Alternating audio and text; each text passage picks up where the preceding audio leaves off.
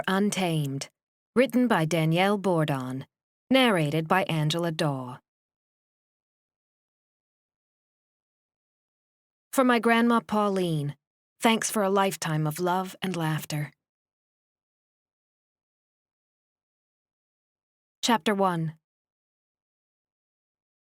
Chey stared at the pink eviction notice on her apartment door with a heavy heart. This is your final notice. Pay delinquent rent or face eviction on October 1st.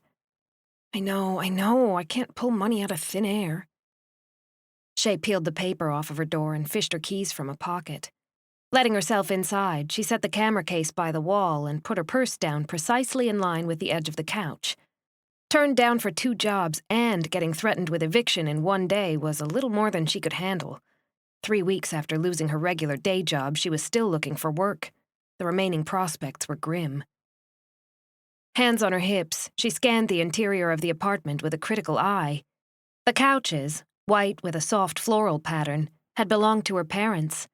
Chey inherited them along with the end tables, a hutch, and kitchen table when they perished in a car accident 8 months past. A coat rack, fake ficus tree, and various antique odds and ends she had picked up at the local flea market. It wasn't much, but it was hers. Where she would move, she wasn't sure. What landlord would take her in with no job? Never mind she didn't have first and last. She didn't even have this month's rent.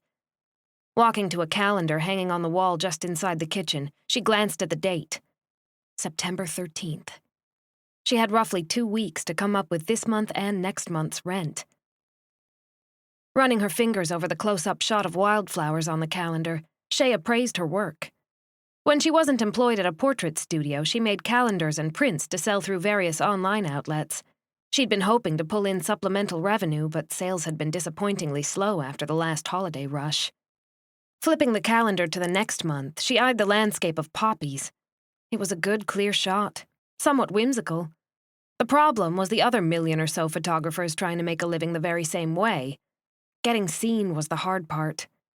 Maybe today someone had purchased 100 coffee cups with hydrangea or calendars with spectacular sunsets. Heading into her bedroom, Chey picked up her laptop off the nightstand and sat with her legs folded beneath her on the bed. Opening the lid of the computer, the machine sprang to life from sleep mode. Rubbing her palms together, sending up a silent prayer, Chey got her fingers on the keys and accessed her seller account. She needed sales. Desperately. With hope in her eyes, she watched the correct screen pop up. Nothing. Not even one sale. She checked the account on the other site, just in case. Nothing there either. Bringing up the local newspaper, she surfed to the classifieds and scanned the possibilities. She preferred to stay within her chosen field, photography, but anything that would pay the bills would suit at this point. Daycare, fast food, coffee cafe, all part-time. Part-time didn't cover her rent and utilities, much less leave enough for groceries. The rent on her apartment, located in a slightly upscale neighborhood with good security in Seattle, was steep. Before the death of her parents, when she'd worked as an assistant to a prominent private photographer, things had been much better. Since then, everything had taken a nosedive, including losing her beloved job when the photographer moved out of state. Convenience store, full-time, benefits in 3 months. But the pay. Chey shuddered. It just wasn't enough. Propping her elbows on her thighs, she brought her fingers to her temple and rubbed. She could hear her mother now, rattling on about stretching the skin around her eyes. Did she want premature wrinkles? Chey rubbed anyway. It helped with the massive headache about to obliterate her world. Maybe alcohol was in order. A hard series of knocks on her front door startled Chey out of her descent into self-pity. The manager of the complex wouldn't send people to kick her out early, would he? Gripped by sudden anxiety, Chey set the laptop aside and climbed off the bed. Smoothing her hands down the burgundy long-sleeved sweater she wore over black slacks, she made her way to the door. When she peered out the peephole, a man in a strict, expensive-looking suit came into view. Oh, no. Swallowing a knot of worry, she unbolted the lock and swung open the door. 2 men stood side by side, hands clasped before them, eyes hidden behind sunglasses. One looked like he could have walked off of a runway. Dark hair, square jaw, straight nose. He wore a fine layer of short whiskers trimmed just so. His shoulders filled out the black suit perfectly. A briefcase dangled from his fingertips. The other was frightening. Cropped blonde hair offset a craggy face, while a long scar slanted across one cheek, zigzagging toward the hard line of his mouth. He was an inch or two taller than his companion, with broader shoulders and a thicker frame. Not fat, she could easily see, just more muscle mass. These men had nothing to do with the apartment complex. Their clothes were too fine, their demeanor too austere. "Oh, you're not the angels of death, are you? Because that would really round out my day," she said. The dark-haired man laughed, while the one with the scar cut a vicious-looking smile. "Madame, no. We're not the angels of death. I'm Allah, and this is Hendrik," the dark-haired man said. He had a smooth accent Chey found difficult to place. Instead of giving her name, she said, "Yes? What can I do for you?" Just because they looked like $1 million didn't mean they were on the up and up. "We are here on behalf of the Atisari family," Allah replied with an expectant pause, as if Chey should know who they were. She arched her brows, searching her memory for the name.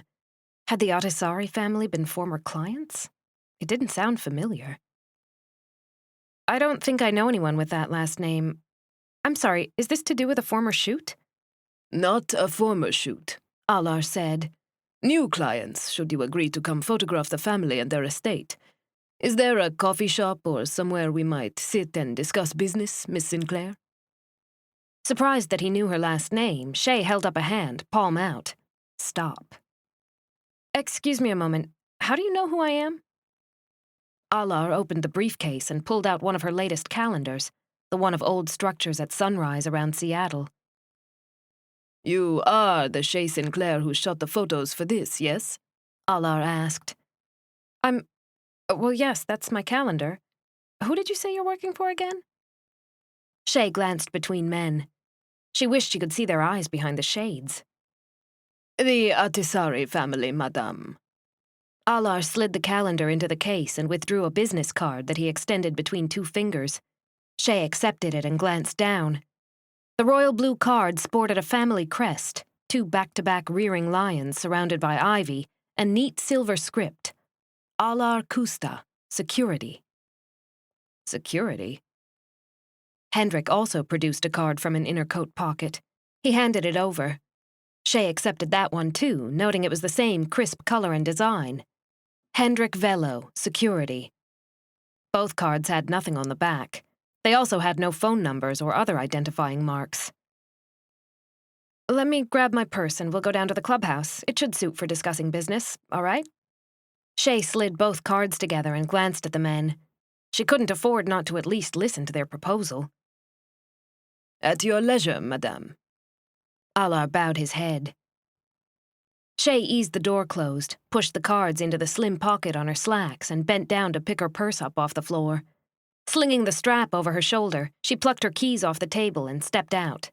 Locking the door behind her, she led the men down a flight of stairs and across a cobbled courtyard to a set of French double doors. Here, she depressed a code into the keypad specifically issued to the residents. Hendrik opened one door before she could reach for the handle.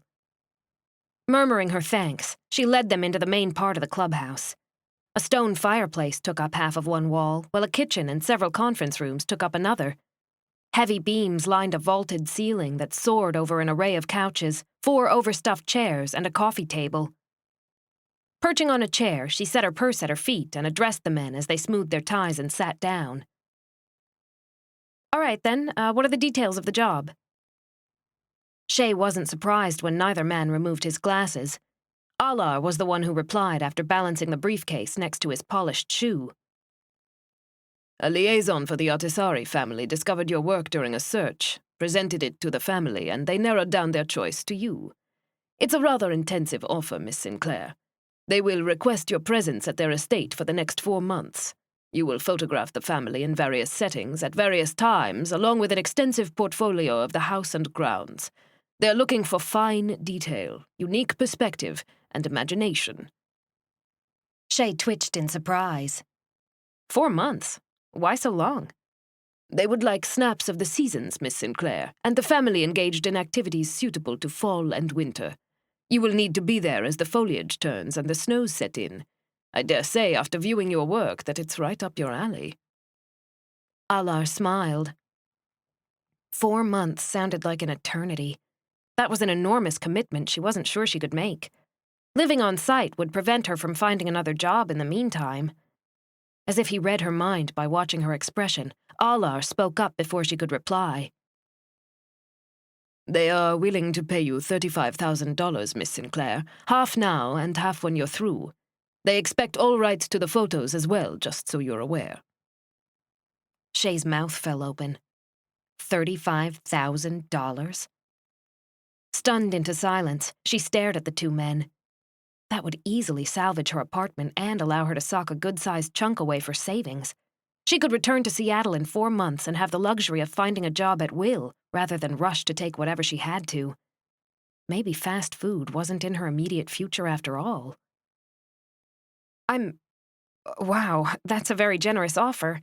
I have no problem giving them the rights to the photos. It wasn't standard practice, but for that price, Chey was more than willing to make an exception. "So you're considering it then? They're also paying for all travel expenses and any new equipment you might need." Travel expenses, I see. Where exactly are we traveling to? Chey wondered if the family lived in an exclusive neighboring city. They had money, there was no doubt about that. "To Latvala, Miss Sinclair. You will be photographing the royal family." Excuse me? Chey wasn't at all familiar with the country. She knew it was small and in Europe. That was about it. And what was this about royals? Alar's lips ticked like he was fighting off a smile. "The king and queen? You will be staying at the castle in your own quarters. Very nice accommodation, I might add. Not every guest is allowed to actually stay in residence with the royalty." It all felt like a surreal dream. The royal family wanted her to take their pictures? What might that do for her career? "Light it on fire," an inner voice insisted. What an incredible addition to her resume. She might even be able to go into business for herself when she returned with that kind of experience in her background. 4 months suddenly sounded terribly exciting. "Yes, I accept." Alar smiled. Reaching down into the briefcase, he withdrew a packet and extended it to her. "This is the contract and confidentiality agreement. All it really says is that you agreed to give up rights to the photos and that you will not discuss anything you see or hear with outsiders regarding the family. Obviously, taking extra photos to sell to anyone else, such as a rag, is off limits." A rag? "Tabloids, Miss Sinclair." Chey took the envelope. "Oh, of course. No, I wouldn't dream of it. When do we leave? I have a few affairs to get in order." "As soon as possible. The family is offering a $5,000 bonus if we depart within 24 hours. When you've signed the contract, I'll issue you your first check. If you need a passport, we'll expedite one. The private jet is waiting at a local airstrip." Alar and Hendrik stood at the same time. Chey, clutching the packet and her purse, rose as well. When Alar extended his hand for a shake, Chey slipped hers into his and sealed the deal. For an extra $5,000, she would have had everything ready to go by dinner if she had to. "It shouldn't take me longer than 24 hours to get everything in order," she said, releasing his hand. Hendrik didn't offer his, and she didn't push it. Chey had the idea he was the actual security rather than security negotiator. "We have your cell phone number, Miss Sinclair. We'll be in touch in the morning." Alar, briefcase secure in his grip, departed the clubhouse with Hendrik on his heels. Chey bid them farewell, watching until they were gone. Excited, nervous, and still shocked, she left the clubhouse for her apartment. Royalty, castles, foreign countries, oh my. She hoped her life had just taken an abrupt turn for the better.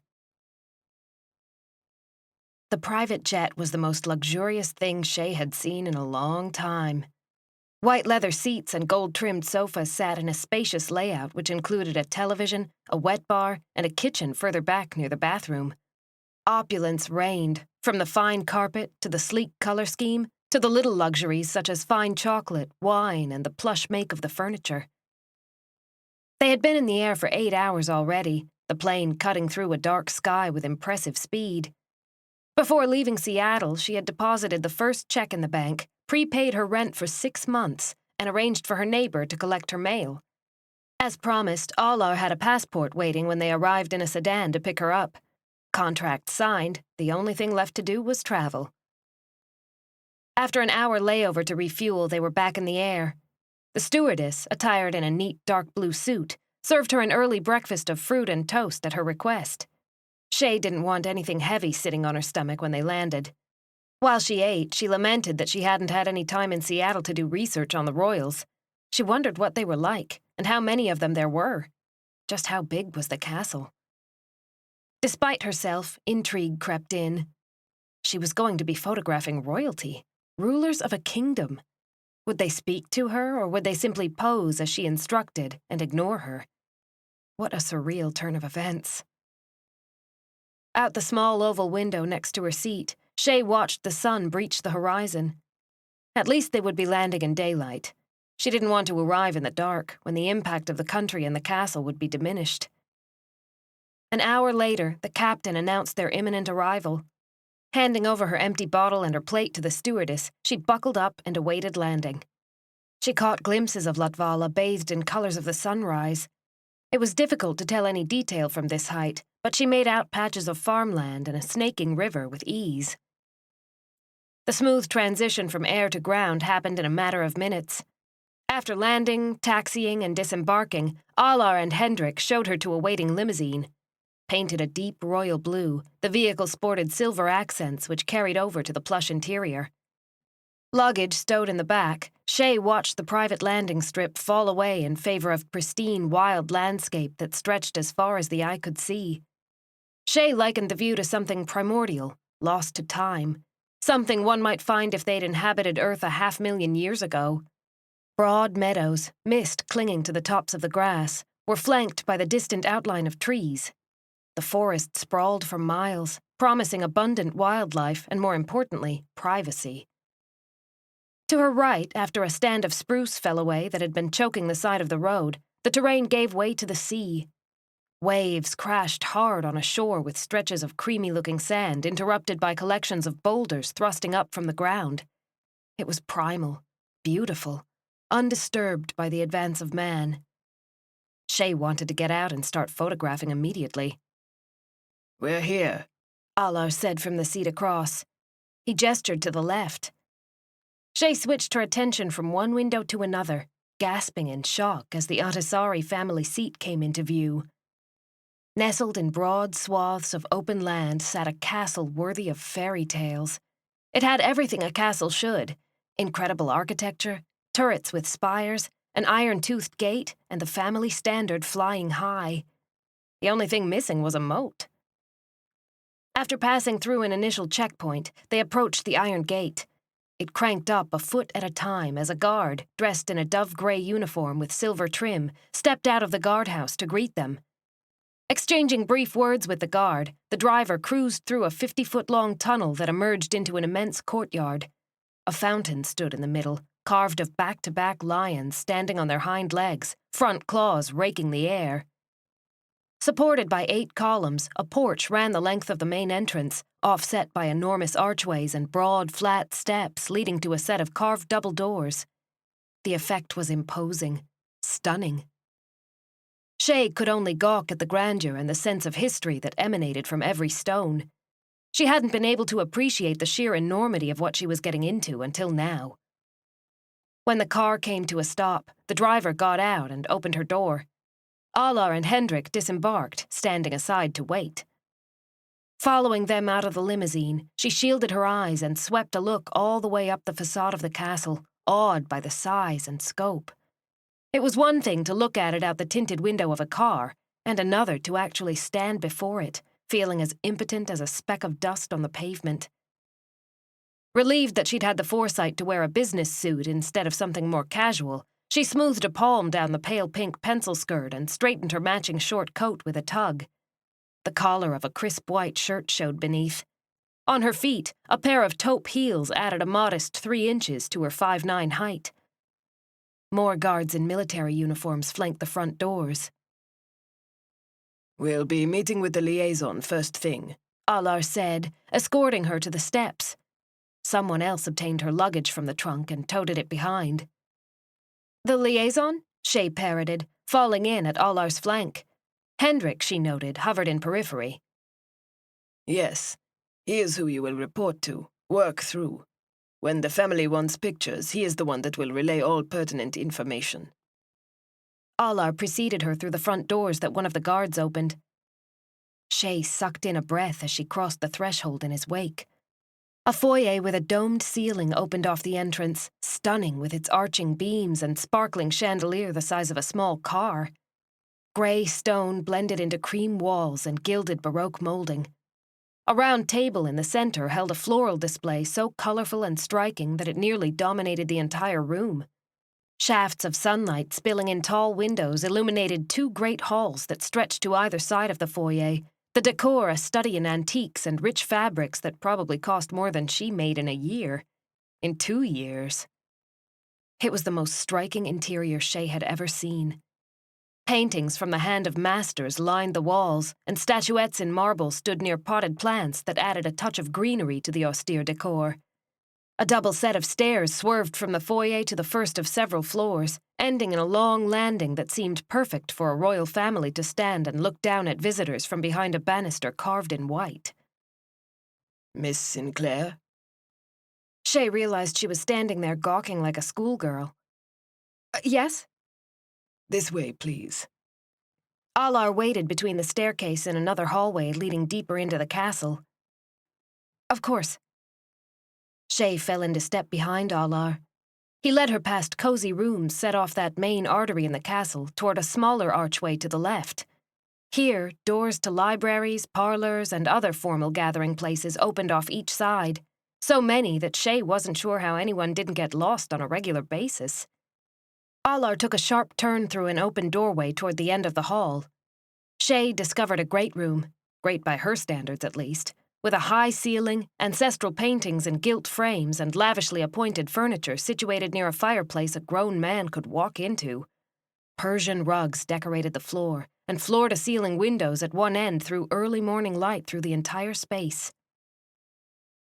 This is where the first photos will take place, Alar explained, gesturing to the collection of divans and settees gathered at one end. It's certainly a beautiful room. Chey had a difficult time dragging her attention off the splendor long enough to concentrate on work-related things. A man, perhaps 6 foot in height, with salt and pepper hair combed carefully away from his face, swept into the room. He wore a strict suit in navy with a white shirt and tie. Miss Sinclair, I imagine, he said, approaching with an appraising once-over. Hello, yes. She glanced away from Alar to the man she suspected to be the liaison. He extended a well-manicured hand once he reached her, a vague smile on his lips. I'm Mr. Ermas, your liaison to the royal family. Chey shook his hand and released. Alar mentioned that. My pleasure, Mr. Ermas. Likewise. I realize you have just arrived, but the first photos are scheduled for just after lunch in this room. That leaves you roughly 3 to 4 hours to set up your equipment and plan your poses. I'll have your regular luggage taken to your room and the rest brought here, if that suits you. He arched a brow, one hand smoothing down the front of his tie. Yes, of course. This was what she'd come here to do, after all. Work. If she could just ignore her surroundings, it would make things a lot easier. How many family members will I be photographing this afternoon? The king, the queen, 2 of their 4 sons and their significant others, along with their daughter. 7 altogether. A few things, Ermas said, meeting her eyes as if to indicate the importance of what he was about to say. There is standard protocol when dealing with the royal family. Do not speak unless spoken to. Try not to gawk and fawn, They expect professionalism. Certainly do not ask if you can take your photograph with them, and should you need to pose a hand or a body, it will be done with suggestion and not touch, understood? Chey listened to the instruction with 100 questions crowding the end of her tongue. She wasn't sure if she was surprised at the sudden way Ermas put her in her place or not. The easiest thing to do was agree. So she did. Of course. Excellent. I'll show you to your quarters once the first session is over. There are certain floors and rooms you are not allowed into, despite that you're here to capture the essence of the royal family. I'll let you know which those are. Otherwise, the guards are aware you're here to photograph the castle, the gardens, and the grounds. You may come and go as you wish in between sessions with the family. I should like to see daily updates and photos, he said, taking a sleek black phone from his pocket. Also, this is yours to use while here. It is a secure phone that I'll be contacting you on. My number, as well as Allah's and Hendrik's, are already in there. If you find yourself in trouble or with questions, use this. I understand, thank you. She accepted the phone, noting it was a make and model she'd never heard of. I'll leave you to your planning, Miss Sinclair. If you have need of anything else, Allah will be close by. Irma smiled, pivoted on a polished shoe, and departed the room. Chey set the phone on a small round table just as several men carrying her equipment came in. Time to get busy. Once she delved into work, Chey became distracted with the details. It took her a half hour to set up her camera and tripod to best use the available light spilling in the windows. She knew this room had been chosen for the diffused glow casting it into shades of gold, and meant to use it to her advantage. Men and women came and went the entire time. Alar hovered close to a wall near the doorway as she worked. Maids flitted in and out, taking care of last-minute errands. They did not wear traditional little skirt uniforms, but athletic-type pants in dove gray and white shirts with three-quarter sleeves. Their pristine white tennis shoes squeaked on the floor wherever the Persian carpets gave way to marble or stone. Once she was ready to go, Chey nudged the sofas and chairs into exactly the formation she wanted. She might change the arrangement at the last second depending on the people involved, but for now, this suited.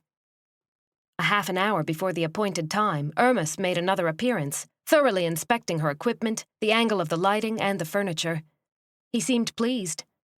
Informing her time was short, he swept back out, shoes clicking smartly with his brisk stride.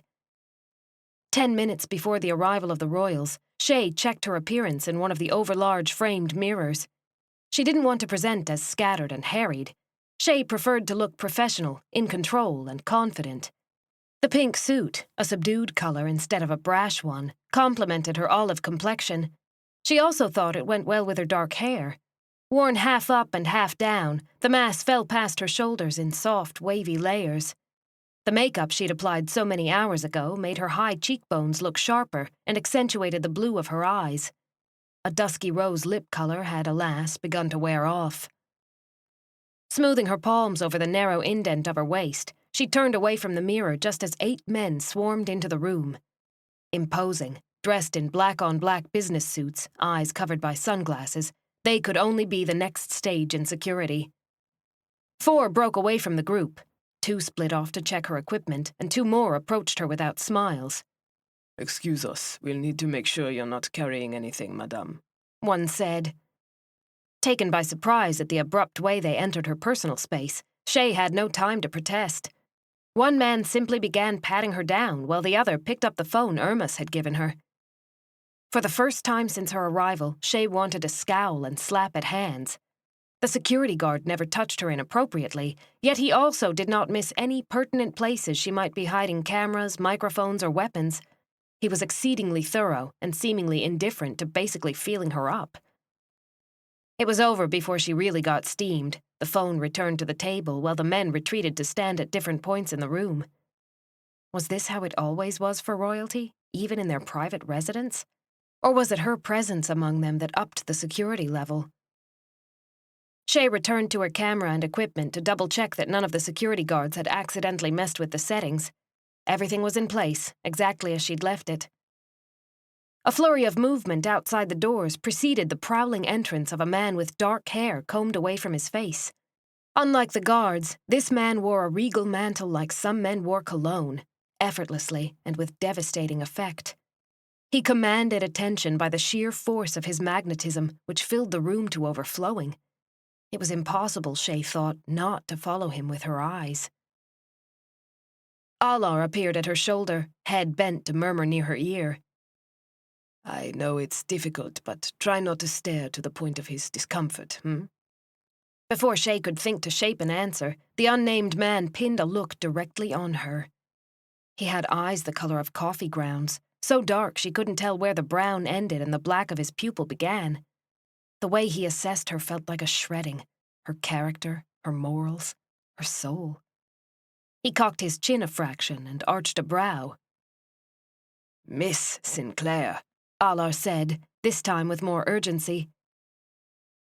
Chey looked away from the dark-haired man and fumbled with her camera, but she felt the lingering stare from across the room. He had to be royalty. 2 women strode in next, both blonde, one natural and one born of a bottle. They were of a similar height and wore upscale, demure clothing that complemented their coloring. Neither so much as glanced Chey's way. The taller of the 2 paced her way toward the dark-haired, dark-eyed man like she owned him. Indeed, perhaps she did. When she arrived at his side, she slithered a long-fingered hand through the crook of his elbow and tilted a sleek hip against his. Whatever endearment rolled off her tongue was in a language Chey didn't understand. The man smirked and looked out the window instead of at the blonde, replying in a voice too low to make out his words.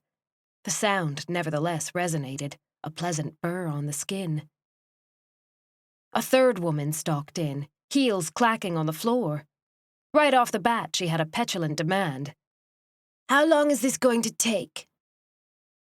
Beautiful by anyone's standards, the brown-haired, blue-eyed woman flounced herself into a lean against the side of a chair, exhaling in a very obvious display of being put upon. She caught sight of Chey and looked her up and down in a way that might have stripped other women to their core. Then, just as fast, she dismissed her. "Only as long as it takes for everyone to arrive, Your Highness. I shouldn't imagine the actual picture-taking will be an extended affair," Ermis replied as he entered from the hall. Another man strode in on Ermis's heels, hair black as pitch, green eyes sweeping the room before landing on the natural blonde. He went straight to her and murmured in her ear. Chey decided the dark-haired men were the brothers Ermis mentioned, the women their wives or intended. The pairings made sense, and the men weren't security, which left royalty. The petulant woman must be the sister.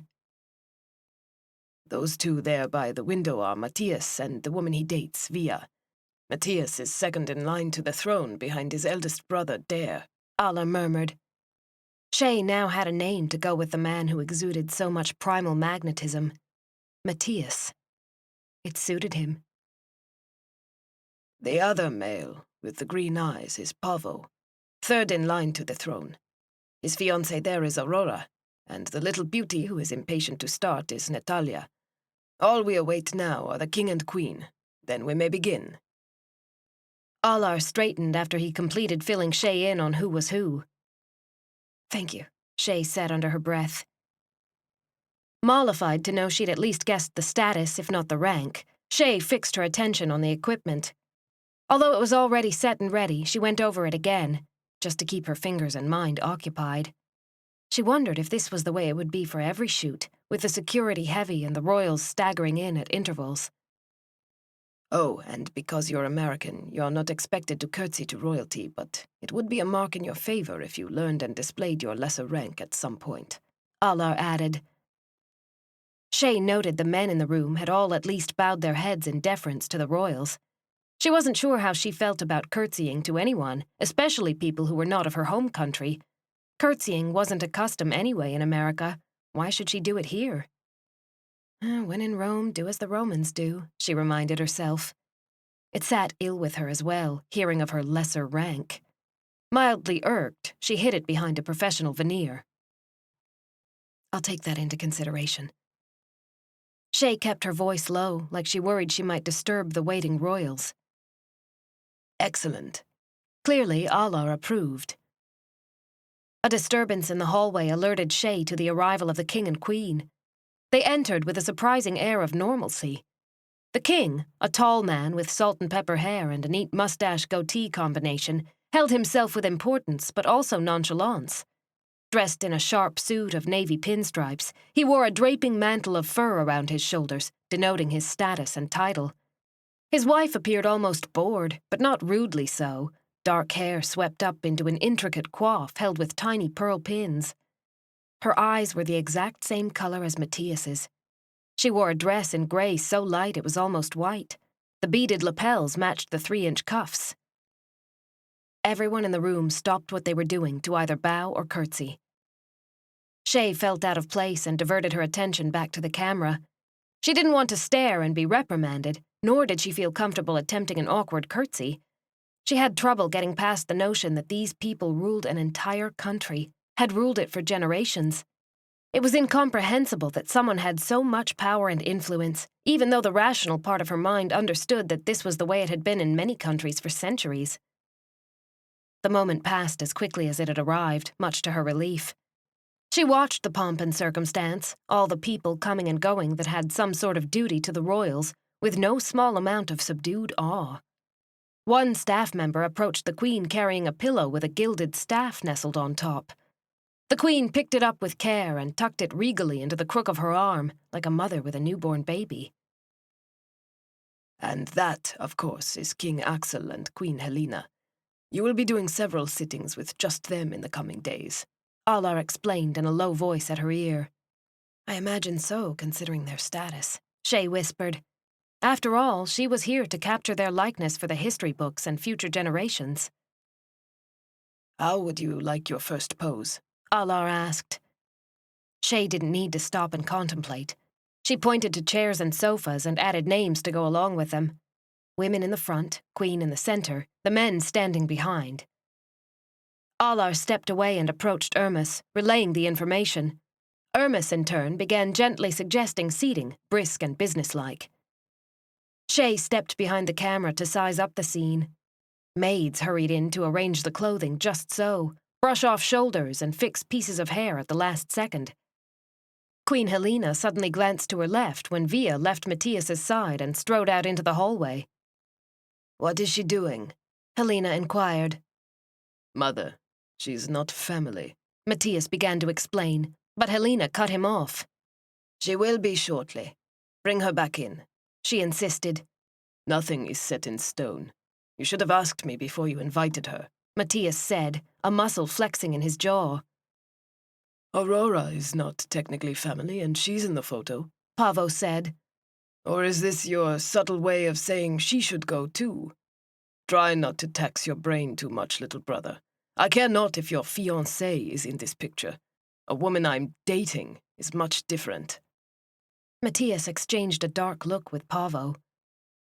The Queen and King traded glances. Afterward, Axel lifted a hand to gesture at one of the guards near the door. Bring Via back in. Mattias hissed and stared forward. Via re-entered the room with a haughty set to her shoulders. She acted as if this was her due, something she had already rightfully earned. Chey paused, using the viewfinder of the camera to observe the royals in a way she could not otherwise. The tension in the room rose by leaps instead of fractions. She reissued instructions to Ermis to fix the seating arrangements and prepared to get the session underway. Soon the royals were situated, spines stiff, shoulders square. Chey wanted to tell them to relax a little, to smile. They wanted to come off as more human unless she missed her guess, and this wasn't exactly fitting the bill. Taking the remote shutter in one hand, she straightened to view the group with the naked eye over the top of the camera. Right away, her gaze locked onto Mattias's. Ensnared, Chey traded a look with him that left her a little lightheaded. Tearing her eyes from his face, she got back to business. Ready? She asked the group. There was no way she was going to try and coordinate this part through third parties. The royals would just have to deal with her personally. On 3, 2, 1. She squeezed the bulb in her palm. Not one of the royals smiled. They wore stern expressions, thin mouths, and an overall sense of discord that would carry over into the photo. Once more, please. Chey repeated the countdown, studiously refusing to meet Mattias's eyes again. She could feel him staring. Was he unhappy with her for putting Via next to the Queen? Settling into a routine, Chey organized via Alar and Ermis to take singles of the King and Queen, and of the King with his 2 sons, and the Queen with her daughter. The entire time she avoided making eye contact with Mattias, though she felt the weight of his attention often. When she'd taken upwards of 30 photos, she knew the royal family were at the limit of their patience, and she was thoroughly done with organizing poses through Allah and Hermes. She took down her equipment as the royals filed out of the room, busying herself with her task. The security detail followed, leaving just a handful of liaisons and staff in their wake. Relieved to have session 1 out of the way, Chey carried one bag while Allah carried the rest, with Hermes in the lead for her private suite. She couldn't wait to change, relax, and investigate more of the castle on her own. Chapter 2. Chey stood in the middle of her suite, trying to comprehend what she was seeing. Left alone at last, she turned a slow circle, eyes raking over the pristine walls in a color she could only describe as powder blue. Pale, subtle, offset by ivory-colored crown molding. Gold accents, Baroque shapes, tassels on pillows, a faint leaf design, added a regal flair to the decor. This was the living area, separate than that of the bedroom. A collection of divans and wing-back chairs, all keeping in the color scheme, bracketed a coffee table that looked direct from the Renaissance age. Masterpiece paintings of fox hunts and beautiful landscapes covered the walls. More antique pieces of furniture sat in corners, and stunning Persian rugs covered large swaths of floor. She felt like she shouldn't touch anything, as if this was a space in a museum not made for actual living, just viewing. Entering an archway, she found herself in the bedroom. The blue, white, and gold theme existed here as well. The bed, a monstrosity that took up a good portion of one wall, sported a column at each corner with gauzy netting looping through gold-painted iron scrollwork overhead. Whimsical bedding fit for a king looked plush, expensive, and comfortable. The bathroom, as large as her apartment back in Seattle, was a private affair with a huge walk-in closet, shoe shelves, and built-in drawers that pulled out of the wall. A tub that looked more like a jacuzzi dominated the center, with a tall walk-in shower, extensive cabinets, and double sinks in marble adding to the appeal. She wondered what in the world the king and queen's bedrooms must look like if the guest suites were this lavish. Living here for the next 4 months would be no hardship. Drawn to a set of French doors in the main room, she stepped out onto a private balcony. She had an excellent view overlooking the back bailey, another medieval-styled gate, and the acreage beyond. The property stretched as far as the eye could see. More buildings and what had to be the stable sat off to the right past the bailey gate. Horses meandered in fenced pastures, though Chey saw no one riding, just the stable hands grooming, walking, and training. Anxious to explore, she unpacked all her luggage and changed from the pink skirt suit into jeans, a thin sweater of turquoise with sleeves pushed to the elbow, and hiking boots. Grabbing a smaller camera from her bag, she departed her room. Hermes had been explicit in his instructions about where in the castle she was and was not allowed. The entire 3rd floor was off limits. Home to the royal family, only they, their staff, and the guards had availability. 2 different rooms on the main floor had been barred, as well as a walled garden and a specific dining room. She was free to roam the rest of the castle and all of the grounds. The guards knew who she was and why she was here. She expected hassle-free passage. She spent an hour on the 2nd floor snapping pictures of the finer details, intricate gold leaf frames, a close-up shot of tapestry and stone, the brushstrokes of a long-dead painter who captured the essence of a former king. Her favorite was a shot down a long hallway with light spilling through a round stained-glass window. There were literally thousands of shots to take like this. What she tried to capture this time around were the intricacies normal people might never see, glimpses of the money and power of Latvala's ruling family. Walking backwards away from a doorway leading to a huge library, camera up at eye level, she bumped into a body behind her. Startled, she stopped and whirled, an apology already on her lips. Expecting a guard, Chey found herself face to face with Mattias. Leaning against the wall, one ankle crossed over the other, still in his suit from the photo shoot, he smiled. It was a temperate smile, not unlike a wolf walking into a sheep's pen might wear. "My apologies, I didn't," she began, before Mattias cut her off. Why are you apologizing? I put myself in your path, he said, sliding his gaze down to her camera and back again. I believe we have not been properly introduced. I'm Mattias Atisari. Chey let the camera come to rest against her chest, confident the strap around her neck would hold. She searched his face, his eyes, unsure what to do exactly. Her mind went on the fritz when the reality hit that she was sharing space with royalty. You have no name? Amusement flashed through his dark gaze. Or has the cat got your tongue? No. I mean, yes, of course I have a name. Chey. I'm Chey Sinclair. Remembering about the curtsy, she performed an awkward one. He laughed, brows arching when she dipped. Well, Miss Sinclair, someone has been giving you instruction.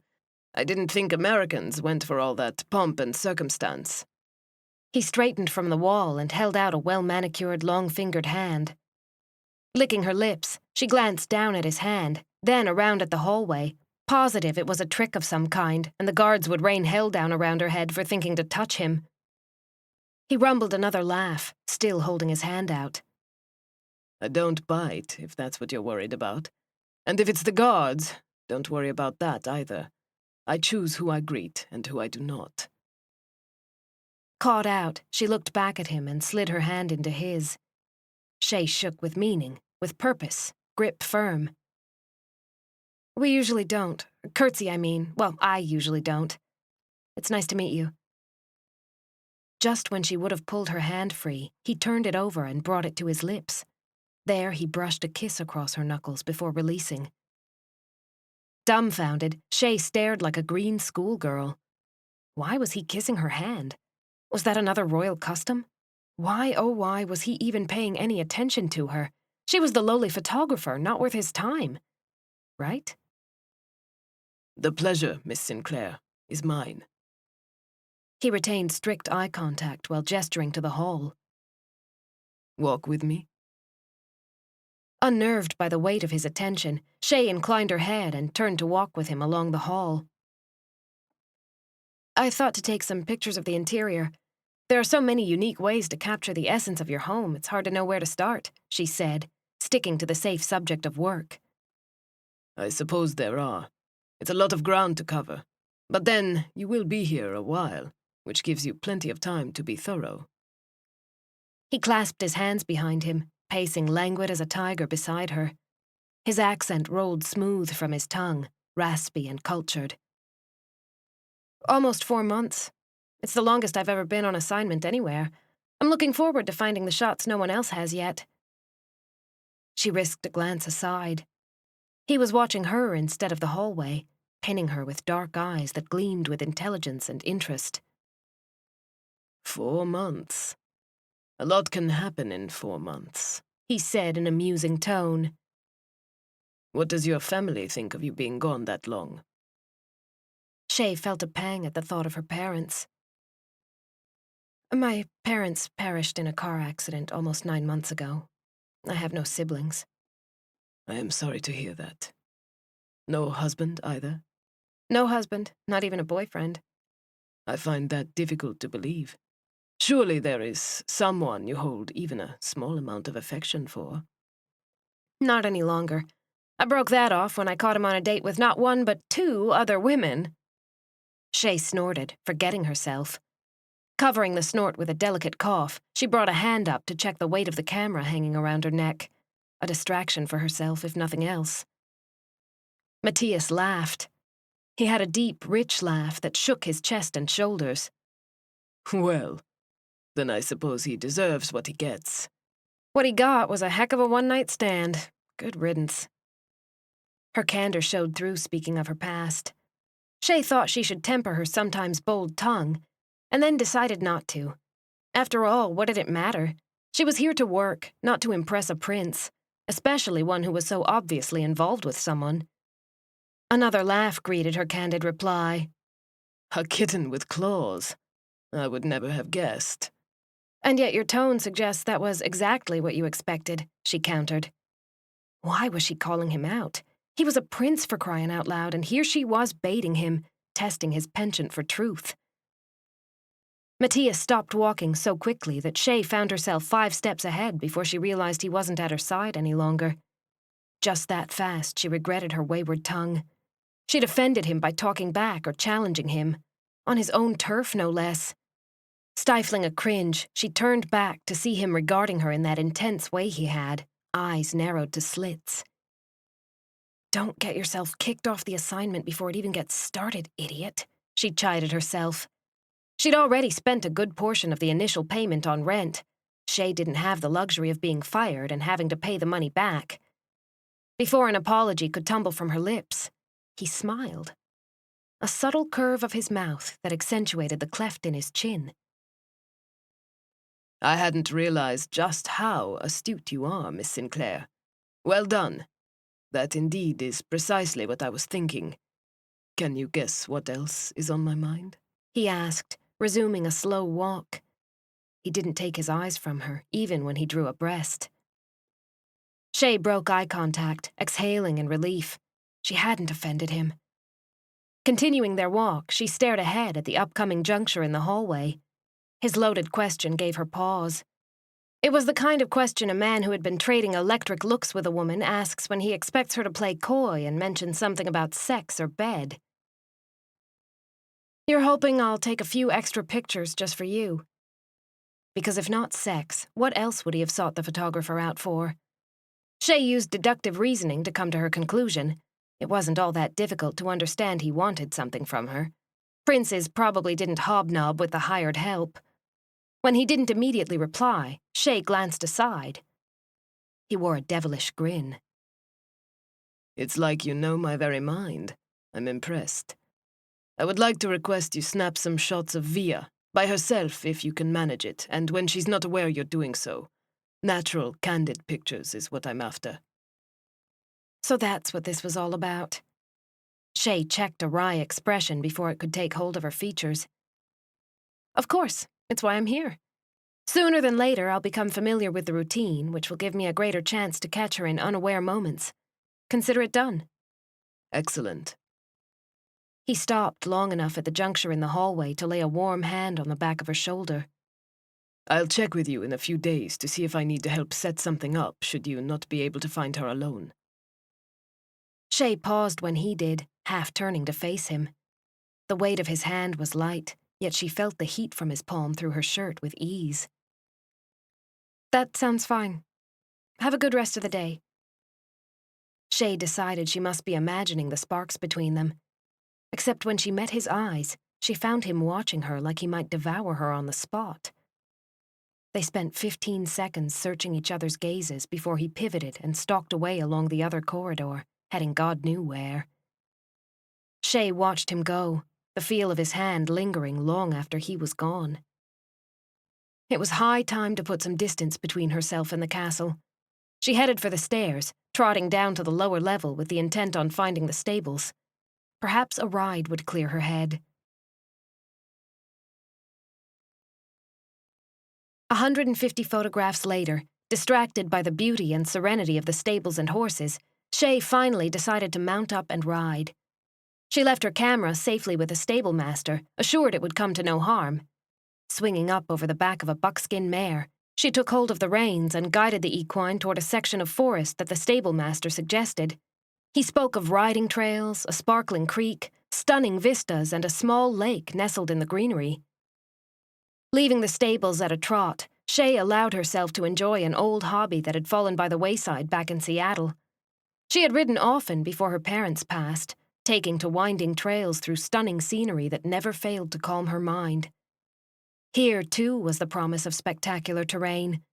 She found the trail easy enough, sinking from the first kiss of dusk into the dappled shadow of enormous trees. The branches and leaves tangled overhead, whispering and creaking in a gentle breeze. Slowing the mare to a brisk walk, Chey let the horse pick its way along the trail. One hand rested comfortably on her thigh. She found the meandering creek and eventually the lake. Already she mourned the loss of her camera and promised herself she would return the following day. Maybe in the morning to catch the sunrise, and in the evening to take pictures as burnt orange rays slanted across the sparkling surface of the water. Astride, facing the lake, Chey breathed in the scent of bark, earth, and damp foliage. It really was a gorgeous spot. She loved how the trees crowded close to the lake on the far end, and how boulders the size of small cars took over halfway around, lending rugged beauty to the scene. Out in the middle of the lake, several fish flopped and splashed. "What do you think, girl? Should we come back tomorrow?" Chey talked to the mare, rubbing a hand along the sleek neck under the mane. The horse nickered and bobbed her head, tail swishing against her flanks.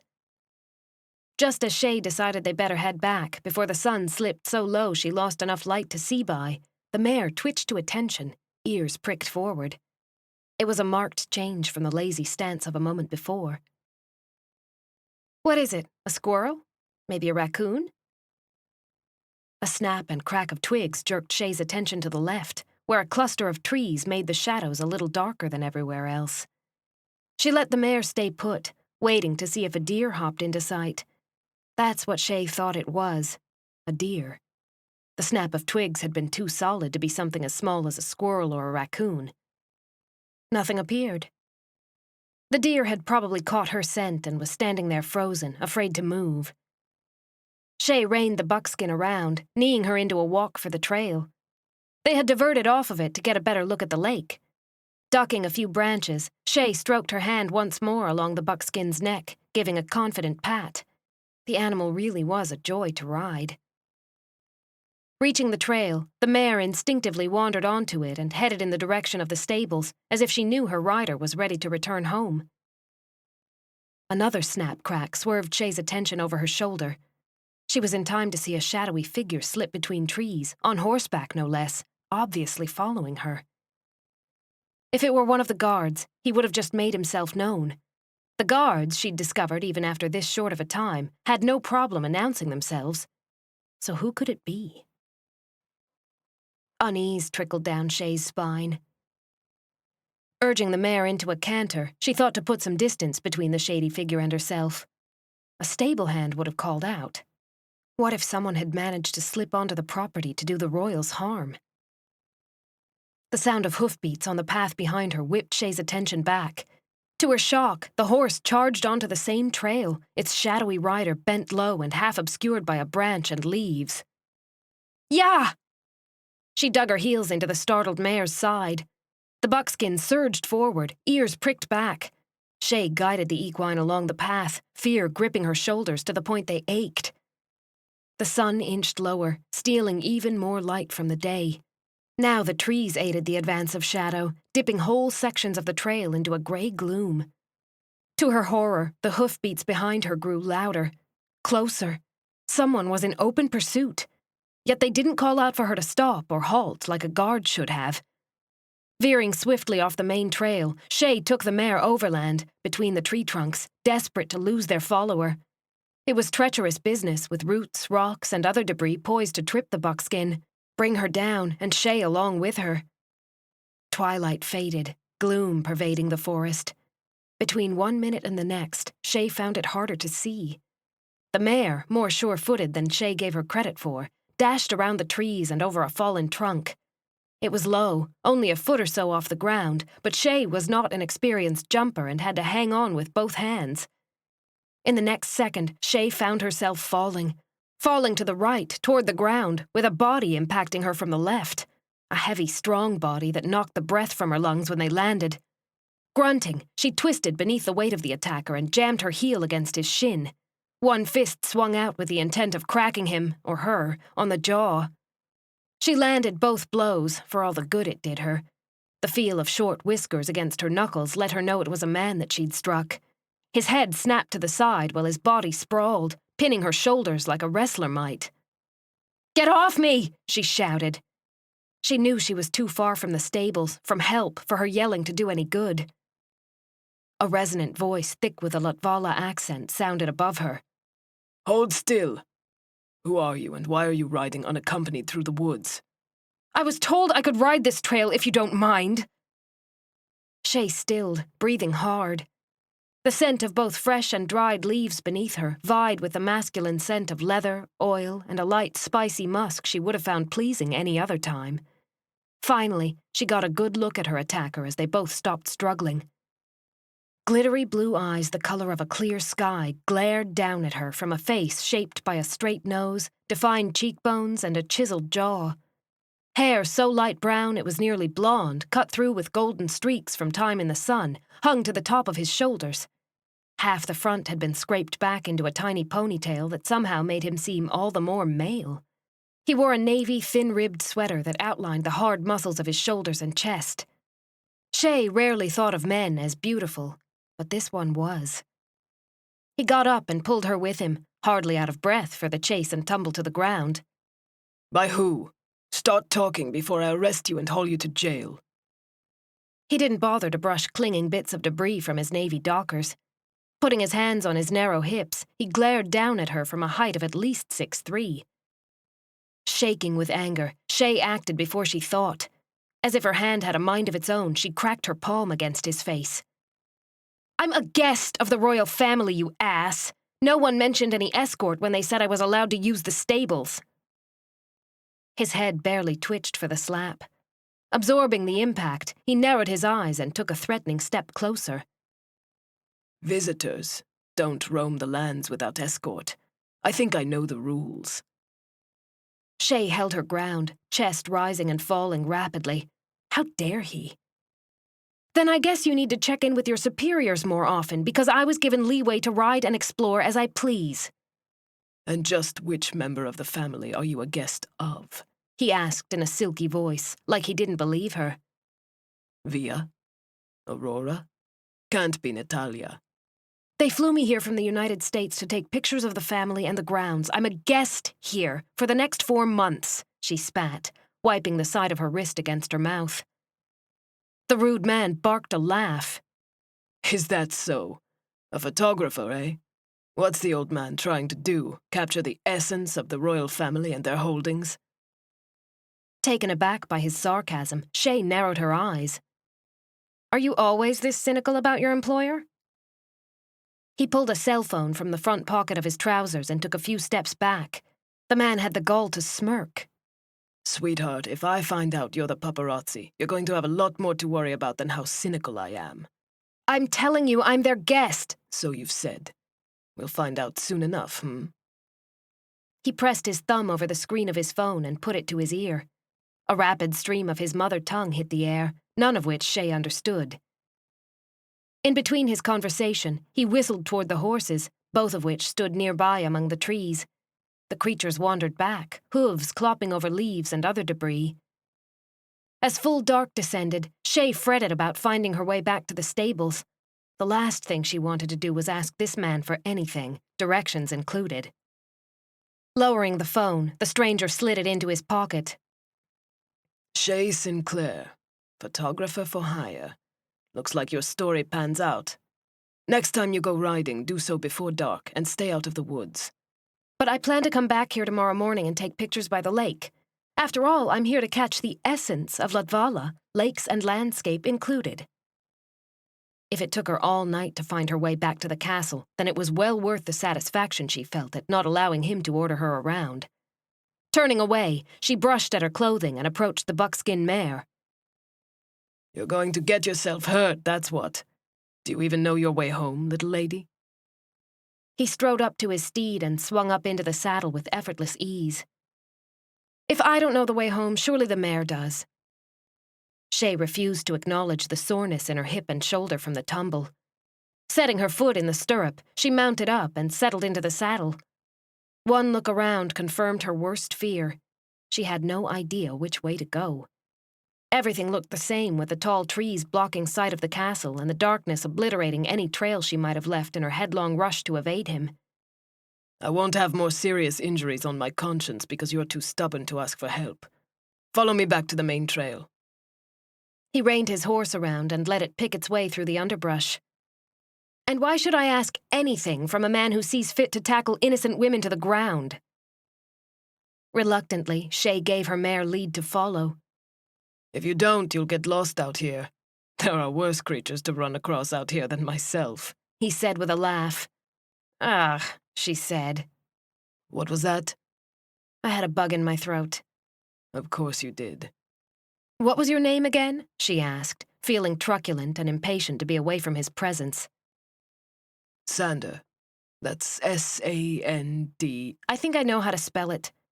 Sander Fisk, in case you need my last name when you turn me into the proper authorities.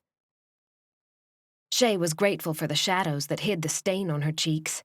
That had been precisely why she'd wanted to know his name. That's funny, I thought you were the proper authorities. I'm the head of security. That doesn't mean I'm exempt from reprimand. Watch the low branch. He ducked under a heavy bough. Chey did the same. And how long have you worked for the royal family? All my life. I was raised here. My mother was a chef up until her death a few years back.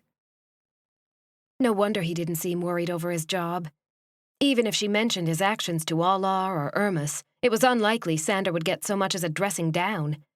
It was his job to protect the royal family, no matter what. She'd been a trespasser for all he knew. Still, the entire ordeal irritated her. So quiet all of a sudden, He said, I'm thinking. It takes that much effort. His voice was rife with laughter. Chey glared at the back of his head, or what she could see of it in the gloom. He was impossible. Refusing to be baited, she said nothing as they re-entered the main trail and turned toward the castle. She presumed, anyway. It was hidden behind the forest they rode through. Picking pieces of leaves and twigs from her clothing, she flicked them onto the ground. Then she gave the hem of the sweater a neat tug.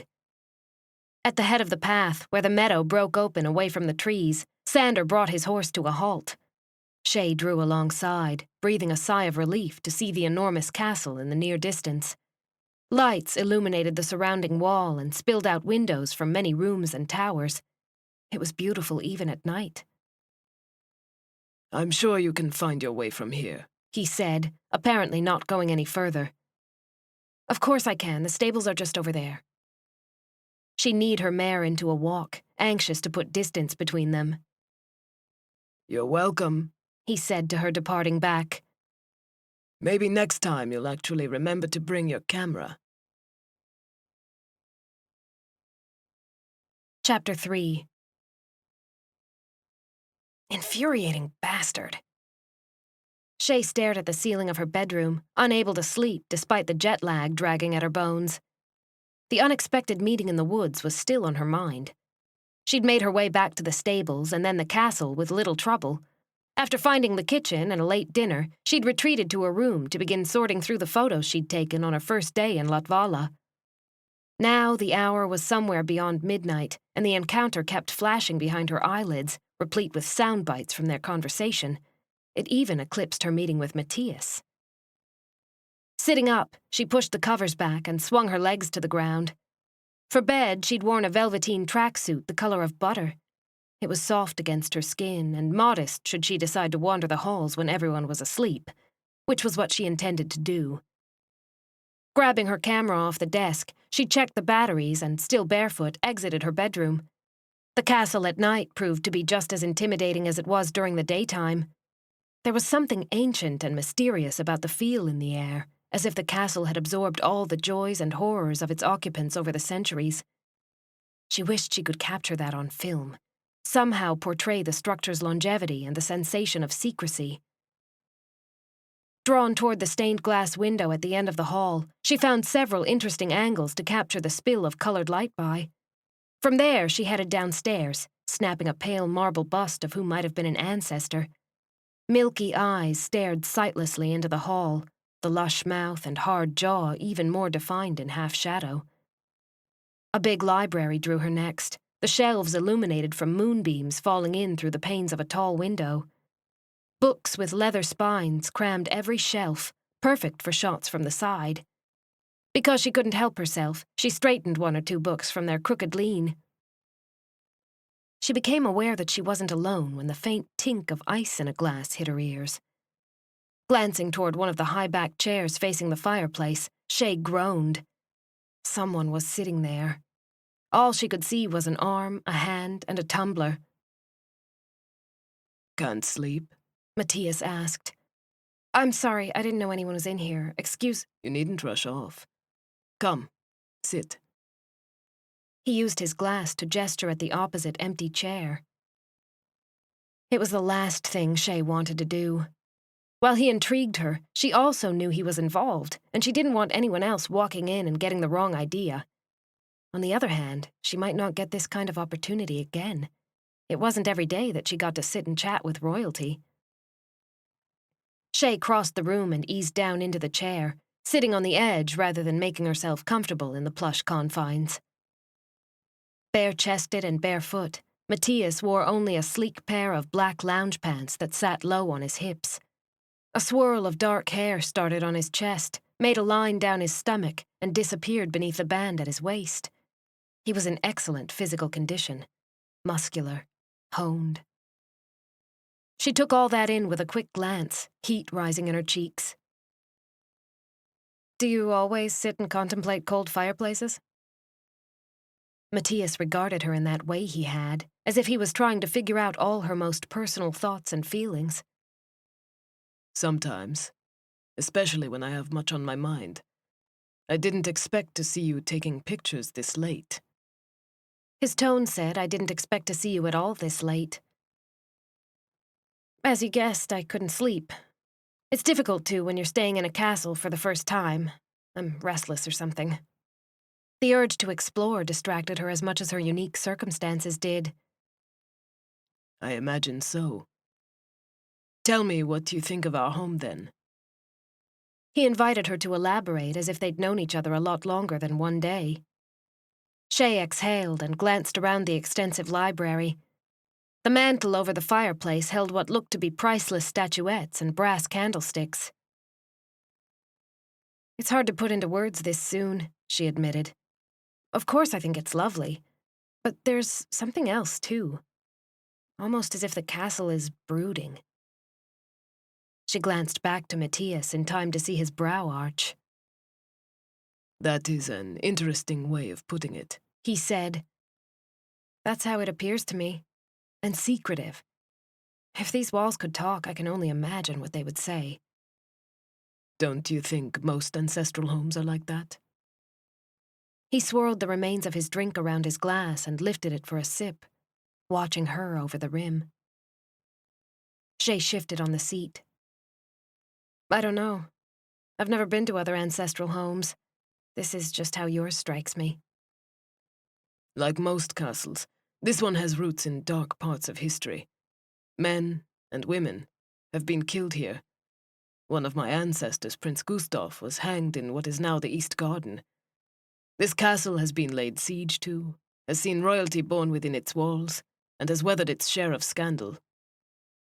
Mattias finished his drink and set the glass aside on a small table. Fascinated, Chey studied his eyes. "Is that the garden that is off-limits to me?" Yes. It is one my mother and sister favor, and they do not like to be disturbed. Would you like to see it? His mouth curved into a somewhat devilish smile. "Are you certain I won't get in trouble?" Chey wanted to see the garden more than ever now, but Allah's strict warnings echoed through her mind.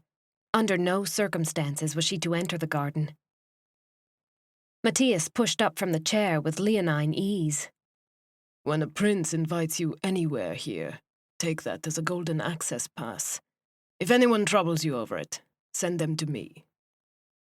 Chey was tempted to tell him about the incident with Sander earlier in the woods, even if it wasn't related, and promptly dismissed it. She wasn't prone to tattling, and in reality, no harm had really been done. It didn't mean she wasn't still irked at Sander Fisk, but she wasn't going to out him. "I'll remember you said that." Chey stood when Mattias did, hyper-aware of his naked chest, the lean angles of his hips. Any woman would be, she told herself, and tried to put it from her mind. If you don't take any pictures, no one will ever know you were there but me anyway, and I promise not to tell. He winked over his shoulder. "You know, you almost seem normal." Chey blurted the thought before it had time to run through the filter between her brain and her mouth. Cringing, she braced herself for his anger. Instead, Mattias laughed. Leading her out of the library, he padded along the floor with a languid, unhurried stride. We're people, above all things, with feelings and emotions and whatever else. I might be royalty, but I'm not untouchable. You all seem that way. Or you did when I was taking the photos. I guess it's just status. You have loads, I have none. Chey paced at his flank, eyes ahead on the hallway and not aside on his back. Safer that way. We're born what we are. Some of us have no choice but to follow the course expected of us. Well, I mean, you could decide you didn't want to be a royal and go live elsewhere, right? That's still your choice. Chey rounded the corner when Mattias did, heading down a restricted hallway. Already her skin started to prickle with nerves. That's where duty and honor step in. I could, but where does that leave my family? Where does that leave the people of this fine country who believe in us? Our ancestors lived and died to make this a country we could be proud of, and I am very proud of our country, and I would not consider abandoning the duty of carrying on. He glanced aside, a brow arched. Chey chewed in the inside of her lip. She realized just how outclassed she was, how small in comparison to his position. It was quite a shocking revelation to comprehend the gap of separation. At the same time, standing next to him in his half-clothed state, he seemed like any other man. Meeting his gaze, Chey tilted her head in a way that said she understood. Mostly. I get it. About honor and duty. At least as much as I'm able to, coming from the background I have. Family is important, but we only answer to ourselves and those we come in contact with. It's not like we have an entire country to think about as well. Some think it a burden, and it can be. At times I wish nothing more than to sink into the ranks of the unknown, so that I may move about the world without a camera always in my face. Yet there is no other position I would like to hold than to be second in line to the throne. Mattias guided her through another turn, and another, entering a short hallway with 2 sets of French doors at the end. I don't think the first in line was at the photo shoot today, she said, fishing for a little more information. In fact, 2 of your brothers were absent, yes? Yes. Dare, who will be crowned king when father passes, has been set up to meet a woman mother dearly wishes he would consider taking to wife. They were in Italy last I heard. Gunnar, the youngest brother, returns tomorrow from vacation with his wife, Chrislin. Otherwise, you've met Pavo and me, as well as our sister, Natalia. I'm never going to keep all this straight, Chey muttered. Mattias chuckled and opened one of the French doors, allowing her to enter first. Dare, Mattias, Pavo, Gunnar, and Natalia. Easy. Chey repeated the names under her breath as she stepped from the castle into the secretive walled garden. She understood immediately why the garden was the Queen's favorite, and why it was off-limits to everyone else. Stepping into the walled space was like stepping into Eden. Chey guessed the size to be half an acre, impressive considering it was attached to the castle itself, with cobbled walkways, extensive foliage, and stone fountains in the shape of cherubs. Water burbled from each one, and from a meandering creek that fed into a small pond. Tiny white lights decorated trees, adding a whimsical flair. Right away, Chey lifted the camera to snap a few shots. If Mattias brought her here to begin with, she doubted he would say anything about the photos. He didn't. He paced alongside, hands behind his back, watching both her and the surroundings. Chey could see his attention swing out and then back every few steps. It's really beautiful. I can see why they love it so. She stepped over a small bridge that straddled the creek to get a shot of a gazebo smothered in vines and tiny pink flowers. I suppose. Personally, I prefer more rugged pursuits. Mattias sounded unimpressed with the garden. Such as? Chey swung the camera around and snapped off a shot of Mattias framed by the castle, just about to cross the bridge. His gaze met the camera, enigmatic and as secretive as the garden they stood in. Chey lowered the camera and smiled. I figure Via will enjoy that as much as you will enjoy the ones I take of her. His lips curved into a somewhat wry smile. Perhaps she will. Stop there on the bridge and I'll take another. That's a great shot. Chey pointed with a finger right where she wanted him. To her surprise, Mattias complied. He leaned a sleek hip against the arching rail, slid his hands into the pockets of the lounge pants, and crossed one bare foot over the other. He was the picture of a rake, dark hair sweeping his brow. Even in repose, Mattias commanded the same sense of animal magnetism and regal bearing as he had earlier, dressed in his fine suit. Chey tried to capture that aspect of him, though really, she thought to herself, it wasn't hard when Mattias exuded it with such ease. "What the hell do you think you're doing?" a feminine voice snapped from the shadows. Startled, Chey lowered the camera. Natalia stood on the footpath, tumbler in her fingers, glaring straight at Chey. She wore a diaphanous gown of white that lapped at her ankles and scooped low on her chest. It didn't take Chey but a second to realize Natalia was 6 sheets to the wind, not drunk enough to stagger or slur, but drunk nevertheless. Chey, about to explain, got cut off by Mattias. "She's with me. Stay your tongue, sister," Mattias said, warning clear in his tone. Natalia never looked away from Chey. She pointed a finger around the glass. "She is not supposed to be here. What will Mother say?" "She will marvel over the pictures of her favorite private place." Mattias stepped away from the rail, sliding his hands out of his pockets. When he glanced at Chey, there was a message easily read in his dark eyes. "Do not ever speak of what you see here." Chey nodded and crossed the bridge back to the other side. "Our private place! She's violated it, and now we can never come here without wondering if she's skulking in the shadows taking pictures of us!" Natalia screeched in fury, her beautiful face torqued into a mask of disdain. Cocking her arm back, she hurled the glass at Chey's head. Mattias shot a hand out but wasn't quick enough to block the hurtling tumbler. Lucky for Chey, she'd been watching the altercation like a hawk and ducked her head away from the projectile. Glass shattered against the edge of a fountain. Shards rained over the cobbled walk like bits of diamond. Shocked at the woman's anger, Chey made eye contact once more with Mattias, who had been scowling at his sister.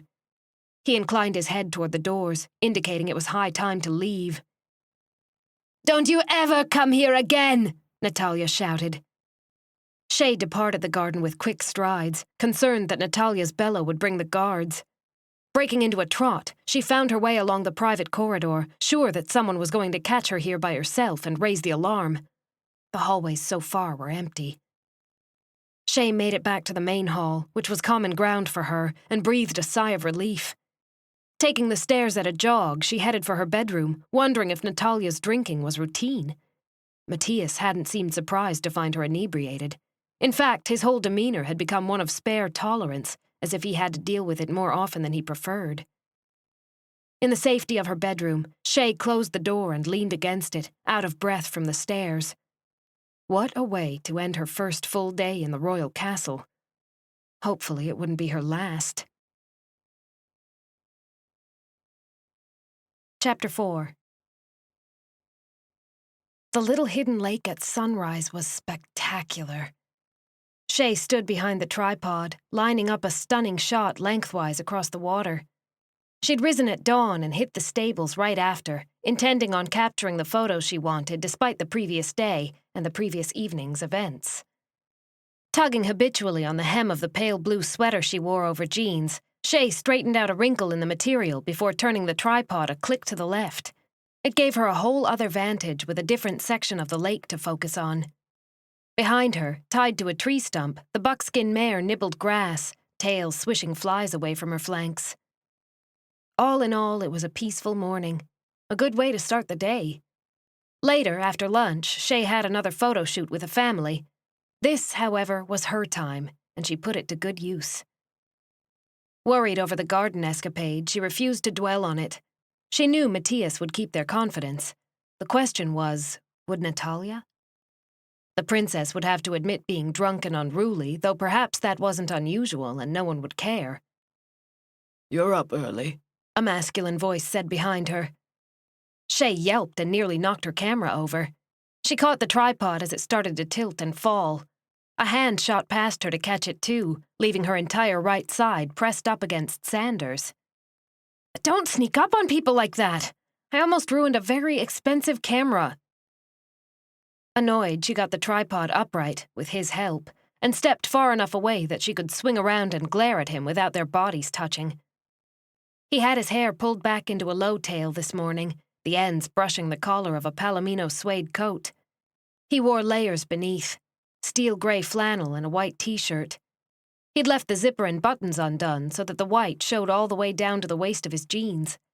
Boots that matched the suede, engraved with a brogue design on the arch and the toe, completed his attire. Chey took all that in with a quick sweep of his person. I wouldn't have let it fall. Didn't you hear me coming? You should pay more attention to your surroundings. He countered in a blasé tone. I'm sorry, I'm busy with work. You know, that thing you should be doing? I have no doubt you've gotten all the information on me, so you know I'm allowed to be here. Chey huffed and stepped back behind the camera. Now she was distracted. Fantastic. Are you always this bitchy? He asked, crossing his arms over his chest. Chey straightened again, set a hand on her hip, and gave him a withering look. I'm not bitchy. You're simply impossible to deal with. Most women think I'm charming. Well, I'm not most women. Really? It wasn't a question. What is it you want exactly, Mr. Fisk? Chey hoped she put enough irritation in her voice to make him hurry along. The way he looked her over just then was 100% male. Annoyed that it made her skin prickle and her heart pick up speed, she narrowed her eyes and glared. To let you know where you may and may not go. To the lake, the creek dividing the property on this side, but no further into the forest, and not at all on the east side. He pronged his fingers and held his arm out in the direction she was not allowed to wander. His eyes never left hers. But I'm supposed to capture the countryside. Not beyond the lake or the creek, and not at all to the east, he repeated with an edge to his voice. Capture as much of the countryside over here as you like. Why? Chey wanted answers. Because I said so, and since I'm head of security, you'll do as I say. He crossed his arms over his chest once more, staring at her like he dared her to defy him. Chey flashed her palms at him in the traditional sign of surrender. If he was going to be that adamant, she wouldn't push it. All right. I won't wander beyond those. A gunshot ripped through the early morning mist. Close enough to be easily heard, yet far enough not to be in their direct vicinity. Before the echo died, Chey found herself on her back, flattened by Sander. She gasped, the wind knocked from her lungs, staring up at him with his suddenly sharp eyes, thin mouth, and predatory air. He snapped looks across the lake in every direction, even behind them. Was that a— Yes, he hissed, then brought a finger to rest against her lips, in effect silencing her. When he glanced down, he conveyed his wish for her to be quiet. Danger, he told her without speaking a word, lurked in the forest with them. Chey shuddered beneath him. Every breath she took was laced with the scent of him, sandalwood, musk, and spice, a subtle note of amber and leather oil. She felt every contour of his muscular body, from his toned chest to the cut of his abdomen and the thick pressure of his thighs. There was no way she could get up, even if she wanted to. Reaching back, he dug out his phone. After another sweep of the area, he glanced down at the screen while he thumbed over the surface.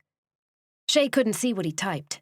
It was brief, that was all she knew, because he used one finger and only for a few moments. Code, perhaps, sent to other cell phones to put people on alert. He ducked when another shot rang through the day. Breath hot on her throat, he spoke there near her ear. We're going to leave here. Stay low, follow me and follow my lead. Do not stand up, and do not speak. Chey nodded her understanding rather than agree vocally. He wanted her silent. She would be silent. Fear licked along her spine and spread out through her limbs. Someone was shooting. But at who? Them? The thought made her blood run cold. Surely it was just a mistake. Someone out shooting at birds or engaged in target practice. But then why was Sander on alert like this? He wouldn't be, she argued with herself, unless he knew the shooting was unscheduled or out of the ordinary. He stared down at her face while he slid the phone back into his pocket. His eyes glittered, mouth pinched into a grim line. Then he was moving. Sliding off her with too much ease, he stayed low to the ground and belly-crawled toward the nearest trunk of a tree. Lamenting leaving her camera out in the open, Chey rolled onto her stomach and copied Sander's movements exactly, Any second, she expected to hear another shot or feel the whiz of a bullet pass her head. When Sander reached the tree, he used it for cover. Rising to a crouch, he gestured for her to come to her feet at the tree next to his and made a point of indicating she should face the same direction, blocking sight of them from the east. Chey reached her tree and climbed to her feet, positioning herself as he wished. This skulking about was not her fort. She left the decisions to someone who obviously knew better. He inclined his head, holding her gaze, telling her she'd done well. After another few moments, he crept from his tree to her own, using a hand on her hip to guide her to another tree, and another, then behind a cluster of boulders that gave them broader coverage. Leaving the horses tethered, they exited the area near the lake in the most clandestine manner they possibly could, with pauses every so often so Sander could listen. No other shots had been fired since the last. Using foliage for cover, he grasped her hand and led her into a light jog, moving quicker through the forest. Chey felt safer the further they got from the initial starting point, but not safe enough to run fully upright or to speak. It seemed to her they jogged for several miles, enough to begin to put a stitch in her side. She wasn't a runner by nature. Chey preferred fast walks with little handweights on flat ground. Hardly in a position to complain, she sucked it up and kept going, one hand cinching an aching spot near her ribs. A clearing broke open ahead, giving Chey a glimpse of a cabin nestled on a few acres surrounded by trees. Consisting of one story, the cabin had a large wraparound porch, a peaked roof, and several rocking chairs adjacent to the front door. Sander paused at the last tree before the clearing and pulled his phone from his pocket. Chey watched him scan through a few menus and draw up what looked to be a blueprint. He guided her by the hand into the clearing itself after that, traversing the distance between the forest and the cabin at a quick jog. Chey felt strangely exposed, even for that short amount of time. Loping up the front steps, he released her and opened a screen door, then the regular wooden door, holding it for her to pass through first. Chey ducked under his arm and stepped across the threshold. She took in the details with one quick glance, noting that the inside matched the outside for quaintness. Pine walls provided a cozy atmosphere, along with plush leather furniture in shades of brown and sage green. A rock fireplace decorated with a long mantel took up an entire corner, while a dining area to the left led into a well-equipped kitchen. The open floor plan made it seem like there was more square footage than there actually was, though the dwelling was not small by a long shot. A hallway divided the cabin down the middle with a handful of doors leading left or right. Sander closed both doors and engaged 2 deadbolts on the latter. We're going to hole up here while the military sweeps the grounds, all right? This place is bulletproof, the whole thing, even the windows, so you don't need to worry about anyone taking pot shots at us from the trees. He thumbed in another message on the screen of his phone before sliding it away into his pocket. What's going on? Why would someone be shooting? Chey stood near the back of one of the sofas, tearing her eyes off the warm decor to glance at Sander. He seemed to fill the cabin with his presence. Don't know yet, sweetheart. Sander passed her for a closet in the hall where he took out a handgun and a fresh magazine. After sliding the clip into place, he checked the safety, closed the closet door, and tucked the weapon into the back of his pants. Chey watched him retrieve the gun and wondered why he hadn't had one on him already. Distracted by the circumstances, she asked, "Were they shooting at the castle, trying to pick off one of the royals?" The castle would be an almost impossible target to hit from where we were. Too many trees. None of the royal family are out on the property, so it's unlikely any of them were the target. He stepped past her into the kitchen, pulling 2 bottles of water from the fridge. Sander offered one out when he returned. "Thanks, but I don't understand," she said, taking the bottle and cracking the lid. She hadn't realized how thirsty she was until she had the bottle in hand. It could be any number of things. A new maintenance member foregoing the rules about guns and shooting game in the woods. And someone who entered the property overland from the back, making a statement. He drank from his bottle, gaze cutting to the windows every so often, on guard despite the military sweep or the bulletproof cabin. But don't they have the whole perimeter monitored? How could someone just walk onto the property? Chey couldn't get comfortable. She paced a few feet one way and then another. Already a quarter of her water was gone.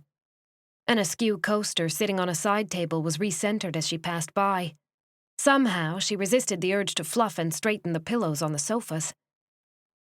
Sander chuckled, a deep, resonant sound that shook his chest. Chey, the family seat sits on more than 2,000 acres of land.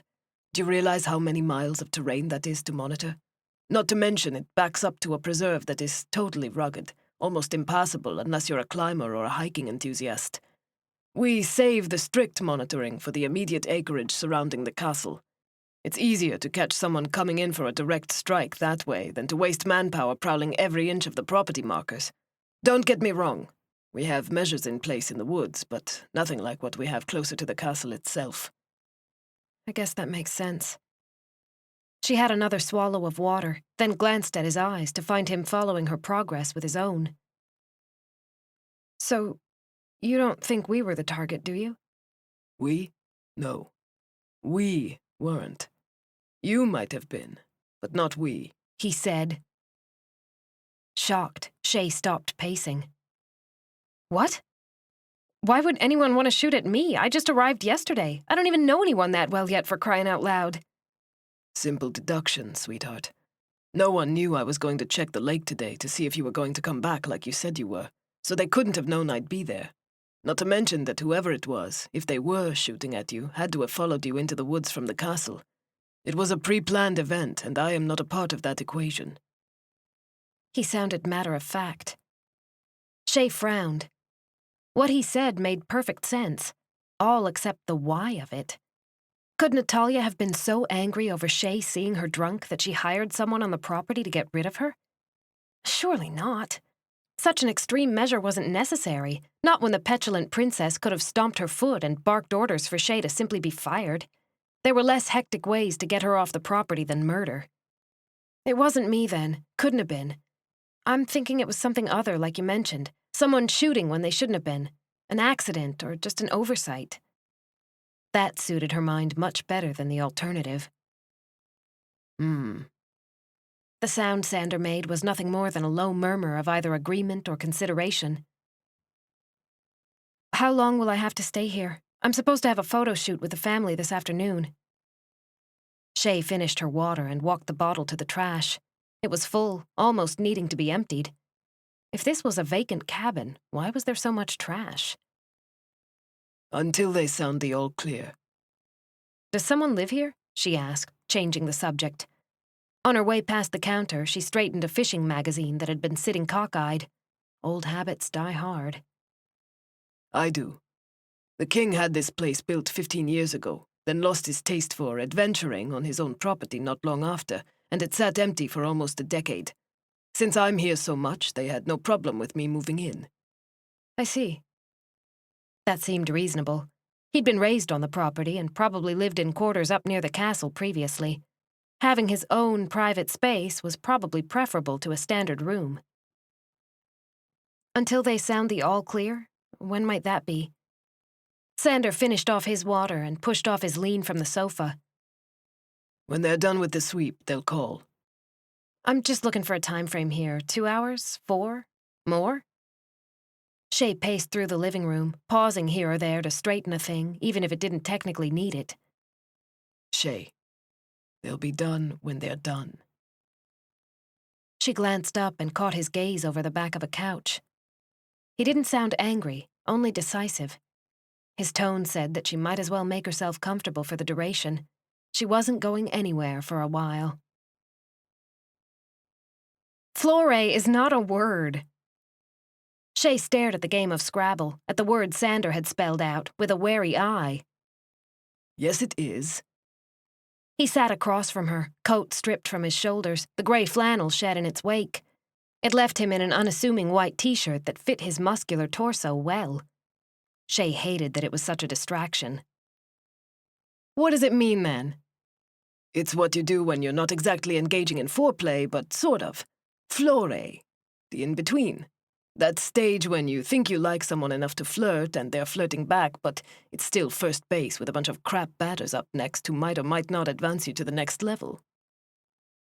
His expression was utterly deadpan. Chey laughed outright. You're so full of it. I call crap on your word. You get no points. See? The next batter just struck out, leaving Joe on first base. He lamented the faux first baser's loss with a melodramatic sigh. Their game had been ongoing for more than a half hour. Much to Chey's surprise, Sander proved to be more than willing to pass the time badgering her about her knowledge of English and attempting to use non-words to gain an advantage. He was comical when he wasn't being an ass, and shockingly good-natured overall. Every few minutes he glanced at the windows or his phone, still on high alert despite his banter. That's all right. Joe needs to learn strategy, which happens to be my next word, meaning I just won the game. Chey snapped down her final tile with a pleased grin. Sander frowned and bumped the board with his thigh when he stood up out of his chair. The tiles scattered across the table and his oops was so contrived that Chey gasped, pointing a finger at his subterfuge. You did that on purpose, cheater. Wolfish was the only way to describe his smile. He tipped up the board, tiles sliding onto the tabletop. Sander closed the board after that and set it back inside the box. So what if I did? What are you going to do about it, take my picture? He asked. Cheaters and losers are required to make the winner lunch, she retorted. His smart comments amused her now, rather than annoyed her, a welcome change from their abrasive first meeting. You're on. You get to clean up the rest of this then, while I get started. He waved dismissively at the remains of their Scrabble game. Chey muttered loud enough for him to hear. She was positive that he wouldn't know the first thing about cooking. He'd probably filched meals from the castle as a child like everyone else, leaving him short on culinary knowledge. Scooping the tiles into her palm, she dumped them into a baggie, then situated everything in the Scrabble box before sliding on the lid. You want something more potent to drink? Wine? A mixed cocktail? He asked from the kitchen. Isn't it a little early to hit the alcohol? Chey wondered if he was a drinker. He seemed familiar with booze. She set the Scrabble box exactly against the edge of the table, perfectly aligned and straight. It's supposed to be my day off, and I'm pretty sure it's noon somewhere, to use a familiar phrase. He took down 2 highball glasses from a cupboard, then opened the refrigerator door. Supposed to be? Oh, me. I almost forgot that this is work for you. She approached the bar at the edge of the kitchen and plopped down onto a bar stool. From her vantage point, she could see everything Sander was doing, as well as the gun still poking up from the back of his jeans. He caught another wolfish grin over his shoulder. I'm not officially on the clock, so I'm allowed to drink. What's your favorite? Lately it's been watermelon vodka over Sprite. It changes monthly. I know I don't have watermelon vodka, but I have the makings for a tequila sunrise. That actually sounds pretty good. It was my drink about 2 years ago. Chey watched him fish out the tequila, a top-shelf brand, orange juice from the fridge, and grenadine last. So what, you cycle through drinks as soon as you're sick of them? He asked, deftly pouring the ingredients into one of the highball glasses. Pretty much. Doesn't everyone? She murmured her thanks when he delivered the glass to the countertop. I don't know. I think people usually find something they like and mostly stick to that. Not that you can't order whatever else, but I tend to see people picking favorites. He returned to the alcohol and poured himself wine instead of a mixed drink. Then he started taking out packages and things from the fridge. There were worse places she could be, Chey decided, than sitting in a fine cabin in the middle of the woods watching a man with a physique like that make lunch. Even if the lunch would probably taste like shredded cardboard. If only there hadn't been a shooter in the woods earlier, this would have turned out to be a rather pleasant day. A shocking revelation, considering the first meeting she'd had with Sander.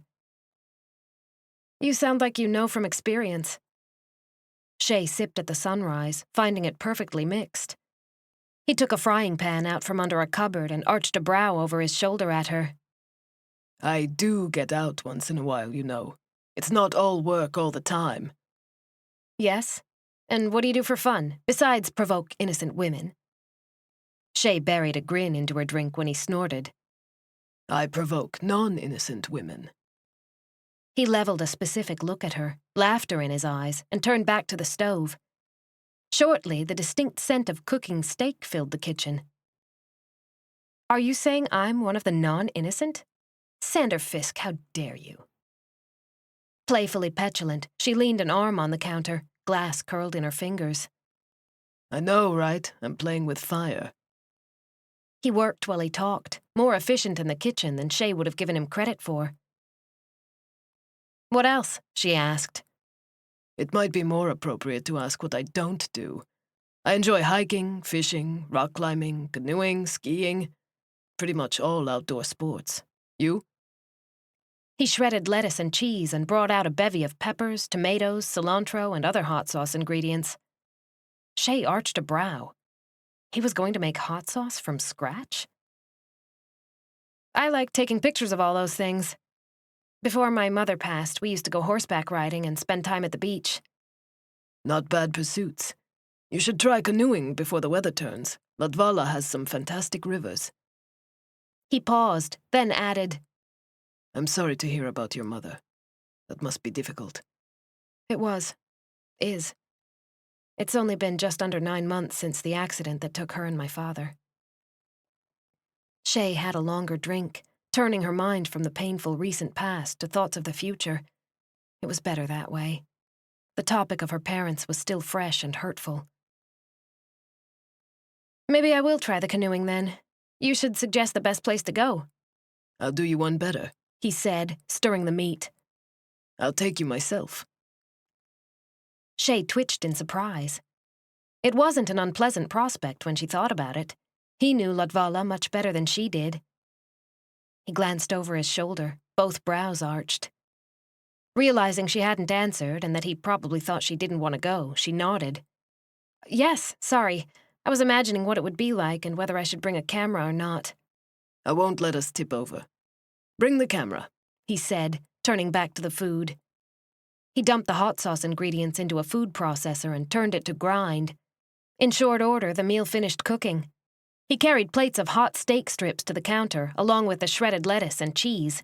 Sliced tomatoes, avocado dip, and chips accompanied the flour tortillas he heated over the stove. I can't believe you made all this, Chey said. She set her glass down and accepted a plate from Sander before beginning to fill a tortilla with fajita fixings. He set the hot sauce, now in a small bowl, beside everything else. Using the toe of his boot, he pulled a stool around to his side and straddled it so they were facing each other across the counter. I did mention that my mother was a chef, right? I know, but I didn't think you actually learned anything from her. Chey smiled, sheepish at the confession. He laughed. Why wouldn't I? It wasn't like she shooed me out of the kitchens at every turn.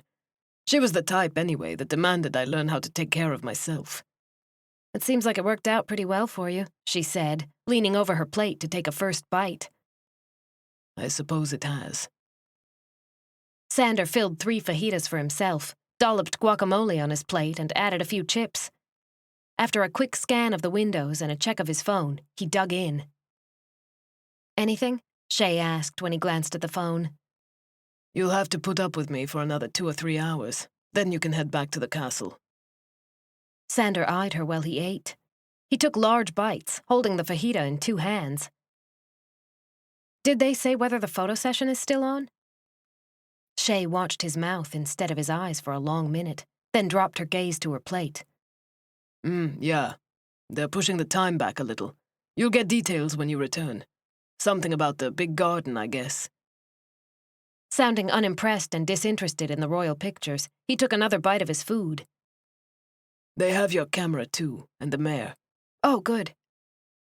Relieved to know her camera hadn't been left to the elements, Chey dipped a chip into the guacamole and ate it. The guacamole was as good as everything else. Thanks for all this, for keeping me entertained while we have to wait and making lunch. I have to admit, it's really good. Don't worry about it. I don't get company out here all that often. It's nice for a change. He chuckled and finished off fajita number 2. Thanks, he said after he chewed and swallowed. Chey wondered if Sander was involved with anyone, a thought that struck her out of the blue. There were no signs a woman lived here with him, which meant little to nothing. He could be dating someone outside the compound, preferring to meet up with her on his off time away from the castle. A quick check of his left hand turned up no ring on his finger. It wasn't concrete proof that he was single, but it indicated he wasn't married at least. Feeling the weight of his stare, she glanced up from her plate to find him watching her. Holding his eyes, she let the chemistry between them build until the air all but sizzled. Unable to deny the attraction, she finally concentrated on finishing her lunch. What were the odds that she would run into two attractive men on this trip? Mattias had the intrigue of royalty going for him, and Sander was just... Sander. Blunt, abrupt, cocky, self-assured. Although they'd had a rocky start, she found herself enjoying his company more and more. Sliding off the seat, Chey ferried her plate and glass to the sink. Rinsing it along with her glass, she set each in the dishwasher, helping herself to his facilities. He'd made it. The least she could do was clean up. Stepping up behind her, right at her back, Sander leaned over to set his plate and glass in the sink. The dishwasher still open at her side, Chey froze when he leaned so close. She could feel the heat bleeding off his body, the warmth of his breath graze her throat. It was dizzying. Did they give you a phone?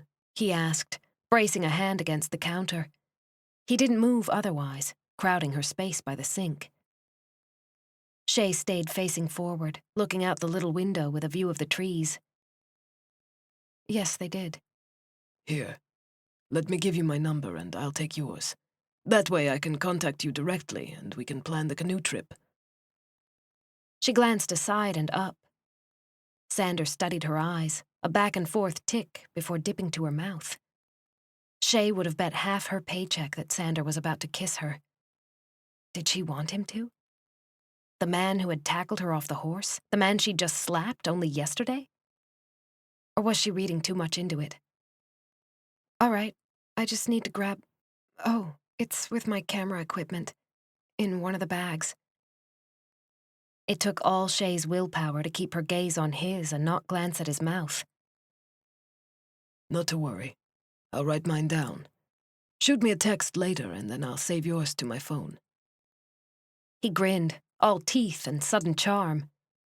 Turning away, he opened a smaller drawer in the kitchen and took out a notepad along with a pen. With sharp, slanting script, he wrote down his number, tore off a section of paper and handed it to her. Chey watched Sander the whole time, how his muscles played under the shirt, the ease with which he moved. He was entirely too distracting. Accepting the paper, she glanced down at the number, then folded the square twice and slid it into the front pocket of her jeans. Thanks. He put the pad and pen back and closed the drawer. Thank me when we're on the river. Winking, he started clearing the remains of their meal off the counter. Here, I'll help.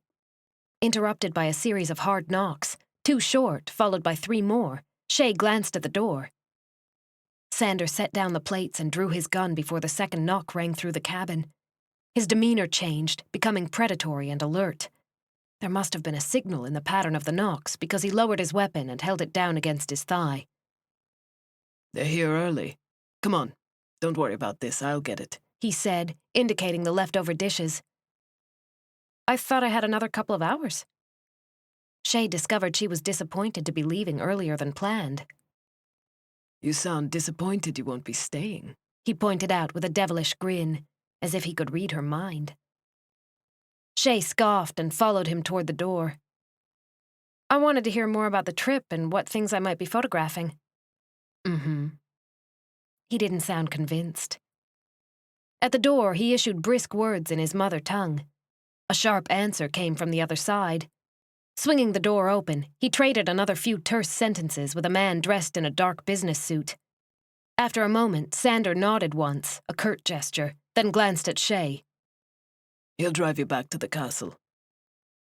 The suited man glanced from Sander to Chey, then stepped aside to indicate he wanted her to go first. Parked not far from the cabin, a rugged jeep sat with the engine idling.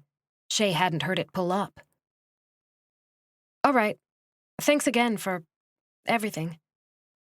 Chey glanced once more at Sander, who cut her a brief smile, and stepped out to the porch. From there, the suited man escorted her to the jeep, head on a swivel to study his surroundings, and opened the door to the passenger side. Chey climbed in with a murmur of gratitude for his help.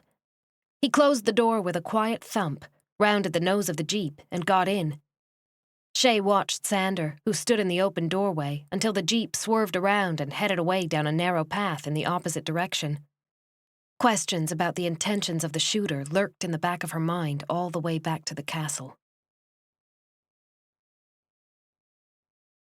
Chapter 5.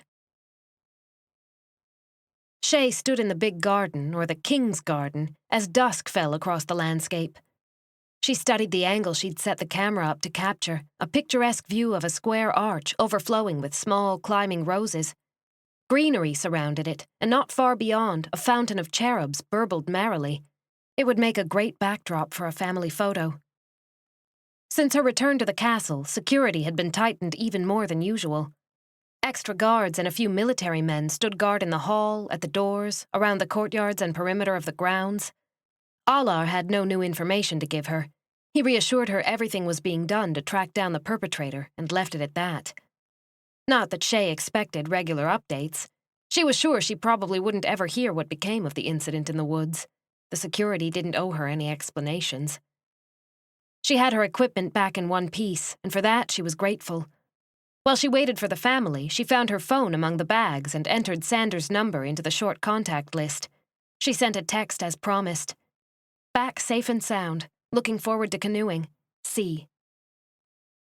Putting the phone away just as she heard a mild commotion at the doors to the garden, Chey smoothed her palm over the new suit she'd changed into. Dove grey with a pink shirt beneath, it made her feel businesslike and professional. For this assignment, she knew she needed to dress appropriately and had brought every suit she owned. Into the King's Garden swept Via, heels cracking over the stone walkway. She looked smart and sharp in a black skirt suit with white accents. Pulled back into a sleek chignon, the severe style of her blonde hair accentuated the high perfection of her cheekbones and the lush shape of her red-painted mouth. She glanced briefly at Chey on the way by, dismissing her just as fast. Remembering Mattias's request, Chey stepped behind the camera and snapped a few shots without the flash. She caught Via looking somewhat perturbed, which was, as far as Chey could tell, a normal expression for her, and impatient. It wasn't her fault the woman was constantly in a sour mood. A subdued Aurora entered the garden next, clad in a fragile peach dress that swished around her calves. "It would have made for a better portrait, Aurora, if you'd worn something less frilly," Via said with a skeptical look at Aurora's dress. "Pavel wanted me to wear this one. He's in his grey suit." Aurora didn't glance at Chey as she approached Via in the rose-covered arch. "Besides, you're not quite of the family yet. If and when you are, then you'll be wearing more appropriate clothing." The stinging words caught Chey by surprise. She straightened behind the camera just as Via leveled a scathing look on Aurora. "Need I remind you, Aurora, that should I become his wife, you'll be ranked lower than me?" Via said. "And then I'll be setting the standard for what's proper and what's not." The complications of being involved in a royal setting became clear to Chey in less than 2 days on the property. A fight for power and position reigned, with the lower-ranking women squabbling over who would set trends and standards. The hierarchy was tedious, tenuous. She wondered how many more secrets the family harbored besides a possibly alcoholic princess. "Frankly, Via, if you haven't secured a ring and a proposal by now, I'd wonder over his intentions. Are you sure he's not using you to keep his mother from setting up another situation, like what she's done with Dare? Trying to force him into marriage?" Aurora faced Via down, flicking the floating hem of her peach dress around her calves. Any other time, Chey would have loved to capture some of the looks these women were trading on camera. It added a whole new sphere to understanding the intricacies of the royals, things not seen by the general public. She didn't dare, however. If either woman caught her at it, they would throw fits, she was sure of it.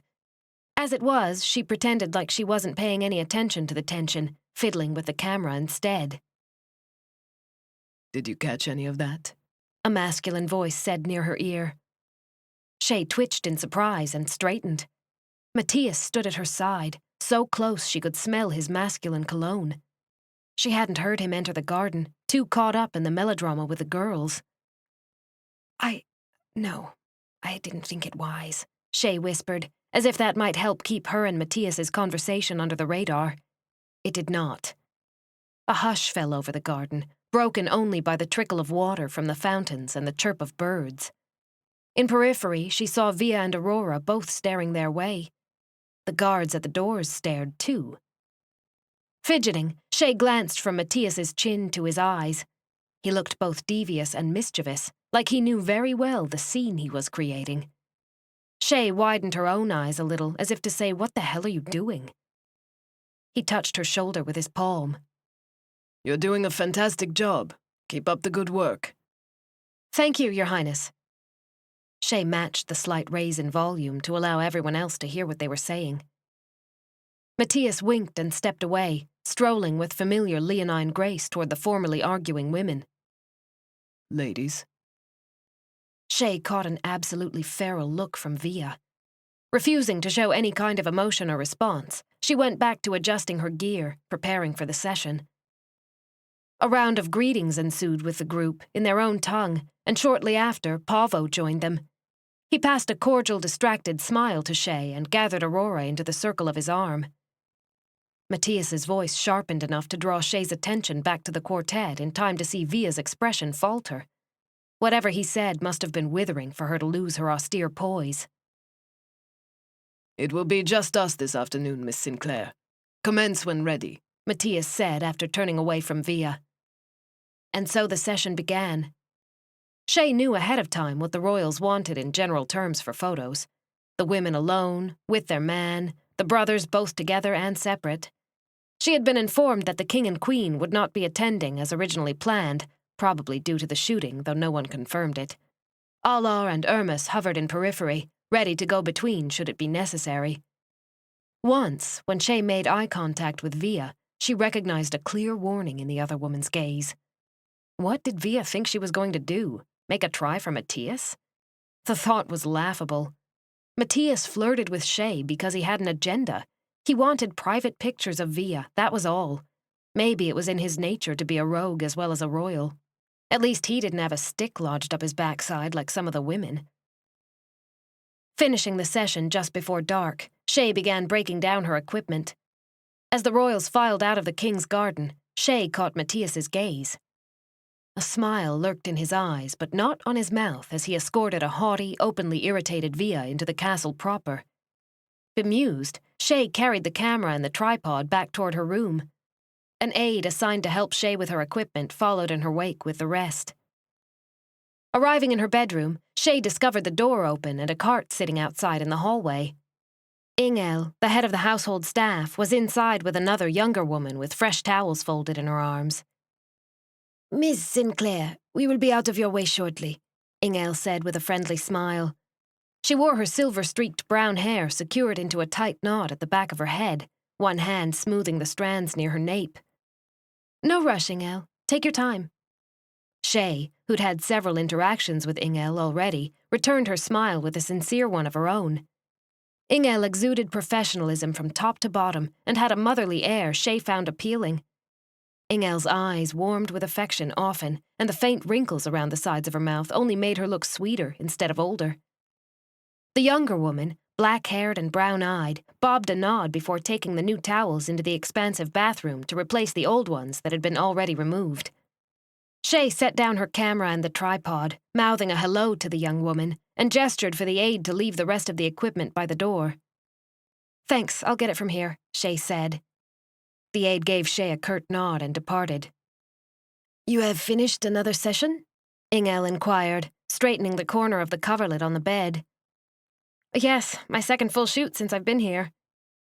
Chey moved the equipment closer to the wall out of their way. The young woman swept past on her way to the cart, bringing in a few little bottles of body oil and lotion, among other things. It was almost, Chey thought, like being in an upscale hotel.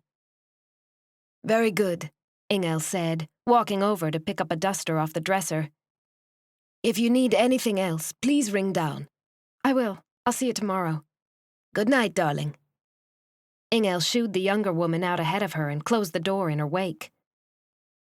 Left alone with her thoughts, Chey exhaled. What a long, complicated day.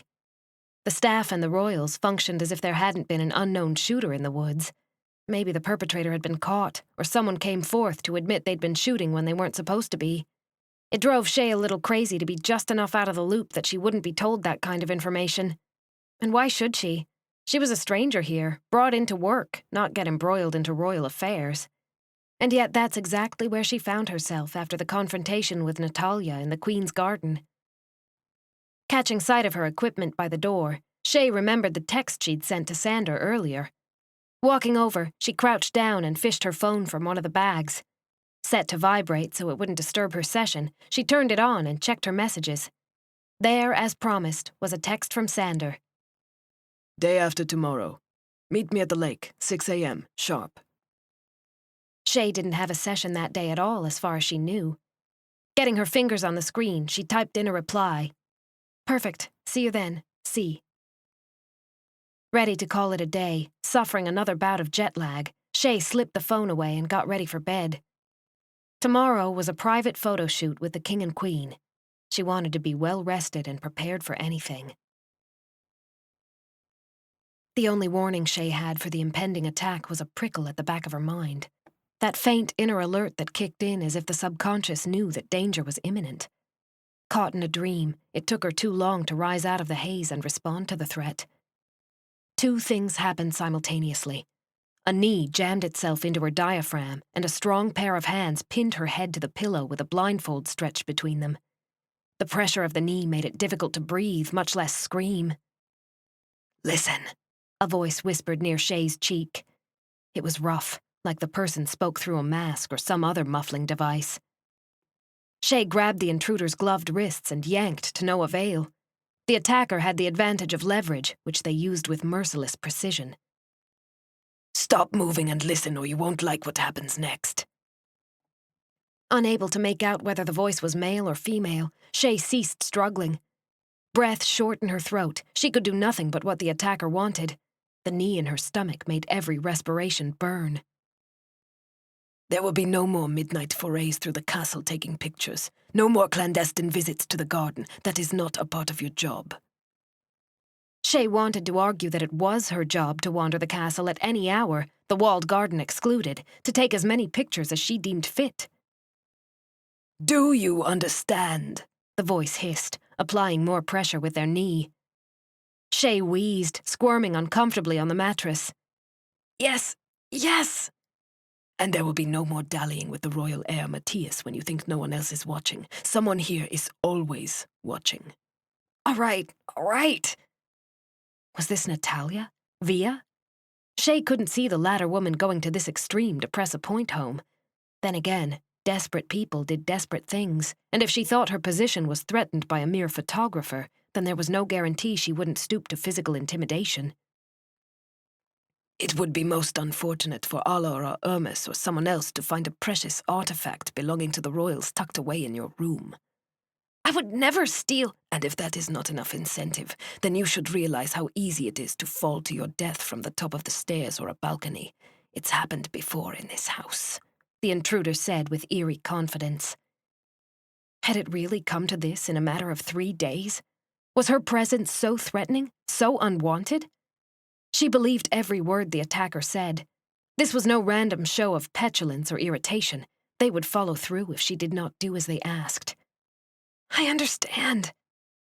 Forced to shape the words more than speak them, Chey groaned at the pain in her stomach. The ache was approaching intolerable. That is not good enough. The attacker added more pressure with their knee. I said okay. Little stars winked in and out at the edge of Chey's vision. She felt dizzy, nauseated. The hands pinning the blindfold drew away with abrupt swiftness. Before Chey could sit up, take a swing, or call out, the attacker struck with the back of their hand. A violent blow with enough force to knock her into the pillows. Stunned, temple throbbing, she saw the attacker's retreat as a flicker of shadow through a haze-like dream. The snick of the closing door was the only sound the person made upon their exit. It took Chey a full 60 seconds to blink away the fuzz and the nausea. Staggering out of bed, she propped herself up against the nightstand and concentrated on getting her breath back. Furious that someone had the audacity to attack her in her own bedroom, she shuffled to the door and threw it open. She wouldn't let them get away with this. Sticking her head out, she looked left and right along the broad, long hallway. Nothing. No shadow moving away. It took her a second to realize why it was so hard to see. Someone had doused all the lights along the walls. The only available illumination was what fell in the tall window panes at the far end of the hallway, which didn't reach all the way to her bedroom. Easing back, Chey closed her door. Leaning against it, she fought off another wave of dizziness and engaged the locks. That was something she hadn't done in her time here yet, but would do so from now on. Leaving the door, she made her way to the bathroom and flipped on the light. The long, gilt-framed mirror above the clamshell sink reflected newly pale skin, a blush of color on her temple and eyes that looked haunted, even to Chey. Touching fingertips to what would become a bruise by morning, she winced and picked up the washcloth she'd used earlier to scrub her face.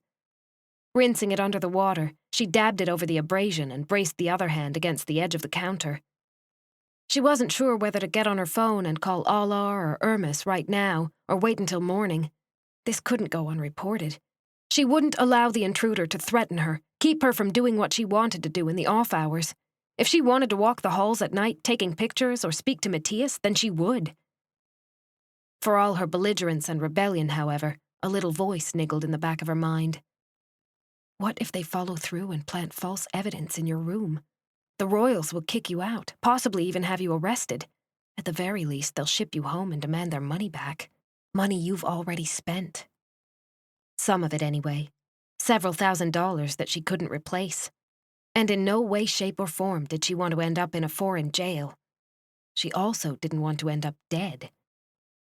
Somehow, some way, her presence here was a threat to someone else. It threw new light on the shooting incident, and for the first time, Chey felt certain it had been aimed toward her. A warning, perhaps, to go with the one she'd received tonight. It would explain the absence of anyone being apprehended for the shooting after a thorough search. Anyone in the castle, from the guards, to the staff, to the drivers, to the military, to security, could have shot that gun and not been caught. All they had to do was sink back into their position and go unnoticed as the search began. Via and Natalia both, the people with the most motive to Chey's way of thinking, had the power and money to make it happen. They could have hired anyone and paid handsomely for the shooter to keep their mouth shut. Setting the washcloth down, Chey turned out the light and made her way back to bed. Unsettled, she crawled between the sheets and pulled the covers to her chin. Any thoughts of sleep had been vanquished with the attack. All she could do now was wait until morning. Chapter 6. All the makeup in the world couldn't cover the ugly bruise spreading from her hairline toward the corner of her eye. Chey did the best she could, dabbing foundation and concealer over the area to little avail. Fresh from a hot shower, standing in her robe in the bathroom, she grunted in disgust and tossed down the triangular makeup sponge. What was she going to tell people when she had to show up for the photo shoot with the king and queen? I fell down the stairs, just wouldn't cut it. She'd decided against telling Allah or Irmis what had happened. Now she needed a plausible excuse. Maybe she could say she'd bumped her head on an open cabinet drawer. One glance at the extensive sink area and the linen closet with its 6 doors assured her it could have happened. Whether anyone would believe it was another matter entirely. A timid knock drew Chey out of the bathroom. Opening the bedroom door, she found Ingel and Elise, the younger dark-haired woman, standing there with breakfast trays in their hands. One had the makings for hot tea, the other toast and fruit. Ingel gasped when she saw the markings on Chey's temple. "Darling, what happened?" Elise peered around Ingel's head, frowning. "I left the door to the linen closet open and cracked myself a good one last night," Chey said, hating to lie. She stepped aside to let the women in. Their arrival at exactly 8 every morning had already become routine. Ingel tisked and swept inside. "Do you need anything for it? I can bring you cotton and antiseptic or ointment." No, thanks. It's just a bruise. It'll take a couple of days to go away." Chey left the door open and followed the women to the small table they took her breakfast to. She watched as Ingel expertly prepared her a cup of tea. Steam roiled out of the expensive china. Setting the teapot down, Ingel faced Chey and got a closer look at the injury. Her eyes were filled with kind concern. You need anything, you call me, yes? Ingel said. I will. Thanks for breakfast. Chey still felt strange having anyone wait hand and foot on her.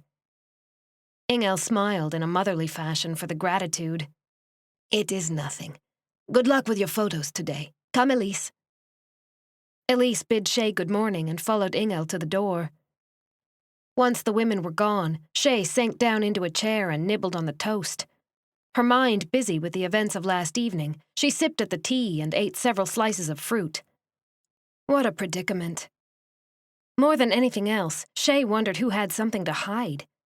Only a desperate person would sneak into someone's room and threaten them with blackmail, or worse. Desperate for what or over what, however, Chey could not fathom.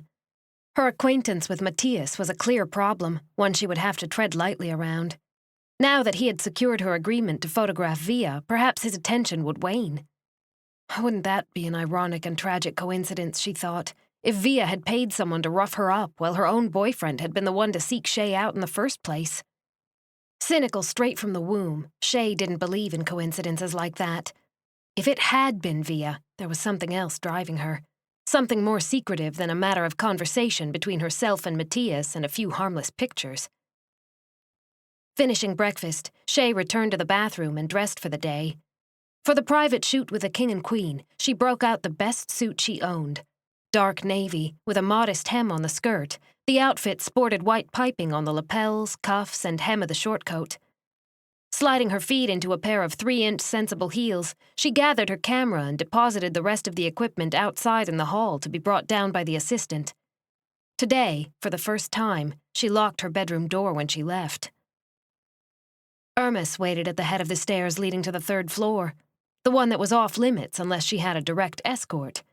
He watched her come up and checked the time on his watch. Chey knew she was 10 minutes early. She liked being punctual and was relieved that Hermes shared her tendency. Oh, Miss Sinclair, Hermes paused after glancing up from his watch. He frowned. What happened? Chey breezed to the top of the landing, desperately curious about this floor of the castle, yet unwilling to stare and gawk in the presence of Hermes. Misjudged an open cabinet door, she said. The lie didn't come any easier the second time around. Hermes looked dubious. He lifted his chin and studied the mark with frank curiosity. Did you have Ingel bring you something for it? No, it's just a bruise.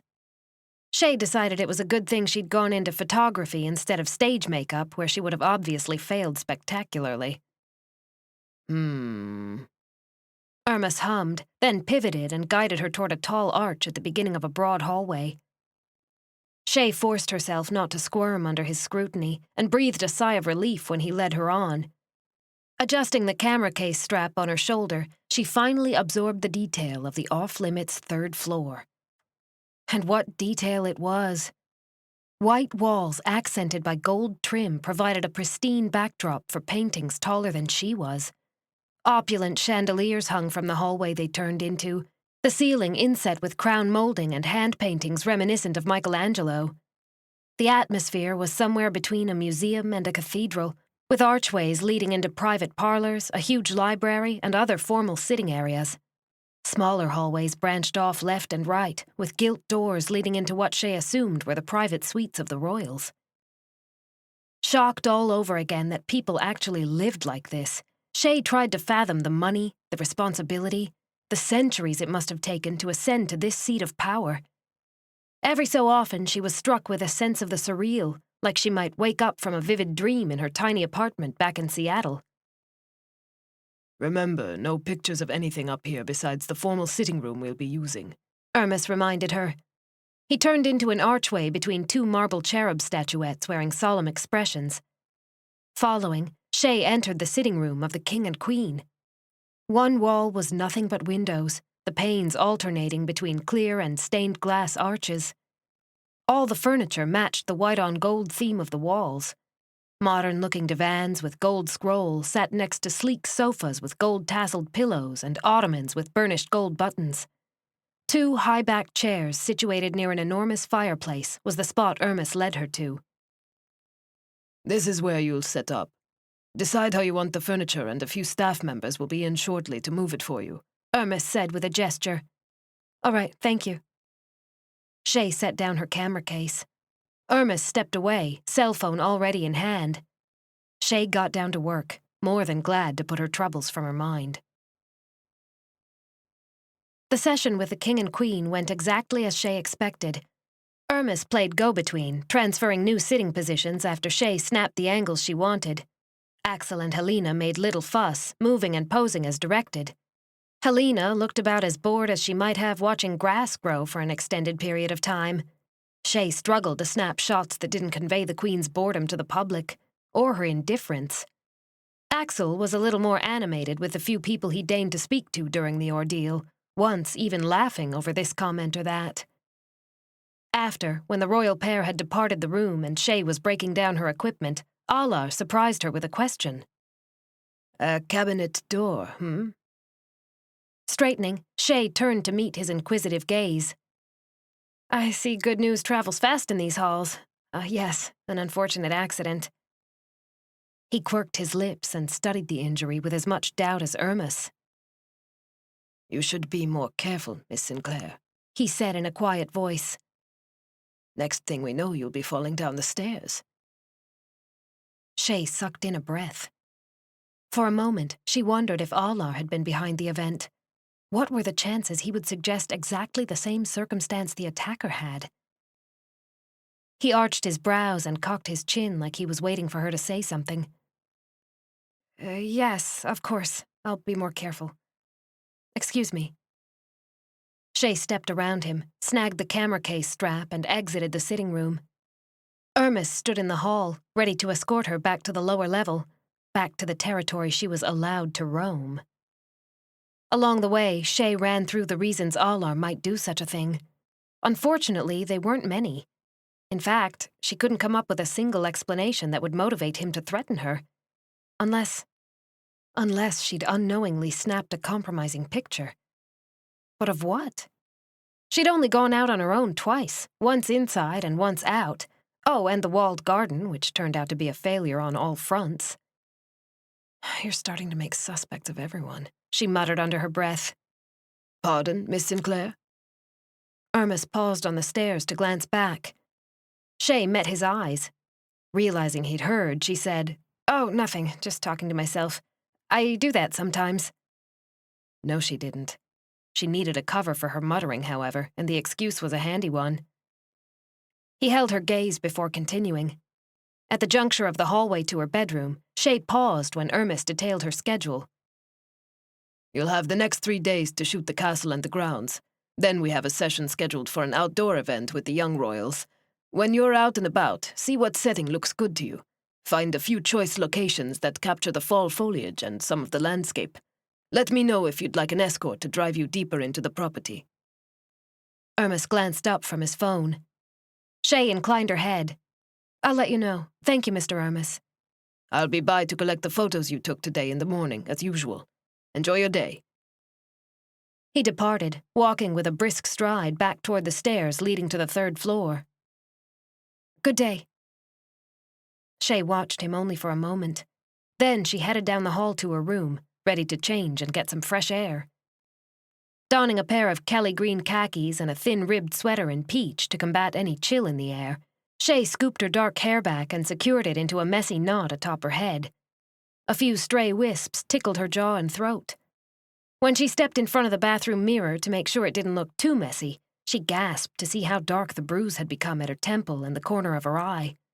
Blue and purple now, the mark definitely looked like more of a backhand than any encounter with a cabinet door. There was nothing she could do about the lie now. Collecting a smaller, more portable camera, she laid the strap around her neck and went to the door, swinging it wide. There stood Mattias with his hand raised like he was just about to knock. Miss Sinclair, He paused when he got a look at her temple. His dark eyes darkened further. What happened? He demanded. Surprised to see him, she blustered over an answer. Well, it was silly, really. I misjudged one of the cabinet doors in the bathroom. Mattias, wearing black slacks and a crisp white button-down with tiny black pinstripes, frowned. You did that on a cabinet door? Why didn't anyone believe her? Because it's a piss-poor lie. Yes, Hermes has already urged me to be more careful. Mattias took a step forward. Using just his fingertips, he whispered a touch across the edge of the bruise. Then he met her eyes. You would tell me if a guard got out of line or something like that, wouldn't you? Chey stared up at Mattias, close enough now to catch a scent of his masculine cologne. Of course. Are you here to inquire about Via's pictures? I haven't finished editing them yet. A subject change was in order. Chey hurried to distract him. She pinned her gaze on his throat and left it there for the time being, diffusing the heat and friction they were starting to generate between them. It bothered her for more than the threat she received about spending time in Mattias's company. After Scrabble with Sander and their upcoming canoe trip, Chey wanted to squelch any attraction she had to Mattias. Not that she'd egged it on by any means. What woman wouldn't be affected by his easy charisma and charm? Only daft, blind, really old women on their deathbed, she assured herself. Mattias eased his touch away from her temple. No, actually. I am not here about Via's photos. You're not? Chey risked a glance at his eyes. I thought to take you into the city. Shopping, lunch, sightseeing. It will be a prime opportunity for you to take aerial pictures, as well as those of the city. Are you interested? He asked. Was he kidding? Chey would have chopped off her little toe for the opportunity to shop, sightsee, and take photos in such an exotic location. She wasn't sure any city trips were on her agenda, though she could be mistaken. Hermes didn't tell her anything that far in advance. Then she remembered the threat. Her expression waned from a gleam of excitement to one less excited. She felt the shift and could do nothing to correct it in time. Actually, I'd love to go, Mr. Autisari, except I have an assignment I'm supposed to be getting ready for. I need to scour the property for a place to set up our next photo shoot. How she hated to miss out on such a golden opportunity. There was no help for it, though. Mattias's brows arched high. Well, Miss Sinclair, I have a helicopter waiting, so you'll forgive me if I would like to upset your schedule for a handful of hours. I promise to have you back early enough that you may wander the property at your leisure. Damn the man. A helicopter. How was she supposed to say no to that? Chey glanced past Mattias to the hallway, as if she thought a dark shadow would be lurking in the nearest crevice to glean all her secrets. Mattias glanced behind him too. Then he twisted back, a clear question on his features. If she wasn't careful, she was going to tip her hand that something was amiss. For a moment, Chey hovered on the verge of confession. She wanted to tell him everything. Would he believe her? Chey couldn't be sure. Never mind that one of her prime suspects was his own girlfriend. And speaking of his girlfriend, what would Via think of this little foray into town? Already the woman had been shooting her warning glances, and perhaps had sent someone into her room to warn her away from the prince.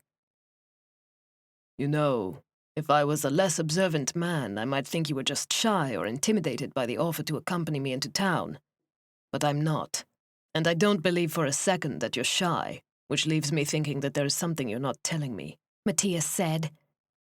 He was observant, disturbingly so, and she didn't know how to talk her way out of this without lying her backside off. The longer she stood there debating, the more suspicious he was going to become. Chey? He prompted. She glanced down at her hands. I can't go with you. Why not? I'd rather choose my next photo shoot location. I'm sorry. There is definitely something you're not telling me, he said matter-of-factly. Chey understood then that Mattias, probably all of the royals, were used to getting their own way. He might push and push until it became even more clear than it was now that she was avoiding him for reasons other than choosing a picturesque location. Caught between a rock and a hard place, Chey fidgeted with the edge of her shirt. When she glanced at his eyes, she found him staring at her with puzzled curiosity, perhaps a sliver of concern. Since he was inviting her, wouldn't that take the pressure off spending time with him according to her attacker? It wasn't like Chey could easily turn down a request from a member of the royal family. Right? She considered it. Maybe, just maybe, Mattias's invitation would spare her any blame. Lifting her chin with a renewed sense of belligerence, Chey decided the hell with it. All right, Miss Mattias. I would love to go with you to the city. Should I change into something more businesslike? Mattias didn't immediately relent from the incisive look he was giving her, but when he smiled, he really smiled. It changed his whole face, making him even more handsome than usual. No. Go just as you are if you're comfortable in that. You'll prefer it over suits and heels, trust me. Meet Aller at the back entrance and he will escort you to the helicopter where I'll be waiting. 10 minutes, he said, and left. Chapter 7. The flight from the family seat to the main city of Kalev was short but packed with breathtaking scenery. Chey had the opportunity to snap aerial shots of the castle from several angles thanks to Mattias ordering the pilot to circle the property. The landscape along the way varied between open meadows, farmland, forest, and wild coastline. Once or twice, a smaller town tucked itself into the terrain, but by and large it was acres of green and trees. Kalev, their oldest and largest city, was a mix of old architecture and modern construction. They flew over the parts of the town preserved through the centuries by former kings, the buildings colored like sandstone, weathering the passage of time rather well. She got a few pictures from her unique vantage, and more when they approached a helipad located atop a newer high-rise overlooking the ocean. Mattias pointed it all out himself, gesturing to this or that out the windows. Dressed in the same clothes as he had been at the castle, he looked every inch a prince. Landing and disembarking, Chey followed the entourage through a door on the roof and into an elevator.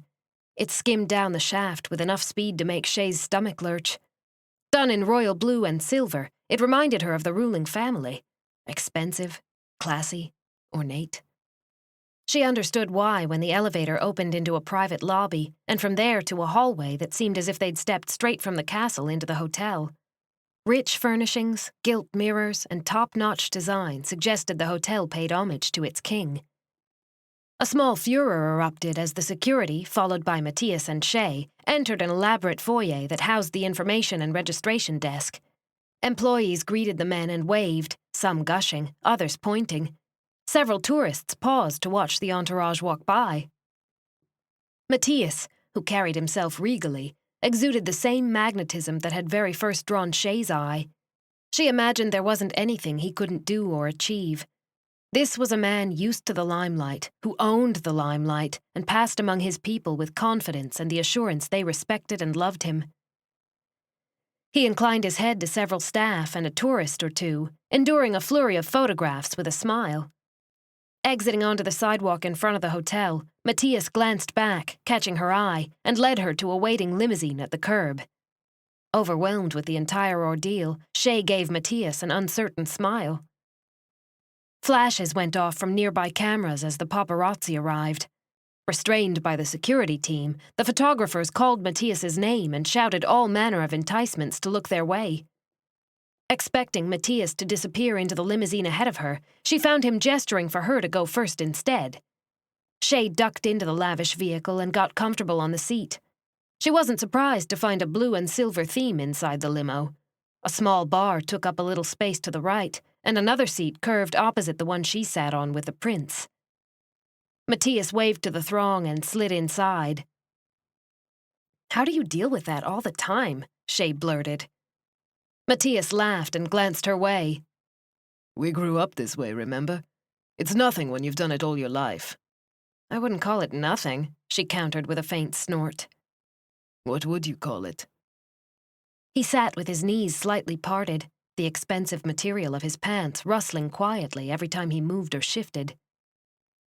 I really don't know. The right words elude me. But I don't think just anyone can pull that off. She found it easy to be candid with Mattias, despite feeling somewhat out of her element. Perhaps not. It's easier for me than it is for you because it's what I know. You know photography, so you're comfortable with the camera. You handle it rather than let it handle you. Me? I wouldn't know the first thing about it. The last time I held a camera of any worth, I bumbled it and nearly dropped it on the ground. It's about comfort zones and practice. With time, you get better. I don't know that I would ever get better in front of all those people, she confessed. All what people? That was just a handful. For the festivals, births, deaths, and all that, there are thousands. You like to contradict me, don't you? She said, glancing aside. He laughed, a dimple creasing his cheek. You make it a delight to do so. I'm going to start returning the favor. You already do. I don't contradict you, Chey gaped. He just arched his brows. This isn't contradicting, it's debating. It's contrary, he argued, which is hardly the same as contradicting. Mattias cut a sharp grin her way. You're missing Kalev. What? Chey snapped a look out the windows. He was right. The city rolled by as the limousine cruised the streets, decadent and rich with history. There was an ancient feel to the air, even where the more modern buildings encroached on the old, as if all one had to do was close their eyes to be transported back in time. Mattias began filling her in about the city. Who settled it, the violent past, when it came under siege by an enemy. He pointed out specific spots dedicated to the remembrance of warriors who had won their country back, and bade the driver stop numerous times so she could get out and take pictures. He was an excellent tour guide, Chey discovered, eager to introduce her to Latvala's history. Charmed by the striking architecture and the quaint feel of the shops sitting right at the edge of the street, Chey indulged every whim to take photos. When the limousine came to a stop outside a 2-story older structure, Chey immediately reached for the door handle. Mattias rested a hand on her wrist to stay her. Leave the camera this time, he asked. What for? That's a beautiful building. You'll see. Trust me. The corners of his eyes crinkled when he smiled. Chey set the camera on the seat between them. All right. Excellent. After the driver opened the door, Mattias exited the limousine and extended a hand down. Chey placed her fingers in his, charmed all over by his chivalry. Of course, she wondered if it was all for show, for the cameras, even if there weren't any paparazzi on the sidewalk right at that moment. Thanks. Once she was out, she released him. The security team flanked the front doors to the building on all sides, leaving a swath of sidewalk for Mattias and Chey to navigate.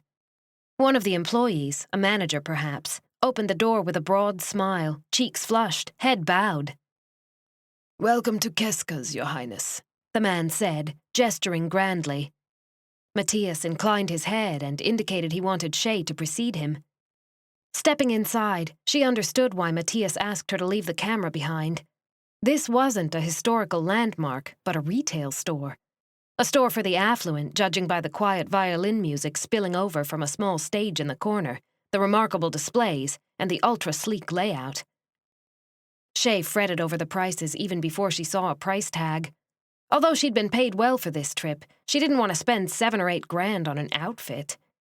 Too embarrassed to admit this shop was out of her price range, Chey looked for the rounders that she thought would have the least priced articles rather than the ones on more prominent display. Get whatever you like. This trip is on me. Oh, and pick something on the formal side, Mattias said near her ear. He split off from her, wandering along the walkway between sections of clothing toward a table set up with the fixings for coffee. But Too late. He was already gone. All Chey could think about was if her attacker heard Mattias fronted the shopping trip, they might make another visit to her room just to hack and slash all the clothes while they planted torrid evidence that would land her in jail. She groaned. Maybe no one would find out. After a half an hour, she warmed to her task. She found much of the designs to her liking and tried on a handful of different outfits. Unsure why she needed something on the formal side, she chose a demure suit of the palest gray with stunning embroidery on the collar, cuffs, and hemline of the jacket. It all but screamed elegance. Several times she caught Mattias's gaze on her, watching while he sipped coffee and lounged in a chair situated close to the coffee bar. The employees didn't bother him, nor did his security. Just when she thought she had what she wanted, Mattias was there at her ear, having crossed the store unseen. The gray is nice, he said. But think state dinner or formal ball for the dress, Formal ball? Chey glanced over her shoulder and up at his eyes. Who's having a formal ball? You ask many questions. Choose something longer. He winked and stepped away. And so the shopping began again. What she settled on finally was a snug-fitting mermaid dress in the palest blue that accentuated her curves and left her shoulders completely bare. The color highlighted her eyes and offset her dark hair. She added nude heels that spiked her height a modest 3 inches.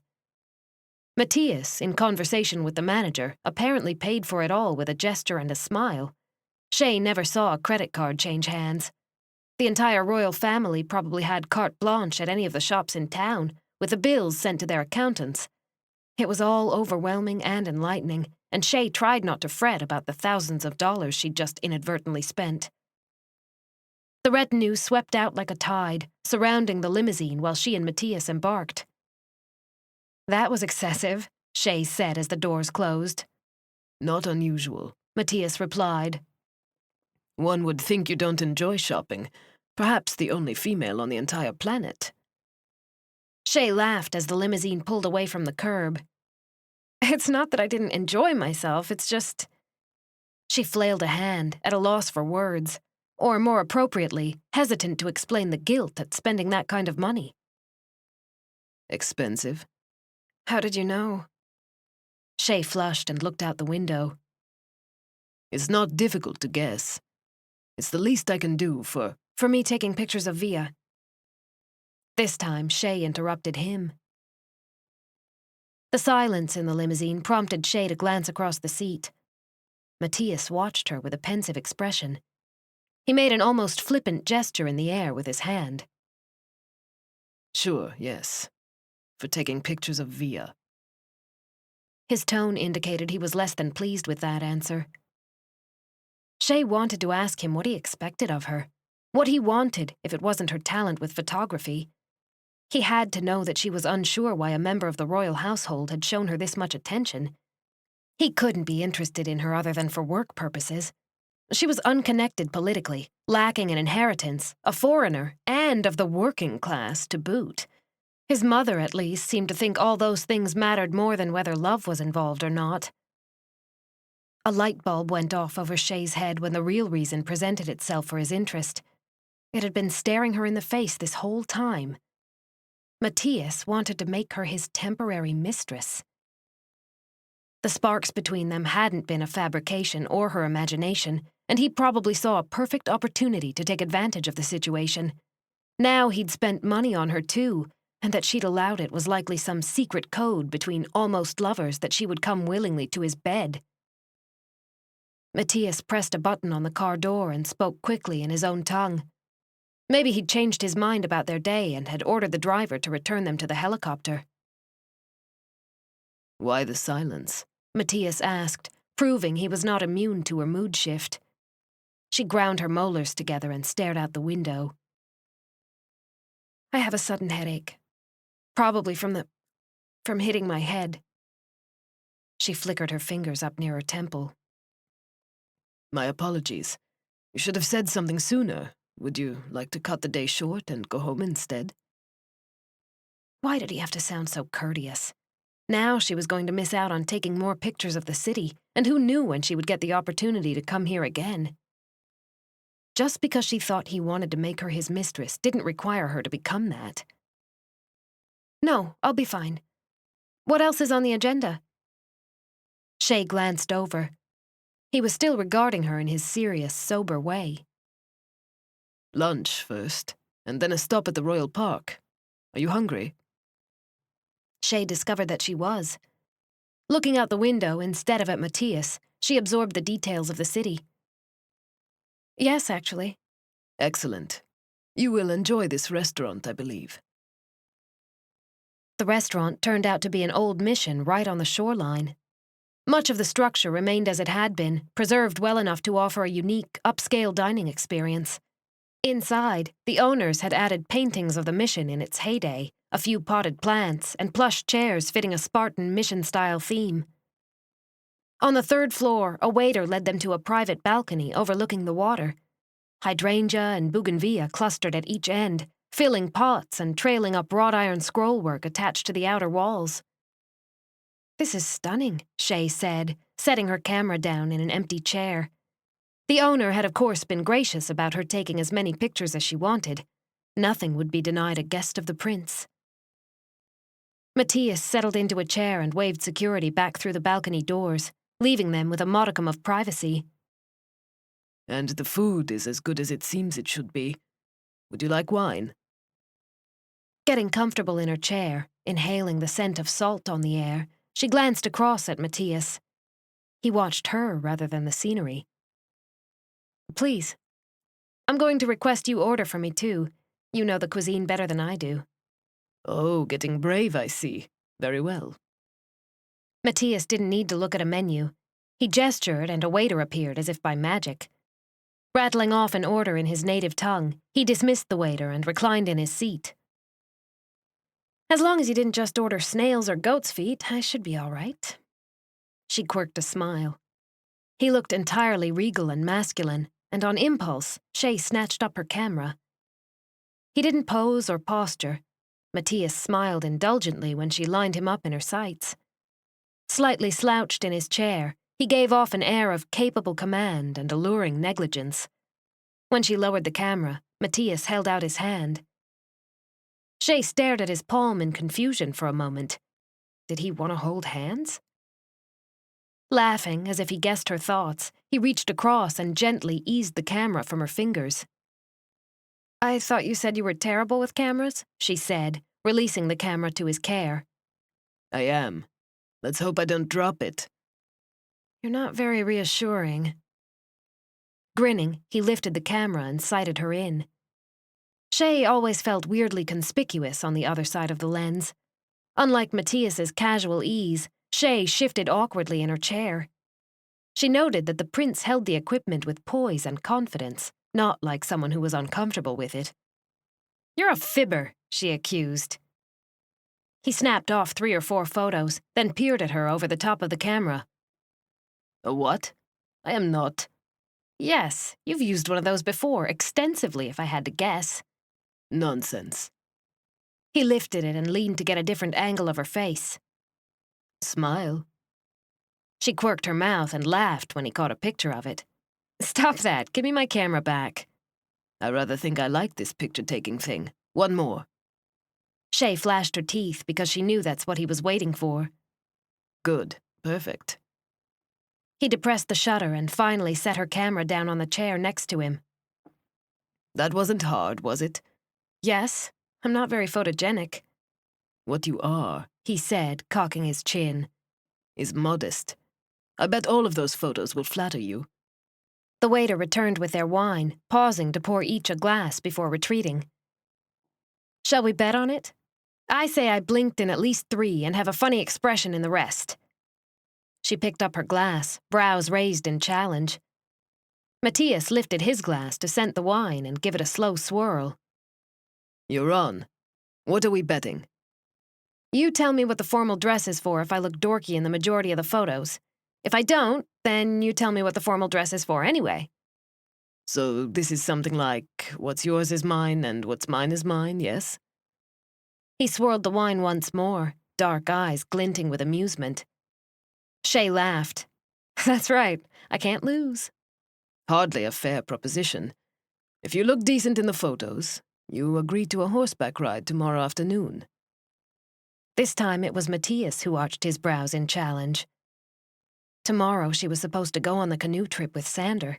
She really wanted to go and didn't know how to get out of the suggestion of horseback riding. "Can't do it. Something else." Have a hot date? He asked with an incisive look.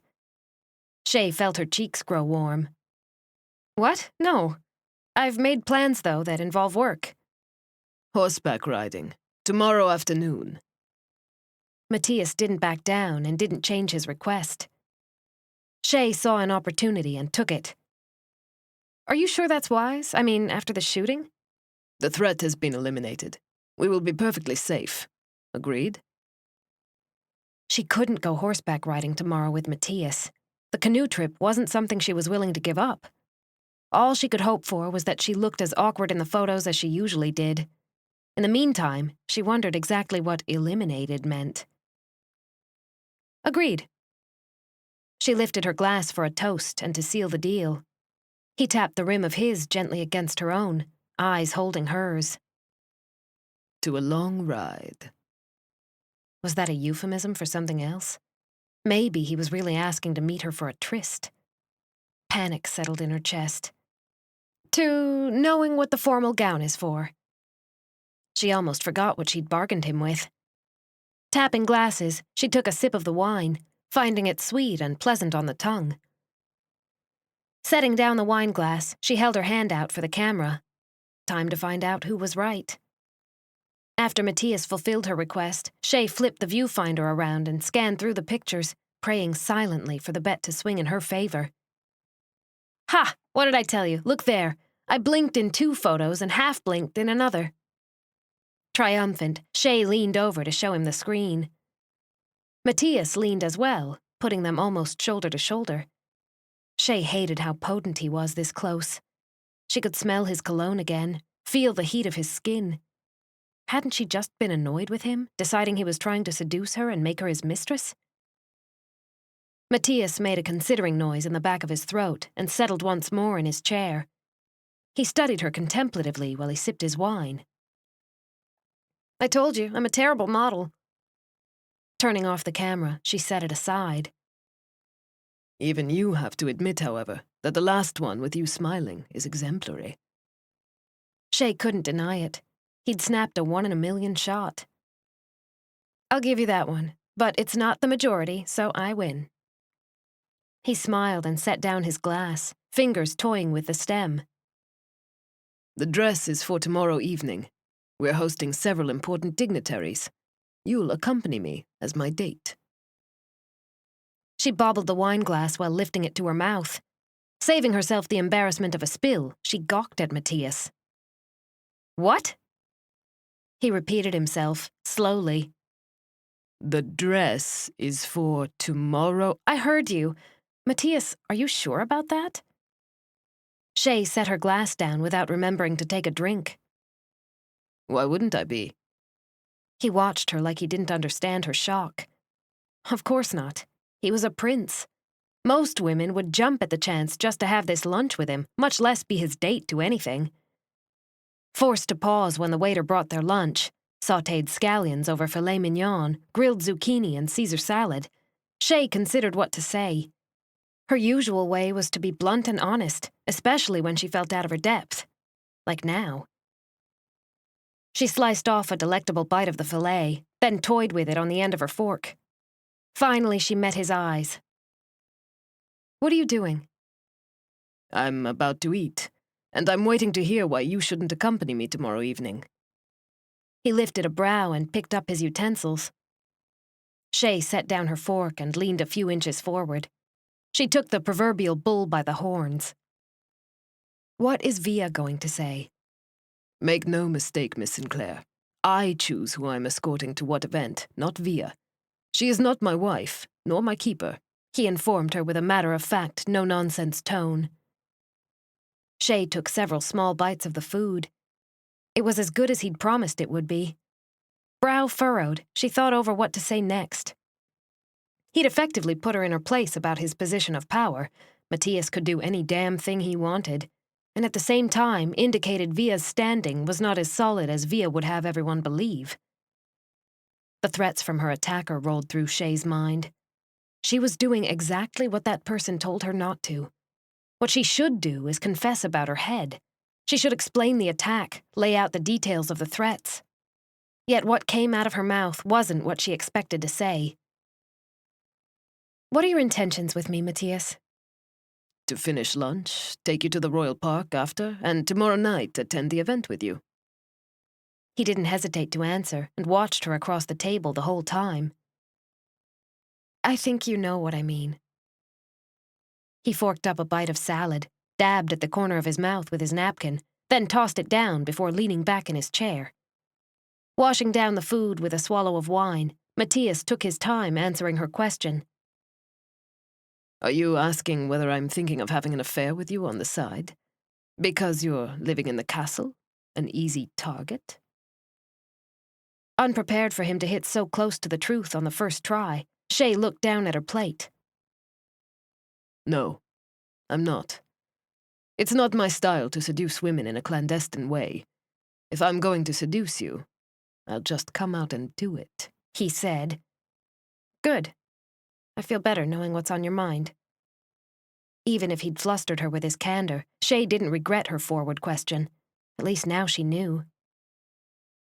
I can understand why you'd think so. There's no denying the spark, And your position puts you within easy reach. Then why? This can't all be because of my job. I won't even be bringing the camera tomorrow night. Chey knew instinctively that it would be taboo to snap shots at a formal function unless invited to do so. Because you're different than the women I'm usually subjected to. You speak your mind, you're candid, and you don't look at me like I'm a title instead of a person. Isn't that enough? I may be a prince, Chey, but I'm also human, and like to be treated as such. He paused to take a drink. Besides, I enjoy the way your eyes light up at all the new and different things. The jaded women I officially court lost that quality a long time ago, if they ever had it to begin with. You almost make it sound like courting Via is an act of tolerance. Holding his eyes, she had another sip of wine. Mattias was nothing if not honest, at least about this. Choosing a woman who will bear the title of princess is a tedious process. There is a lot more to it than meets the eye. I admit that I am not enamored with any of it.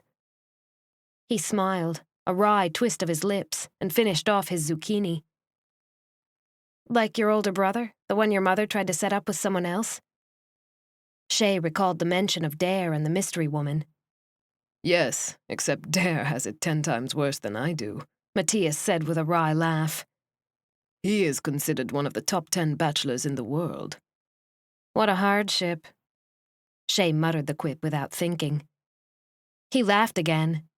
It can be. Imagine that everyone you meet wants you only for the title you'll provide them. Rarely is love, real love, involved in all this. We know it, our parents knew it, and our ancestors before that. Via has an esteemed background, comes from a notable family, is well educated, and because of her extensive family tree, is a good bet to bear several heirs. She is one of 5 children, and her aunts and uncles all have 3 to 5 children each. That's what they look for. It's not always a guarantee that offspring will be as fertile, but it's a better bet than choosing someone whose family has histories of miscarriages or trouble conceiving. Fascinated, Chey sliced off a few more bites of meat and scallions while she listened. If I didn't know better, I'd say you were describing a broodmare. Yes, it does sound like that, doesn't it? His tone implied that it was exactly what Via was being judged for. How do you live in a loveless marriage? And don't give me that I do it for my country bunk either. There has to be more to it. She watched him while she chewed. Mattias, Chey discovered, hid most of his reactions behind a casual veneer that was difficult to penetrate, except when he laughed. Not just for my country, but for my lineage, my family. It's my duty to marry well. Finishing his lunch, Mattias lounged in his seat with the last of his wine. I could never do it, she confessed, picking at a last bite of salad. I'm poor company when I'm miserable, and that sounds like a miserable life. It's only as miserable as you make it. Or as miserable as the other person makes you, she countered. Does Via seem that hateful, then? Not hateful, exactly. Chey didn't know the woman very well and had only seen a few interactions with her and everyone else. Then again, she could be biased, thinking Via might be the culprit of her attack. Then what? I'm not really sure I'm in a position to say. I don't know her well. Chey pushed her plate away and picked up her wine. You're thinking of that little dust-up with Via and Aurora? Yes. Would you be surprised to know that it's typical in these circles? Most women want to be the ones setting trends, to be looked up to and admired. Probably not surprised, I guess. Actually, I really don't know how any of this works. This is my first time anywhere near royalty. Chey laughed, a quiet sound that didn't travel farther than their table. She finished her wine and set down the glass. "You'll be more experienced than most at the end of your term with us," Mattias said. He too finished his wine. "Would you like more wine, dessert?" I suspect I will, especially if I keep having lunch with princes. She smiled for her tease, then shook her head. No, but thank you. This was excellent, and I'm full. Mattias's eyes gleamed a moment. Then he pushed his chair back to stand and held her chair for her to do the same. On to the Royal Park. There are several things there I think you'll find interesting. Chapter 8. As Mattias guessed, there were quite a few things Chey found interesting, not the least of which were the bronze statues of his ancestors. They stood in a segregated part of the park overlooking the ocean, carved in exquisite detail. Life-sized, Chey got a good idea of what each man was like. She took hundreds of photos consisting of the Queen's Pagoda, the playground, and rows of hedges that spelled out Latvala. Mattias drew a small crowd, and he paused several times to greet the citizens, hold a child, or shake hands. The people seemed to genuinely love him. There was a reverence in the way they interacted that struck Chey as sincere and respectful. These were the emotions she tried to capture with her camera. Never mind that Mattias handled it all with easy aplomb, causing women both young and old to flutter their lashes and laugh behind their hands. Now and then he met her gaze and held it before moving on. Whatever else Chey had thought, she found Mattias charming and affable. It offset the magnetism that drew people like flies, or perhaps enhanced it. Either way, Chey reminded herself who he was and of his status. On the flight back to the castle, she was again tempted to confide in Mattias about the attack. The words hovered on the end of her tongue, ready to spill forth at a moment's notice. By the time they landed at the private strip, the words remained unsaid. She couldn't decide why she found it so difficult to tell him the truth. Maybe she thought he would find something at fault with her, as if she'd drawn the unwanted attack upon herself. And maybe, too, she didn't want to tell him that the broodmare he was courting might be behind it. That was a shock the royal family wouldn't take well. Or would they? Was this how the upper echelon of society worked? Thrived? Was subterfuge, threats, attacks, and machinations merely another facet of their lives, like breathing? Forced to at least consider it, Chey stared out the window of the limousine as it ferried them back to the castle. Mattias was companionably silent the entire ride. Now and then, Chey felt his gaze boring into the side of her head. The gate rolled up to admit them. Cruising along the drive, the limousine came to a halt in front of the broad steps. Chey got out when the driver came around to open her door, and paused when she saw who stood on the top step to receive them. Via, with an expression straight from a striking viper, stared down from her lofty height. Attired in an immaculate skirt suit of dark grey and cream, her gaze landed on Chey and locked there. Caught in the snare of Via's obvious displeasure, Chey looked away when Mattias collected her elbow and guided her nonchalantly up the stairs. It was like being led right into the lion's den. "Via?" Mattias said, as calm and controlled as you please. Mattias. Via greeted him but never looked away from Chey. "Miss Sinclair, thank you for your company. I look forward to seeing the photos you took today." Mattias released Chey's elbow and smiled a rogue's smile. Chey might have laughed at his blatant show of indifference to Via's silent fury if it hadn't been for the attack the night before. And thank you for the invitation. I'm positive I couldn't have had a better escort. If you'll excuse me. Chey, anxious to point out that it had been Mattias's idea to take her to town, as it were, dismissed herself from their company. Via did not deign to offer a parting goodbye. With a guard holding the door, Chey disappeared inside. There were enough hours left in the day to grab a bite of dinner and go scouting the landscape for a place to have the next photo shoot.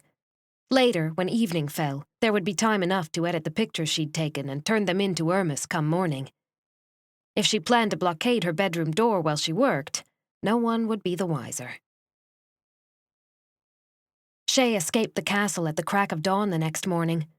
On horseback, she fled through the mist, dew flying off the hooves of her mare. After an evening locked and barricaded in her room, she was ready to spend time outdoors. No matter how much makeup she'd used or how much ice she'd applied, the bruising was worse today than yesterday. A blight on her otherwise golden skin, it covered the entire side of her temple, the corner of her eye, and part of her cheek. There was no help for it. Attired in jeans and a hunter green sweater with sleeves to her wrist, she was comfortable and warm enough with the slight chill pervading the air. A pair of hiking boots with a thick tread was her choice of footwear. Angled over her head and across her body, the strap of the camera case fit snug and secure. It was all she'd brought for the canoeing adventure. Slowing the mare to an easy canter once they entered the woods, Chey let the horse clop along with the reins loose between her fingers. She trusted the mare to find the best footing. A good thing, too, because she was distracted with thoughts of Mattias and Via, of the attack, of who might be watching even as she rode out this early in the morning. She was under no illusions that her comings and goings were being observed. With any luck, whoever might be watching would lose her now that she was obscured by the trees. Coming upon the lake, she ducked a low branch and straightened. A heavier veil of mist hung just above the water, floating like old ghosts. Surreal and slightly eerie, Chey panned a look left and right for Sander. "You're late," he said somewhere behind her. Startled, Chey twisted in the seat. Sander leaned against the trunk of a large tree, arms crossed over his chest. The camouflage pants he wore fit his hips well, as did the snug, long-sleeved shirt of indiscriminate green. A pair of sturdy boots, laced up the front, had a thicker tread than her own. He blended in with the forest, as she knew he'd meant to. "I'm right on time. Should I have—" "What the hell happened?" Sander's amiable tone fled. In its place, something cold and unforgiving. Chey turned the mare toward him so she wouldn't have to keep craning her neck around. He pushed off the tree, giving her a first glimpse of the shoulder holster he wore. It was the same color as his shirt, and she hadn't noticed it upon first glance. His eyes were pinned on her face, on the bruise. "I accidentally bumped into the cabinet door in the bathroom." "And does the cabinet door have knuckles?"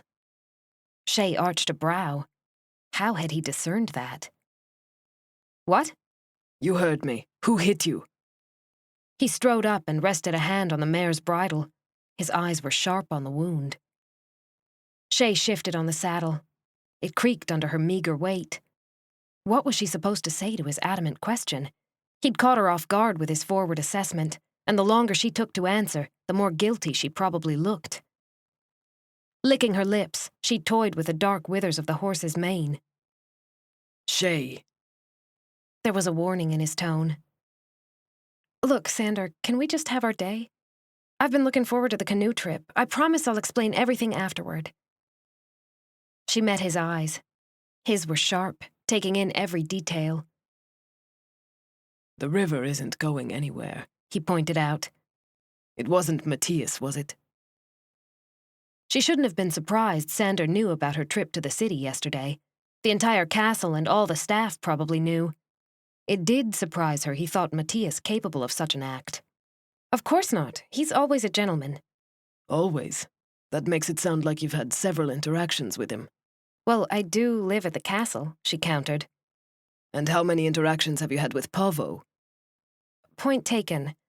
Pavo doesn't seek out my company." "And Mattias does?"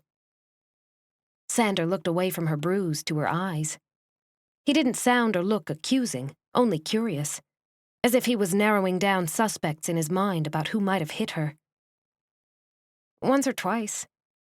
Don't say anything, but he wants me to capture some private personal pictures of Via. You know, candid, soft shots when she's not aware I'm taking them." Chey stressed the business aspect of their impromptu meetings, and at the same time asserted that she knew he was involved.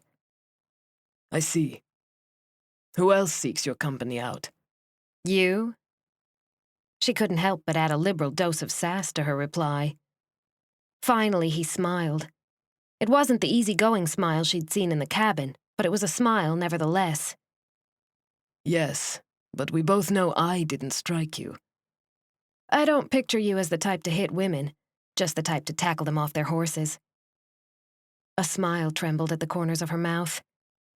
He eyed her, then laughed, a raspy, quiet sound that echoed over the water. Half of that statement is true. You know which half. I do. Now then, can we go? I'll tell you what you want to know later. He stroked his hand down the nose of the mare, like he was considering it. Come on, Sander, what's done is done. Why waste a perfectly good canoe trip? Chey couldn't believe she was cajoling him like this. The longer she sat there, however, the more time she wanted to spend in his company. I want every detail, he said, turning away to issue a quiet whistle into the woods. His horse threaded through the trees and went right to him. I don't make promises lightly. I'll tell you everything.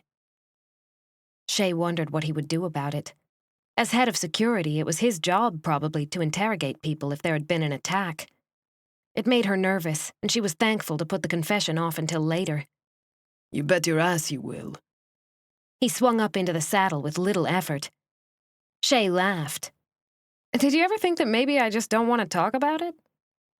He reined his steed around. That goes without saying. If you'd wanted to talk about it, the entire castle would already know the details. You've tried to brush this under the rug for reasons I can only guess at. Stop being so astute. Chey chose to combat her nerves with light humor. Once she confessed, there was no going back. She didn't know exactly what Sander might do, but she suspected he was the type of man who wouldn't rest on his laurels. He was a man of action and conviction. Sander would eventually get to the bottom of it. Maybe that was a good thing. The mare picked her way along the trail behind Sander's horse, shaking her head so that the bit rattled and her mane whipped about. It's my job. So? You could pretend indifference. What kind of a man would that make me? He asked, ducking a branch. Chey ducked it too. An indulgent one? But that's not what you really want. How do you know what I really want? Chey stared at the back of his head. He'd pulled the top half of his hair into a small ponytail again. The rest hung loose around his neck. If you didn't want someone to know the truth, you wouldn't have shown your face in public. You would have claimed the flu and stayed in your room to heal as much as possible. I can't do that. I have to work. Not a good enough excuse. Everyone gets sick. You could have made a plausible argument until the bruise faded. Instead, you lied. Everyone else bought it but you, she pointed out. He twisted his shoulders to glance back. A brief moment of eye contact before facing front. Really? She wasn't sure she liked the implication. You don't sound like you believe that. Because I don't. Even Ingel wouldn't buy that load of crap. Chey scoffed. She didn't say otherwise. She's head of the house staff. What do you think she's going to say? Mattias didn't say anything either. Which wasn't exactly true. He'd seemed suspicious of her cabinet story. He knows better. Trust me. A 5-year-old child would know better. In the face of Sander's conviction that someone had hit her, Chey decided maybe she shouldn't have fabricated a tale about the bruise after all. Now they were all going to think she lied on a regular basis. If it makes any difference, I respect that you're attempting to either protect who did it or spare someone the humiliation of discovery. It's just not the right choice if whoever it is needs reprimanding. She couldn't decide if it was the words or his tone that prompted the sudden confession. They showed up in the night, while I was sleeping. Pinned my head down with a blindfold and stuck a knee in my chest. Made it hard to breathe. At some point, she became aware that the mare stopped walking, and that his steed had too. He turned in his seat, staring back at her. I tried to fight back, but each time they applied more pressure with their knee. He, or she, I'm not sure which, told me that I had to stop taking late walks through the castle, that I shouldn't spend any more time with Mattias. They said there are eyes everywhere, and if I didn't do as they said, that they would plant false evidence in my room, some Audisari artifact, and blame the theft on me. Or, she paused to swallow and meet his eyes, that a long fall down the stairs was a common occurrence in the castle. Sander turned his steed around, approached slowly until he was side by side facing the opposite direction so he could look directly into her eyes. Then they took the blindfold away, but before I could see who it was, they backhanded me. That's how I got the bruise, Sander. He didn't say anything for a full minute. Chey started to wonder at his silence. Finally, he spoke. Do you have any ideas who it might be? Has anything else happened to spark suspicion in your mind? Yes. She saw no reason to lie, not now. Mattias showed me the Queen's garden. Even though you both knew it was off limits? Yes. All right, go on. I took a few pictures. We had only just arrived, more or less, when Natalia found us there, and she was... Chey hesitated to out the girl for her drinking. Drunk, Sander guessed. That's right. Maybe it wasn't the secret Chey thought it was. And very angry I was there. She threw her glass at me. Sander arched a brow. He ran his hand under his horse's mane and gave the strong neck a pat. Did it strike you? No, she missed. All the same, she was unhappy I was there, so I suppose she had some motive. The other is... Via. Due to the nature of the threats regarding Mattias and myself, and the venomous stares she's been giving me, she's the other that came to mind. Beyond that, I don't know. Chey watched Sander's expression. He looked thoughtful, considering, and not judgmental. Tell me your impressions of your attacker. Off the cuff. First things that come to mind. Don't think too hard about it, he said. Chey shifted in the saddle. I couldn't tell if it was a man or a woman, but they were strong enough to pin my head down at least. I didn't get the impression of size. What I'm trying to say... She trailed, struggling to define what she meant. It wasn't the same as if I was leaning over you, he guessed. Chey realized he was right. Yes, exactly. I didn't have the impression of bulk, of someone obliterating the rest of the room. Good. What else? Just say whatever strikes you. Often your subconscious picks up more than you realize. They were angry, frustrated. How so? It was the terse way they whispered. You know how when someone is irate and speaking in clipped syllables? Even with the accent, I noticed it. She hadn't pinpointed that until Sander goaded her into speaking freely of the attack. What about the smell? Did you catch a scent of anything? Sander slowly circled his horse around her own. Chey followed the animal as far as she could see to one side, then picked up on the other, watching with her eyes. She frowned, thinking about his question. I don't recall smelling anything. Think hard. Something sweet, something masculine? A certain soap, sweat? He didn't take his eyes off her as his horse clopped front to back and around again. The methodical motion lulled Chey a little. Nothing. I don't remember any scent associated with the event, she finally said. All right. And you're certain you don't lean one way or another as far as a female or male voice? No. It wasn't just whispering, but I want to say they were speaking through something that changed their voice, maybe. Or they did it on purpose to throw me off. It was so middle of the road that I couldn't tell if it was a man or woman at all. That part frustrated Chey more than she wanted to admit. It would have been an easy clue to hone in on. On a scale of 1 to 10, how hard did they strike you? Chey met his eyes and cocked her chin in consideration. 7? I've been clocked before. This person has some strength to them. It could have been stronger, though, so I say about a 7. Did the fist feel bigger or smaller? I'm not sure. It didn't feel like a sledgehammer, but it also wasn't a feminine slap. They got their knuckles into it. My head snapped to the side with the force, so whoever it was had some decently honed muscles. Very good. Just one moment. Sander reined his steed out of the circles he'd been making and angled away while he took out his phone. He spent 3 minutes, no more, giving orders in his mother tongue. Chey wished she knew what he was saying, or who he was talking to.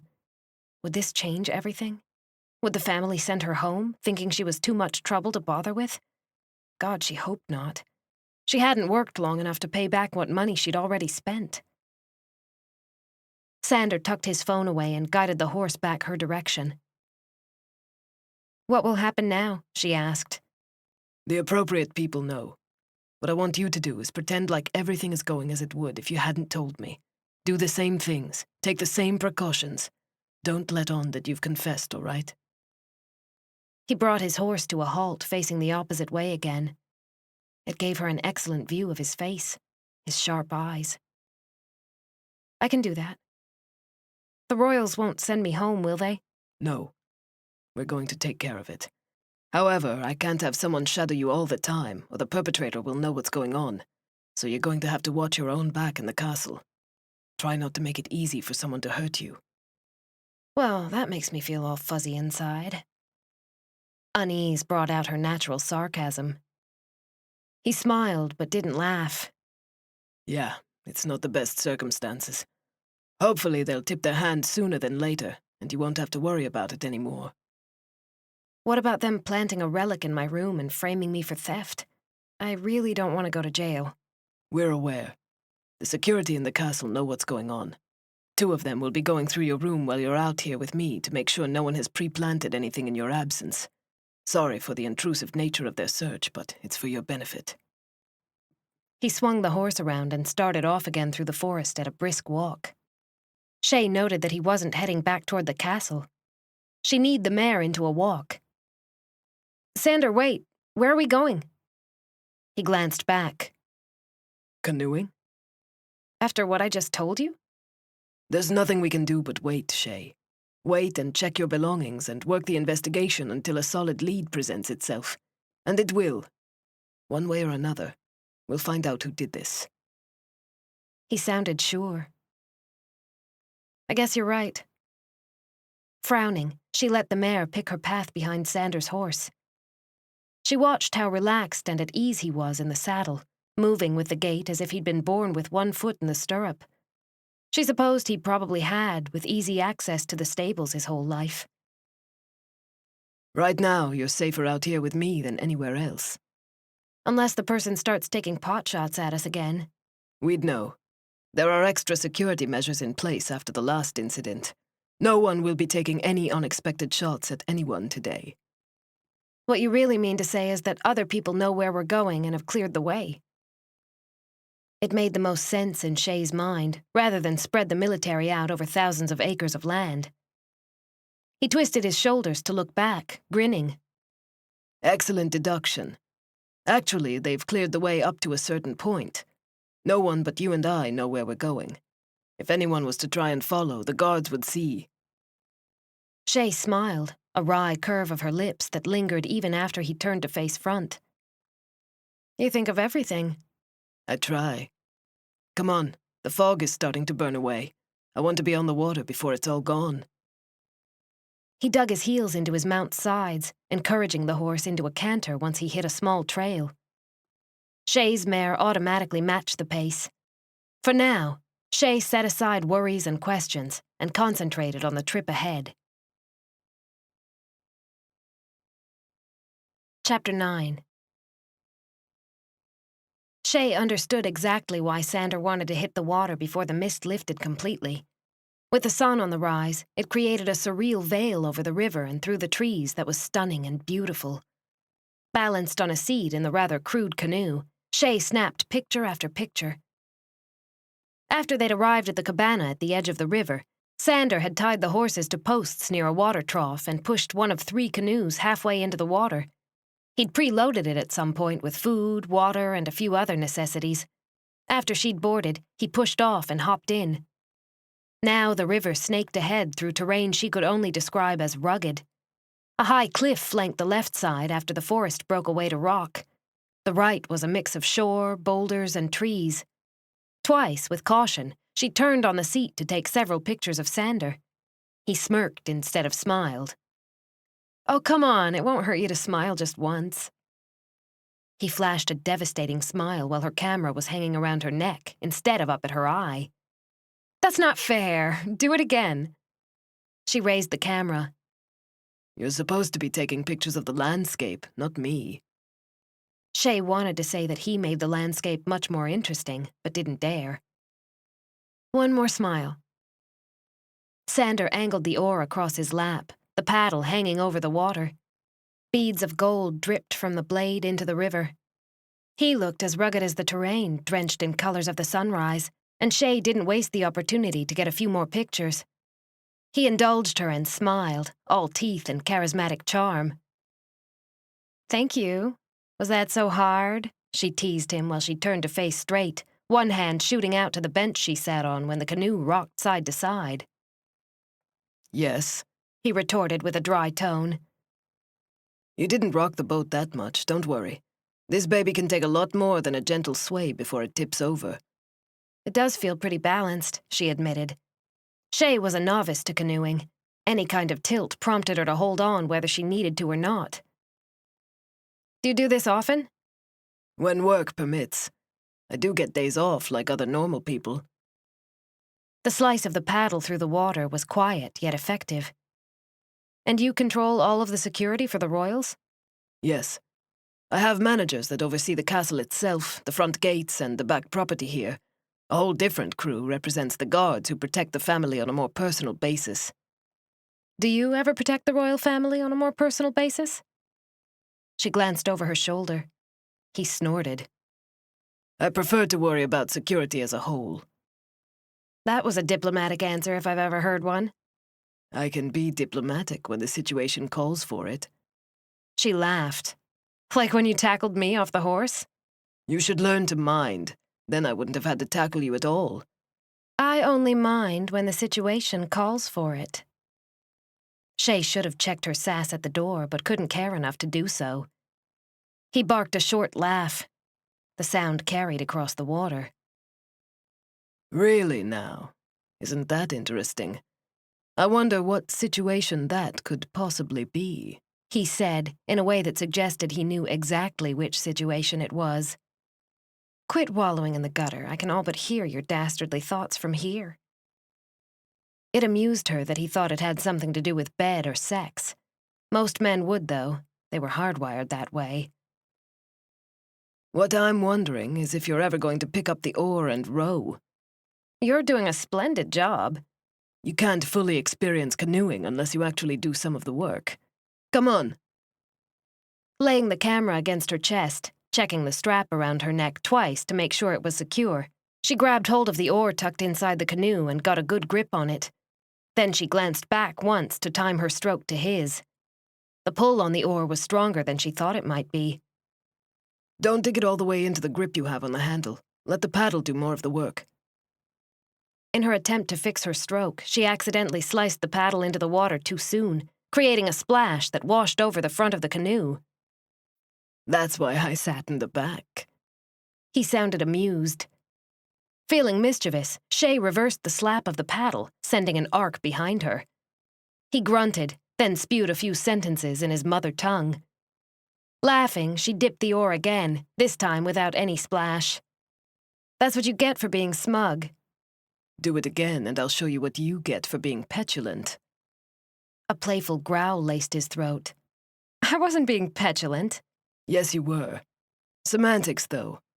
Just understand that my paybacks are serious business. "You wouldn't dump me into the water." She glanced behind her, a brow arched. He arched one back. Wouldn't he? That's what his expression said. "My camera!" Can be replaced, though the pictures you've taken cannot. Pity. He won that round. With a silent laugh, Chey faced forward and got down to the business of rowing. The breadth of the river narrowed and widened, pinching between cliffs and then shallowing out as the craggy rock fell away to forest or the flat of the river's edge. Sander knew his way well, Chey discovered, steering them through the deeper part of the shallows, through swifter currents and around boulders thrusting up from the depths that might have otherwise caused problems. He guided her in rowing and in the sights at the same time, explaining how untouched some of the terrain in these distant acres really was. Few hikers or royals ever ventured this far back in the property attached to the castle, leaving it pristine and wild. Chey got several amazing photos of birds, fish that swam close to the canoe near the surface of the shallows, and gnarled trees with branches twisting toward a blue sky. Finally, Sander steered the canoe toward a flat part of the shore just in front of a sloping rise of rock. She could see it climbed into another craggy cliff overlooking the river. Encouraging her to disembark, Sander pulled the canoe up onto the sandy loam and used a tether to secure it to a fallen tree. He tugged out a small cooler and a backpack from between the bench seats, then led her up a rather steep incline made of boulders in various sizes and shape. Sure-footed as a mountain goat, he didn't need to hold onto the rock like she did. Up to the challenge, Chey ascended until they crested the top of the cliff. And what a sight greeted her from that lofty height. Spread out before them was a panoramic vista of forests and wildlands that stretched as far as the eye could see. The river cut across the landscape like a glistening snake, sidewinding its way through foliage and rock on its way inland toward another lake. In the distance, she saw the jagged outline of mountains. This is breathtaking. Some of these pictures will be perfect, I think, to give a clearer picture of what Latvala is really like. The untamed parts, anyway. She lowered her camera and glanced at Sander. He stared out at the landscape with a look of pride and serenity. Exactly.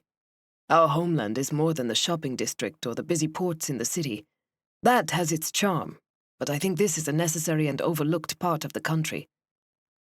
How far does the royal land extend from here? Chey knew there had to be smaller cities between the castle and those distant mountains. Quite a ways. There is actually another, smaller castle that sits right on the big lake. You can't see it from here. He pointed in an easterly direction, beyond a thick forest that obliterated most everything for a half-mile or more. 20 miles past that castle is a small city called Herefshire, and then another 3 or 4 towns leading up to the mountains. The royals only allowed so many cities to crop up within a certain area near the castles. Most other cities, with more citizens, sit farther up the coast and inland to the east of the mountains there. People of Latvala like to spread out rather than cluster together. Who lives in that smaller castle? And just how small is small? Chey couldn't imagine a small castle. Sander hooked his thumbs into the pockets of his jeans and stared out at the impressive landscape. No one lives in it now. It was built before the other one. In fact, there are a few castles in Latvala that predate the current family seat, to house the king and queen during their reign at that time.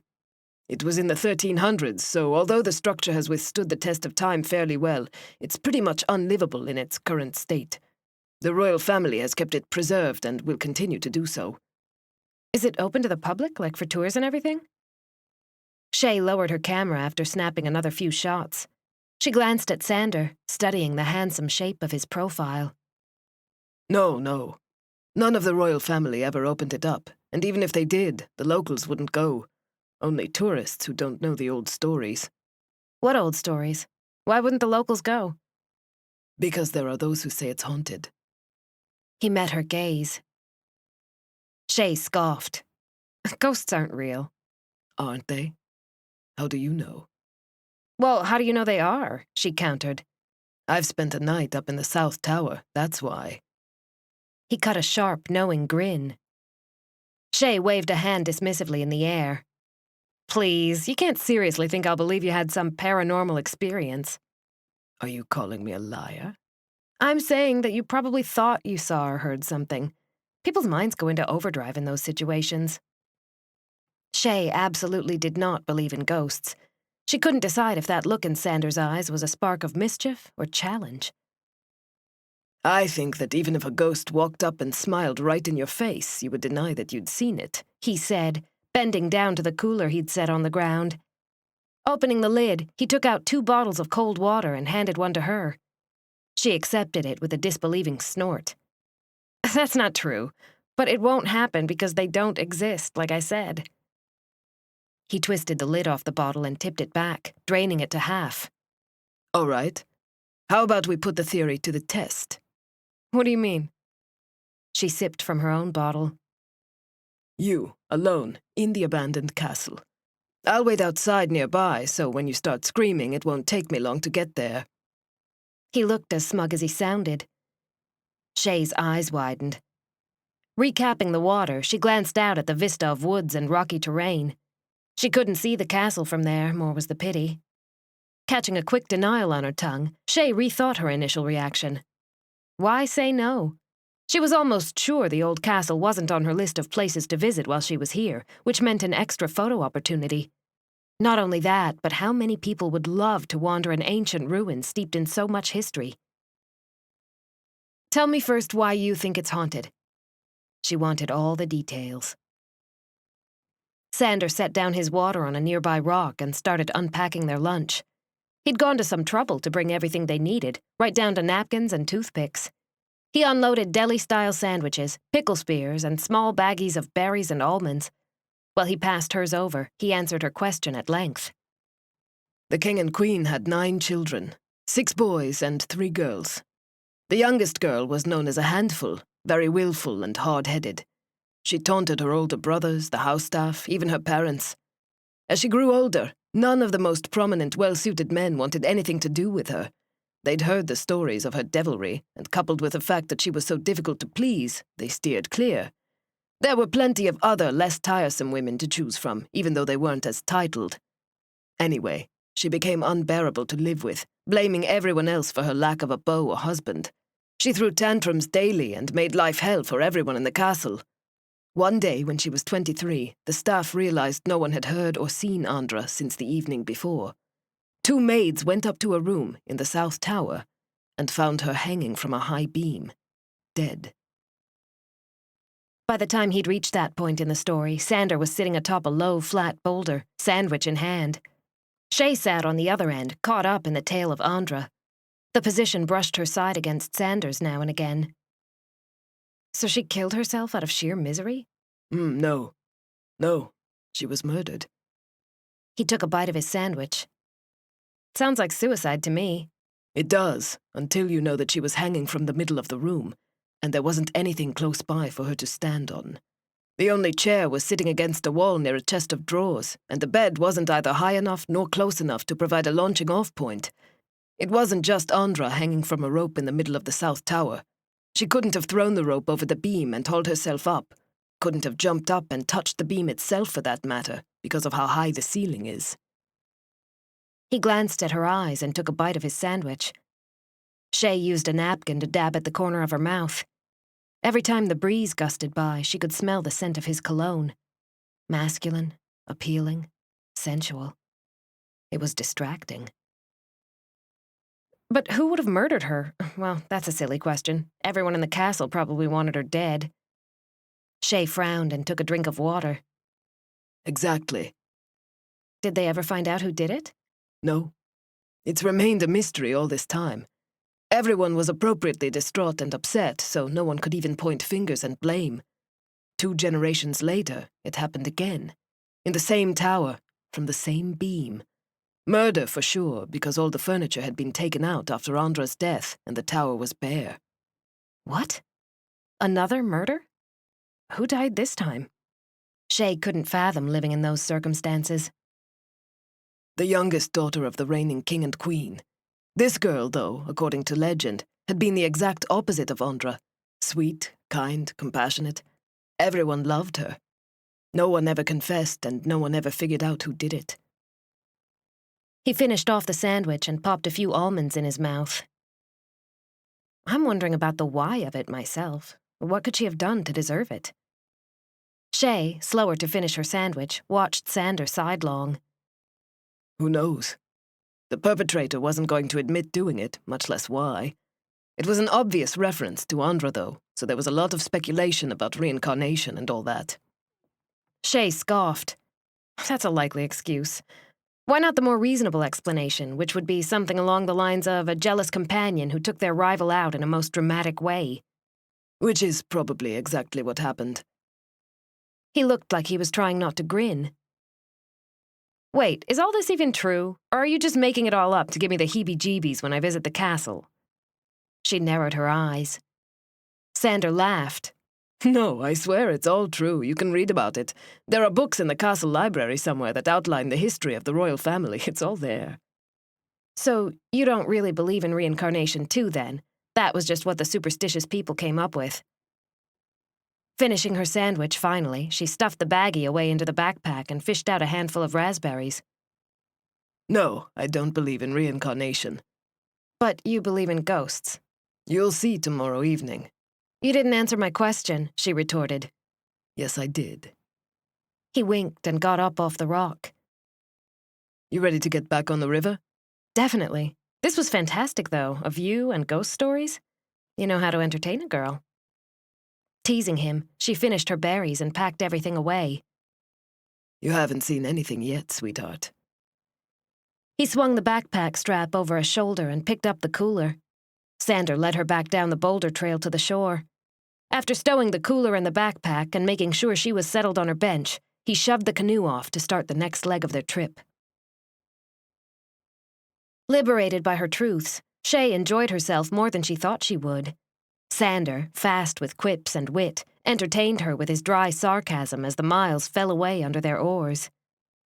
She knew something had changed with the river when the formerly smooth ride started to get bumpy and rough. A large boulder made an appearance in the middle of the water that they steered around. The landscape on either side of the bank had flattened out, stretching away into woods instead of high cliffs. All right, this is where you're going to need to pay closer attention. I can't see ahead as well with you in the front, so you're going to have to tell me when those big rocks stick up out of the water. I know where most of the large ones are. It's the smaller ones we have to watch, Sander said. Are we heading into rapids? She asked, using her oar to point out a rock coming up on their right. Yes, it's nothing major, though we do have to be vigilant when we're passing through. The easiest way to see the submerged ones are to watch the water. When it splits and passes around something you can't see, tell me. We'll go to the left or right, following the current. Can you do that? I think so, yes. It doesn't look too bad from here. Looking ahead, Chey only saw a few places where the calm surface rippled into white rapids. Like I said, this patch isn't bad. Just steer us around the boulders. Are there places along the river where it's worse? Chey guided them around another smaller rock that just broke the surface. Yes, several rapids along the river are serious business. No one but an experienced rafter or kayaker would undertake it. You sound like you know firsthand. She glanced over her shoulder. Sander looked away from the water to her eyes and smiled in a way that said she was right. Of course I do. I have mentioned, have I not, that I spend a lot of time outdoors? Yes, but there has to be a cutoff point, right? Where it's too dangerous or risky? She looked forward when he gestured. The canoe followed a swift current that made Chey's stomach flip-flop. The sensation of speed tapered off almost as quick as it began. What's life without a little risk? He countered. You know what I mean. The current smoothed out, though the canoe traveled just as fast along the surface, speeding through a wide gap between boulders. And my answer remains the same. You can't hold back just because you think the risk is too high. Don't get me wrong, I won't jump off a cliff with no bungee attached or toss myself out of a plane with no parachute. But I've done both of those things with the proper protection and have no regrets. There is no way I would jump out of a plane, for any reason. She shuddered at the thought. That risk in her mind was just too high. You don't know what you're missing. Or are you the type that thinks risk is battling 20 other women at the sales rack at the local store? Bit of hair-pulling, tug-of-war over a bra. Chey guffawed and slapped her paddle backwards in the water. Rewarded with his grunt of surprise, she concentrated on the river lest she miss a change in current and land them on the rocks. In her distraction, she didn't think about the attack or the threats or what might happen from here. Chey enjoyed the moment, yelping in shock when the canoe dipped down and splashed back up, spraying her with water. She checked her camera, grateful to see only a faint sheen on the outside. The rapids dwindled to a calm flow once more, leaving Chey with a racing heart and a grin on her mouth. Although tame by Sander's standards, it had been wild enough to be exciting for her. From there, Sander guided them through another gorge and eventually onto a bank when the rocks sloped down to flat shoreline once more. He climbed out and tugged the canoe further up onto the sand and offered her a hand to disembark. Accepting it, she grabbed the strap of the duffel and stepped down onto the ground. Sander plucked the cooler out after that and hitched the canoe all the way up to a rail where he secured the vessel by rope. The area showed signs of being used as a common input for river travelers. A few benches sat near the long rail to tether canoes or rafts or other water equipment to, and a small building sat further in. Restrooms, noted by the distinctive graphics on the doors. "Are we hiking all the way back?" she asked, slinging the duffel strap over her shoulder. No, we're better than 12 miles from our starting point. He picked up the cooler and gestured the other direction. Chey spotted a medium-sized parking lot with a shiny new white truck waiting in a slot. "You've thought of everything, haven't you?" He led her toward the truck. It pays to think ahead. We wouldn't make it back to my cabin before dark, and out here you don't want to wander around with the creatures of the night. At the truck, he lifted the cooler into the back with little effort. Taking the bag from her once she reached him, he set that in the back and unlocked the doors with a number code instead of keys. "I've heard wolves before, is that what you mean?" She climbed into the passenger seat and closed her door. Yes. Normally they won't attack humans, but why take the chance? He started the engine and backed out of the space. There are bears this deep in the woods, too, and you definitely don't want to run across a mother with her cub. Chey fastened her belt and watched Sander rather than the appealing terrain they drove through. He handled the truck with confidence and familiar ease. There were damp spots on his shirt and pants from her flap with the paddle, bringing a grin to her lips. He glanced over just in time to see it. What? "Nothing. You're staring. And you're not watching the road." He swerved back onto the dirt lane when the tire rumbled over a rough patch of small rocks to the side. Then quit distracting me. She laughed. "I didn't do anything." You're staring. He glared playfully sideways, then put his attention forward. Chey wanted to tell him that he couldn't find it a surprise. Surely many women stared when they were in his presence. He was so casual, so self-contained, and he had chest and shoulders to die for. No, Chey was certain Sander Fisk was not immune to extra attention from women. "Is that uncommon?" Chey could be counted upon to speak her mind at least. No. He retorted with wolfish charm. "Then why are you surprised?" Because it's you. You don't seem like the staring type. "What type do you think I am?" The type to come over here and do something about it. A rasp laced itself through his words, as appealing as the seductive glance he leveled across the cab at her. Oh, he was a brazen bastard. And he was absolutely right. She was the type to take action when the desire arose. Under the right circumstances, Chey could be forward and blunt. Her belt came loose with a quiet click. He cut his eyes to their corners, a quick check before finding the road. Scooting across the bench seat, she cupped her hand on the other side of his whiskered jaw and set her teeth to the nearest, scraping her way to a kiss. His stubble tickled her skin, not an unpleasant sensation. "Can you kiss and drive at the same time?" she asked before slanting her mouth over his. Chey caved to the attraction between them and slipped her tongue past his lips. She had nothing to lose and everything to gain. He wanted it, or he wouldn't have goaded her into action.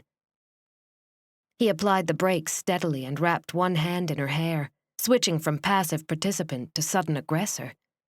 Sliding his tongue over hers, he kissed her thoroughly, dipping into the hollows behind her teeth and along the roof of her mouth. He kissed her like a man skilled in the art of passion, who knew exactly what he wanted and meant to take it. Chey would have sworn the temperature in the truck rose 100 degrees in seconds. Breathless, she nipped his lip and eased back enough to see his eyes. He searched hers with a predatory gleam, fingers giving her hair a testing tug. Automatically, she moved her head to counter, just to see what he would do. He increased the grip and brought her mouth to his, changing the angle, his other hand gliding down her ribs to her hip. Lost in the heat and friction, Chey didn't so much as twitch when he slid his hand under the hem of her shirt and found skin. Sander made it easy to want him, to throw caution to the wind and give in. He was all male, solid and strong, with a subtle scent of masculine cologne tickling her senses. The river left its mark on his clothes, as well as the trees and sand, adding something untamed and wild to his skin. When he groaned, she swallowed it and returned a more feminine version of her own. Breaking the kiss, He teethed her lip and pressed a whisper there. My cabin? Yes. Carrying her with one arm around her hips like she weighed nothing, Sander toted her from the truck to the front door of the cabin. Arms wrapped around his neck, Chey barely registered that the horses were tethered to the post alongside the structure as he unlocked the front door. Feet dangling a half-foot off the ground, she tongued his jaw, his ear, his throat. Each glide earned her a groan or a growl, encouraging her to do it all over again. Under her palms, his muscles flexed and shifted, causing her to knead circles across his back and shoulder. Nudging the door closed with the heel of his boot, he tossed his keys negligently aside and skimmed her shirt up her body. The peeling of layers came as he drove her backward, shoes and socks, shirts and pants, bra and boxers. He was as glorious naked as she imagined he would be, all sinew and hard strength.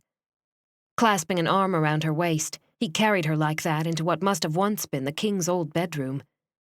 Periphery picked out the details because she didn't want to stop kissing him long enough to take a good look. A high ceiling wrought with heavy beams arched over a large room with several windows in 2 walls. The massive bed sat to the left with other sturdy furniture flanking a stone fireplace that ran floor to ceiling. Laying her down on the mattress, Sander covered her with kisses from her navel to her throat and slid between her thighs with an experienced slice of his pelvis. He gave no quarter the way he loved her, consuming all of her with his demanding mouth, strong hands, and stronger hips. Pounding her into submission, he swallowed her lusty cries and fed her a snarl of his own at the end. She thought it sounded suspiciously like her name. Sweat-covered and boneless, Chey recovered from the bliss wrapped in his arms, legs tangled endlessly. Every now and then a stray spasm shook her.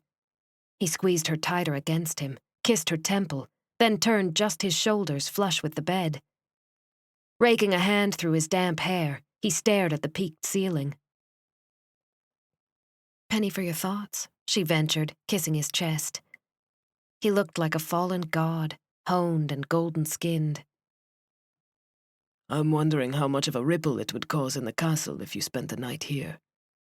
Well, they said I could come and go as I please when I'm not photographing the royals. It dawned on Chey then that she had plans for the evening. Sitting straight up, she glanced at the windows to gauge the time. From the sharp slant of the sun, she guessed it was late afternoon. 4, maybe 5 o'clock. Oh, crap. She was supposed to be getting ready for the dinner this evening with Mattias. Did she even want to go? It didn't matter. She couldn't just stand Mattias up, not after the shopping trip. Never mind she'd agreed to go. What's wrong? He asked, voice alluringly raspy. Actually, as much as I'd like to stay, I can't. I just remembered I have something to do this evening. Chey gave him an apologetic glance and leaned over to kiss him. He grunted but returned it. Plans? Sort of. I promised someone I'd be there at the castle this evening, or trust me, I'd stay. She smiled down into his face.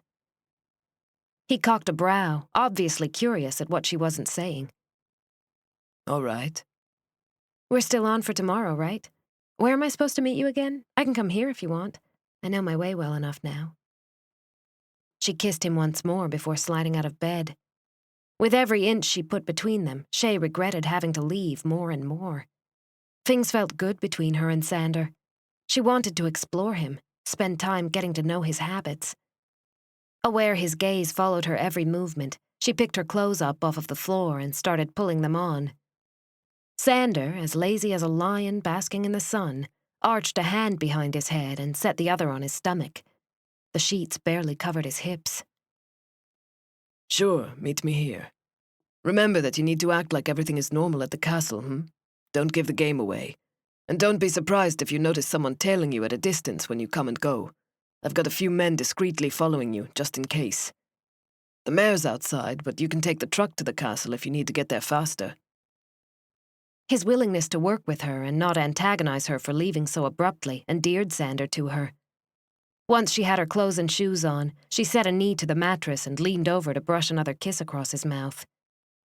Thank you. I'll take the truck. Can I just drive it back tomorrow? I love riding the mare, but I think I feel safer with the vehicle. He kissed her, a lingering press of lips, Of course. Don't worry about the horse. I'll see to it she gets back to the stables tonight. Excellent. I'll see you tomorrow evening, then. He caught her around the nape and hauled her down for a more thorough kiss. Then he released her. Go on. Get out of here before I forget all my good intentions and drag you back into bed. Laughing, Chey pinched his stomach hard enough to make him grunt and swatted her hand. Maybe I'd let you. Maybe. He arched a brow like she'd just issued a challenge. Chey eased off the bed before he followed through and snagged her. Okay, probably. I'd probably let you, she teased. I'll see you tomorrow. He said nothing in the way of goodbye, but the hot look he leveled on her gave Chey goosebumps. Raiding his pants for keys, she left him there with a last glance back. Then she hurried out the door to the truck, aware time was ticking off the clock. She had a royal party to attend. Chapter 10. At precisely 7 o'clock, Chey answered a subtle knock at her door. Expecting to see Mattias on the other side, she swung it wide, a smile in place. Elise stood there in her typical uniform, a box in her hands. The maid looked surprised to see Chey dressed in such elaborate finery. Oh, miss, did I disturb you? I have a delivery, Elise said with another glance at Chey's gown. No, I thought you were someone else. What's this and who's it from? She asked, taking the box from Elise's fingers. It was blue, almost exactly the same color as her dress. A sheer white bow sat on top. I do not know, miss. Mr. Hermes sent me to deliver it and to tell you that you are to meet him at the end of the hallway in 5 minutes.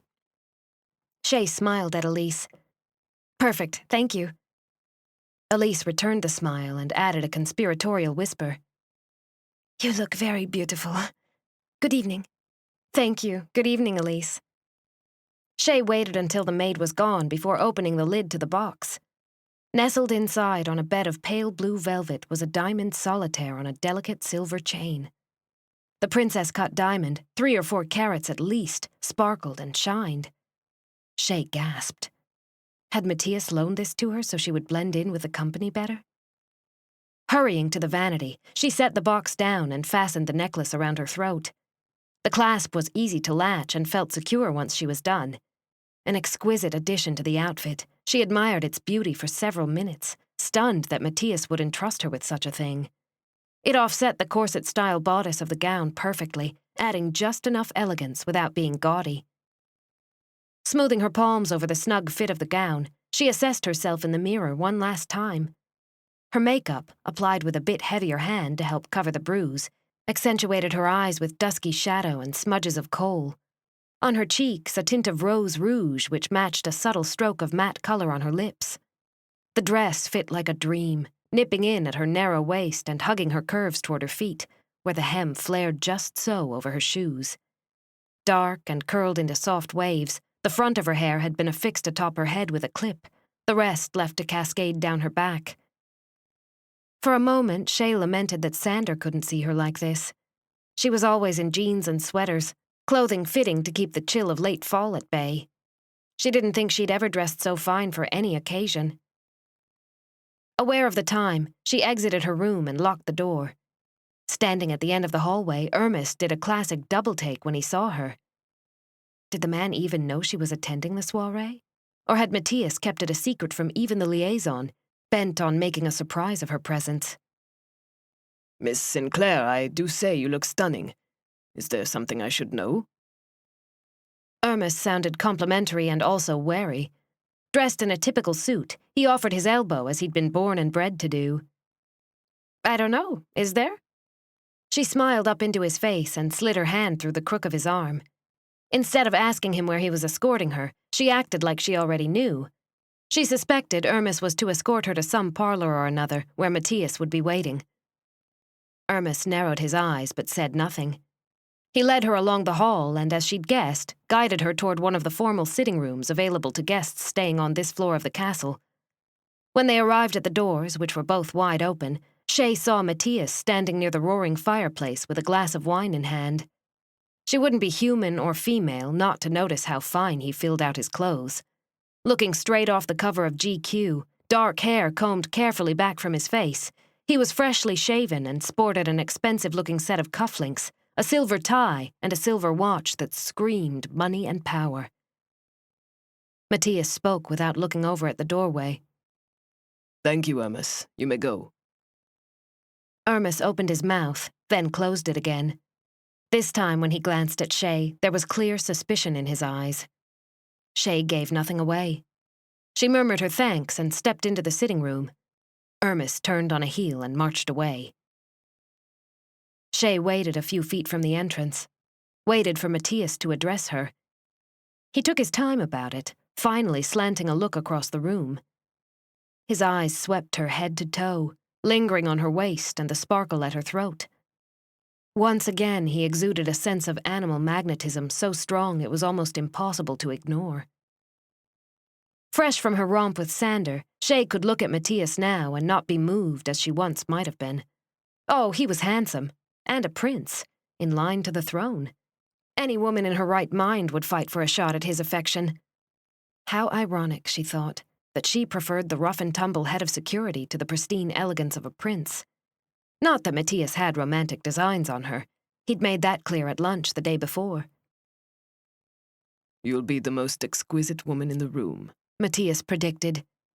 He toasted her with his wine glass and had a long drink. Chey lifted her chin and smiled, performing a small curtsy that was less clumsy than the ones before it. She'd watched and learned from other staff members. "Thank you, Mr. Autisari.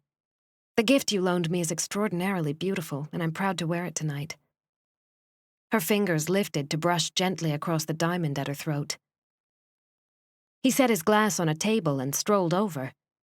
Without pause, he circled her, looking at every inch of the dress, of her flesh. "It is not a loan, Chey. It's a gift. Your gift. I'm pleased you like it." She gasped. "What? Mattias, I can't—" "Can you not?" he asked, arriving before her. He reached out to touch a carefully arranged curl. "No, it's far too fine. I'm happy to wear it tonight, however." She stuck to her guns, denying the gift out of hand. He was spending too much money on her, money she hadn't earned or deserved. He leaned his head toward her. The subtle scent of his cologne was alluring and seductive. "It's a gift. Has no one ever told you it's rude to deny one given in gratitude?" Chey swallowed and held his eyes. Gratitude for what? "For being my companion this evening, of course." He leaned out of her personal space and offered his elbow in a fashion much more regal than Hermes. "It's an awfully expensive gift to attend a one-night function," she said. Slipping her fingers under the bend of his elbow, she followed when he led her from the room and into the hallway. "I think you should worry less about how much things cost and more about the thought behind it." His expression waned contemplative. "I have. It's still extravagant."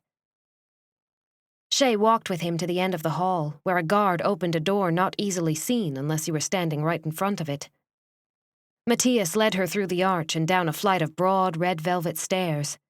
Sconces spaced every 3 feet or so cast off an ambient glow.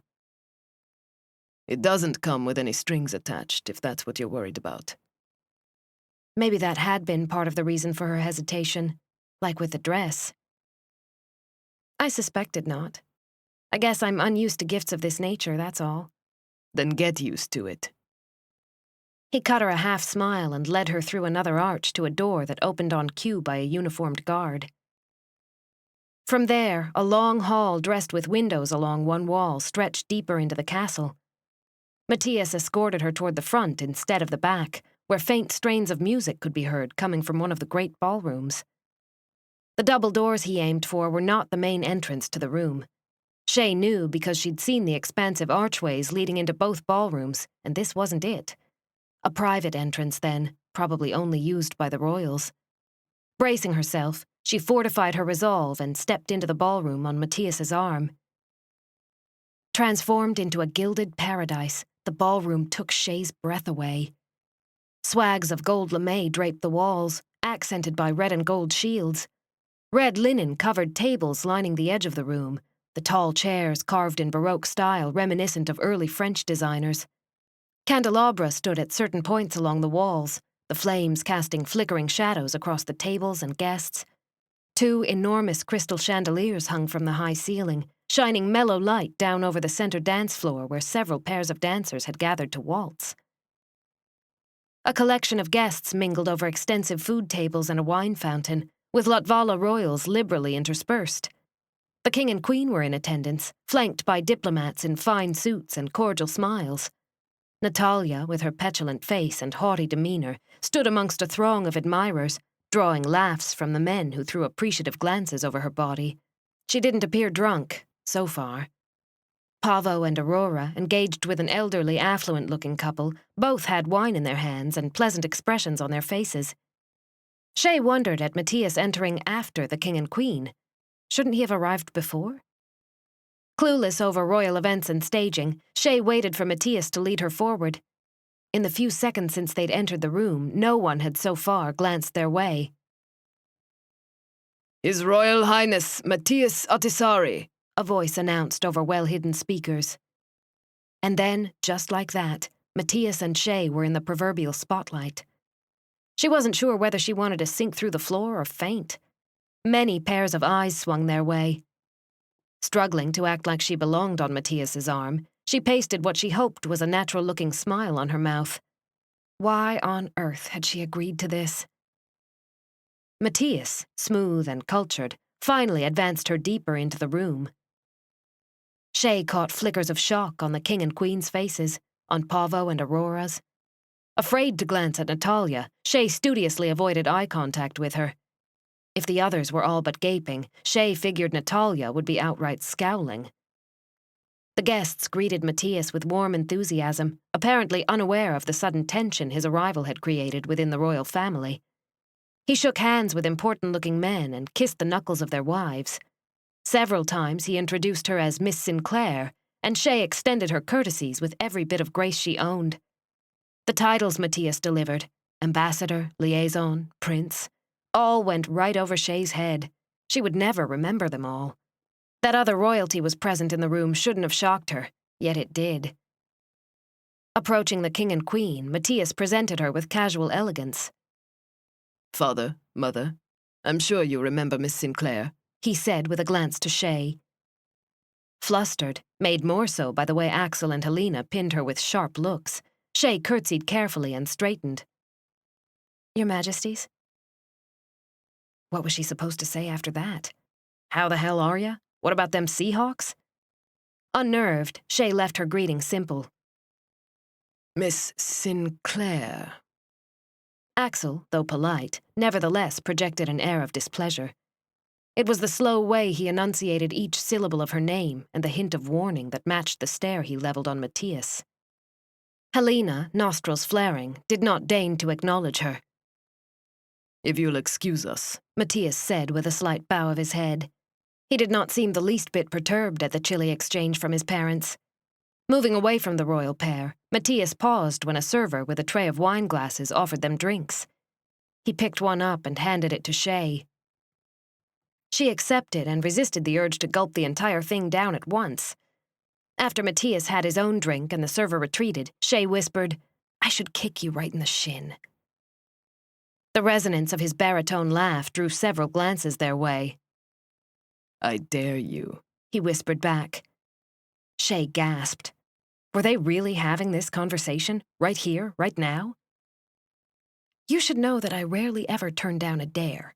If we weren't where we are, I would absolutely do it. She sipped her wine. Just then, she caught Natalia's gaze by accident. The woman wore a murderous expression. Her companions all stared Chey and Mattias's way, as if trying to figure out what had Natalia's ire up. Feeling puckish and truculent, Chey toasted Natalia with her glass. In for a penny, in for a pound. If Natalia was behind the attack, then at least Chey could give the girl a real reason to shove her down the stairs. You're doing very well, Mattias said with a subtle switch of subject. But then I knew you would. It's not that hard to be cordial, you know. We heathen Americans do possess some diplomatic skill. She countered his praise with a healthy dose of dry sarcasm. His shoulders shook with silent laughter. Mattias sipped his wine. And you possess... Mattias Autisari, it's been too long. How are you? A gentleman with ink-black hair and equally dark eyes intruded on their conversation, smiling broadly with one hand extended to Mattias. Prince Severian, I think you're getting fat. Mattias shook the man's hand, grinning like the devil himself. I'm well. This is Miss Sinclair, Prince Severian of Wythen Isle. Prince Severian laughed and clapped Mattias on the shoulder. Always the charmer. Miss Sinclair, my pleasure. He turned to Chey and extended his hand in the way that men do when they intend to kiss the back of a woman's knuckles. Chey let him have her fingers. The pleasure is mine, Prince Severian. He lifted her hand to his lips for a brief brush and released her. Now then, not to be rude, but may I steal your date for a moment or two? Mattias arched a brow at Severian. Chey couldn't decide if Mattias was surprised by the request or surprised that the prince was asking her permission. Of course. Prince Autisari, you know where to find me. She stepped away to let the men discuss what they would. The affairs of the state or other political intrigue, no doubt. Not 3 steps from them, she heard Severian lower his voice and address Mattias. His voice carried despite his best attempt to be discreet. I won't keep you, Matt. But what's the rumor I hear that there's been assassination chatter intercepted by your security? Damn. Chey wanted to linger and hear Mattias's answer. Assassination chatter for who? The king? The queen? By the time she heard the low rumble of Mattias's voice, she was too far away to make out specific words. Threading her way to the edge of the crowd, she positioned herself near a vacant table and sipped at her wine. She wasn't daunted by standing alone in a crowd of dignitaries. It gave her an opportunity to see how this level of society worked, how the women congregated in groups and how the men branched off, puffing on cigars or tossing back brandy. She wondered at the number of royalty present that didn't belong to the Autisari name and what their visit was about. Surely some sort of deal-making was happening, or ideas being introduced for the rest to consider. Trade, import and export, military might, positions on war. It could be a number of things. Left to your own devices already? I'm not surprised. Why don't you make a quiet exit while no one's watching? Natalia hissed at her side. Distracted by Mattias and Severian, Chey didn't see Natalia's approach. Or what, you'll pitch another tantrum and throw your glass at me? Shocked at her own audacity, Chey couldn't quite quell her sudden fit of impatient annoyance. She didn't owe Natalia anything, hadn't done anything wrong, and she was growing tired of the woman's vitriol every time she turned around. Natalia narrowed her eyes and leaned closer until her mouth was right at Chey's ear. I'll have you and your precious camera thrown out on your ass. Watch and see if I don't. Speak to me like that one more time and you'll find yourself on a fast track back to whatever hovel you crawled out of. If there was anywhere Natalia could strike a winning blow, it was with the threat of being forced to leave the castle. Chey hadn't yet worked off the money she'd put in the bank, and the damage to her reputation might never recover if word got out that she'd been fired for lack of professionalism at her job. She was sure Natalia would do as much damage on the international front as she could, wrecking Chey's chance to work with other members of high society. Still, it galled her to swallow her pride and feign regret. My apologies, Princess Natalia. You don't sound very convincing. Chey wanted to ask Natalia if she didn't have better things to do than stand here and heckle the hired help. Curbing her wayward tongue, she lifted her glass and sipped the wine instead. It kept her mouth busy until she reined in her temper. Across the room, she saw Mattias glance her way. His eyes narrowed when he spied Natalia standing in such close proximity. Chey knew she needn't convey the tension between herself and Natalia. A moment later, he disengaged from Severian and headed her way. Rather than repeat an apology she didn't feel or mean, Chey took another drink. Natalia chose that moment to accidentally bump her shoulder in the guise of reaching for a napkin on the table behind them. A small bit of wine spilled down the front of Chey's dress, splashing droplets onto the skin of her chest. Gasping in outrage, Chey had half a mind to throw the remains of her drink right in Natalia's face. Of course she couldn't. That would land her in very hot water. Natalia! Mattias snarled, arriving in time to see the blatant collision. I'm so sorry, Miss Sinclair. You'll have to forgive me, Natalia simpered, offering Chey the napkin with triumph in her eyes and a smug smile on her mouth. In a low voice, Mattias leveled a stinging reprimand in their mother tongue and snatched the napkin from his sister's hand. Unable to understand the language, Chey nevertheless had no trouble discerning his anger at Natalia.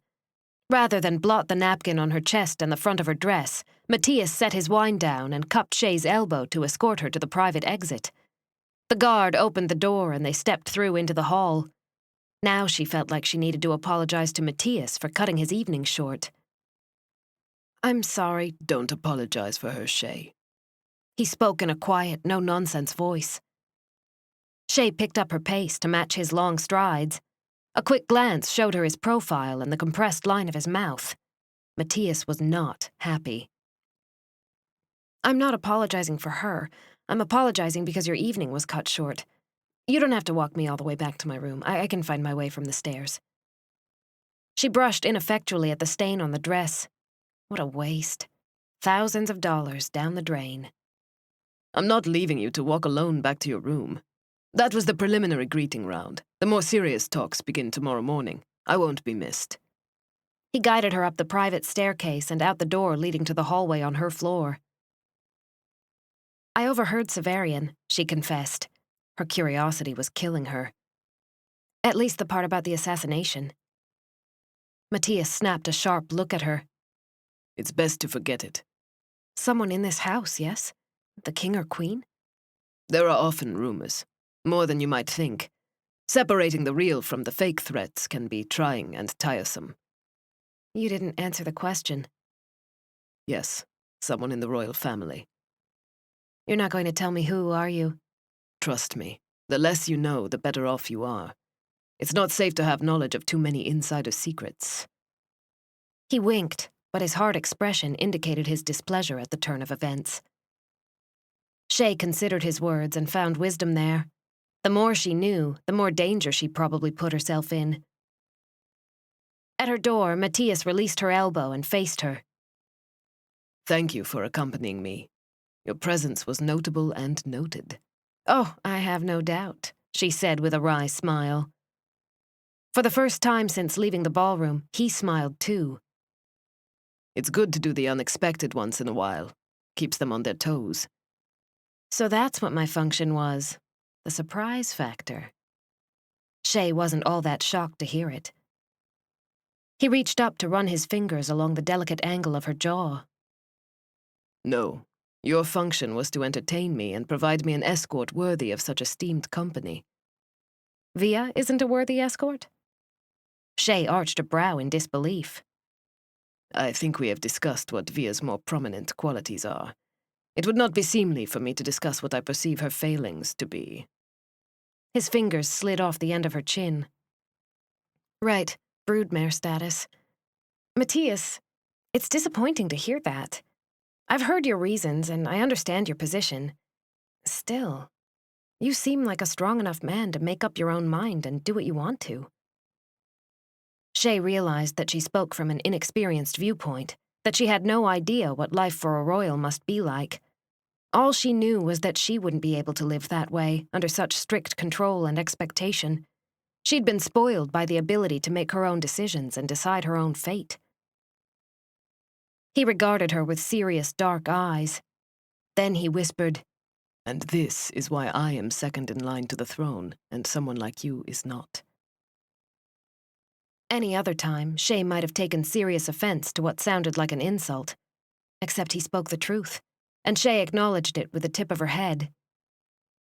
Yes. No matter what else, thank you for inviting me. I would have never had the privilege of experiencing anything like it otherwise. You're welcome. I'm sorry we were not able to squeeze in a dance. Maybe next time. If you leave the dress outside your door, I can have someone attempt to fix it. Maybe next time, she agreed, all while thinking of a dance with Sander instead. In the living room of the cabin, perhaps, or under the stars and moonlight. She glanced down at the front of the pretty gown. There's an old saying, if it's red, you're dead. I don't think it will come out, but I'll leave it out here anyway when I change. Very well. Good night, Chey. Mattias bowed his head and pivoted to head down the hallway. Fishing the key out of her bodice, because there wasn't a spare inch anywhere else on the snug dress, she unlocked her door and let herself inside. Time to change and reflect on a very unusual day and night. In the spill of light falling in her window, Chey removed the stunning pendant and laid it on the dresser. The diamond shined despite the otherwise dim state of the bedroom. Struggling to get out of the gown, she kicked off her shoes and wiggled the zipper down her spine. What a pity Sander hadn't seen her in it before the advent of the bright red stain.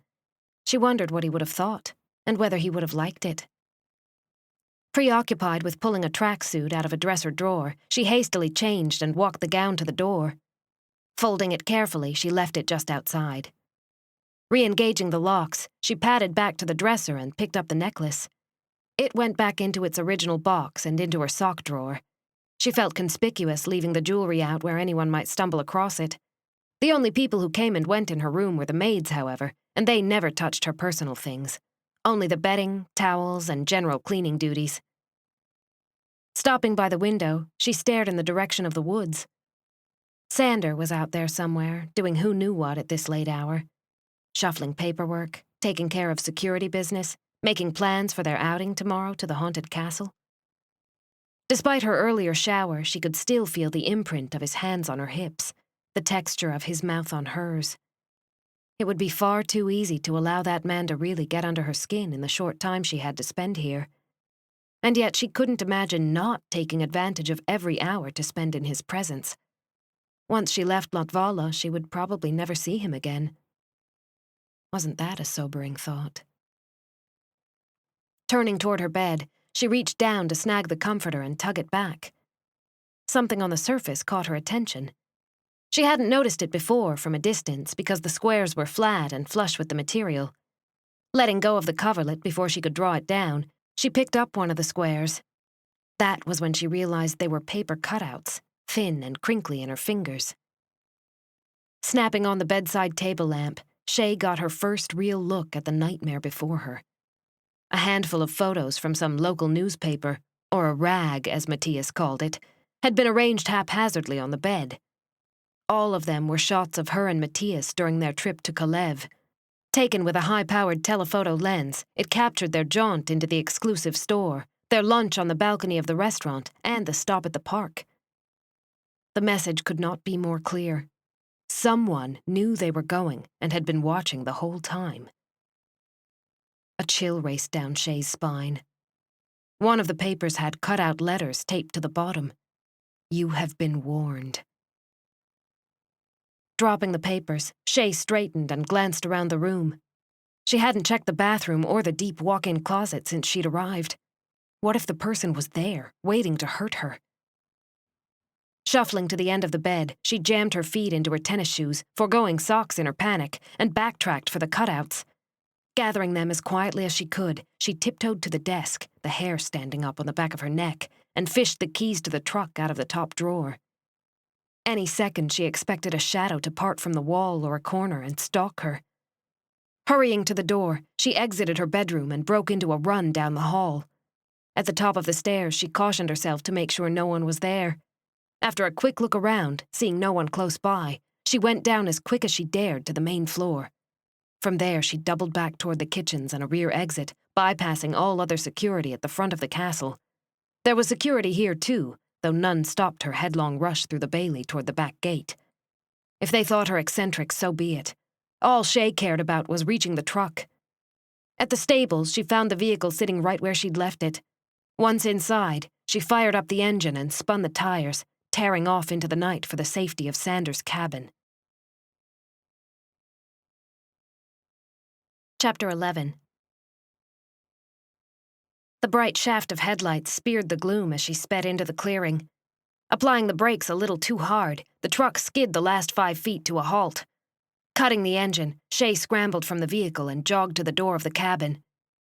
"Sander? It's Chey! Hello?"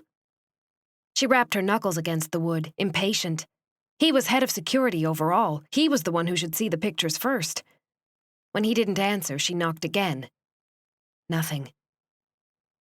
Stepping down the porch, she cupped her hand near her eyes and peered in the front window.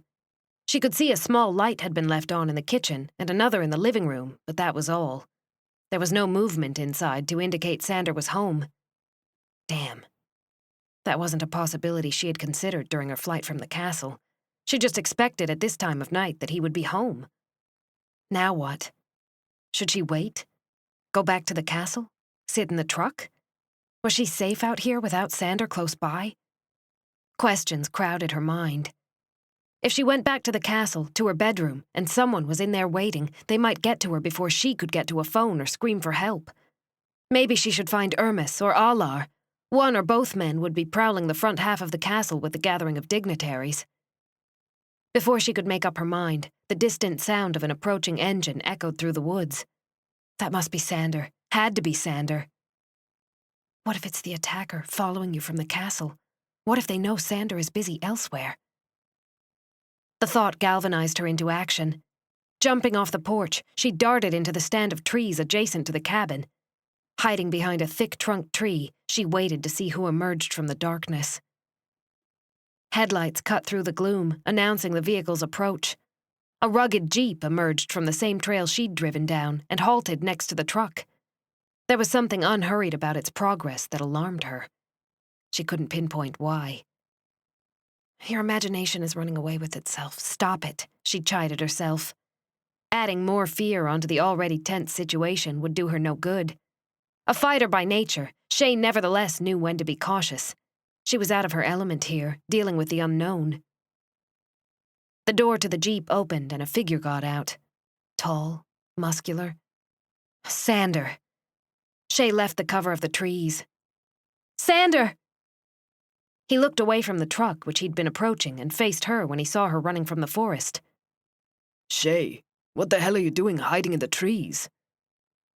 In the few seconds it took to reach him, she glimpsed his attire. Green and black camouflage khakis, sage green shirt with sleeves pushed to his elbows, and lace-up boots of black. Nothing unusual where Sander was concerned. He must have been out patrolling the grounds. Something happened. I found these when I got back to my room tonight. Chey came to a stop right in front of him and held out the squares of paper she'd found on her bed. They crinkled in her shaking fingers.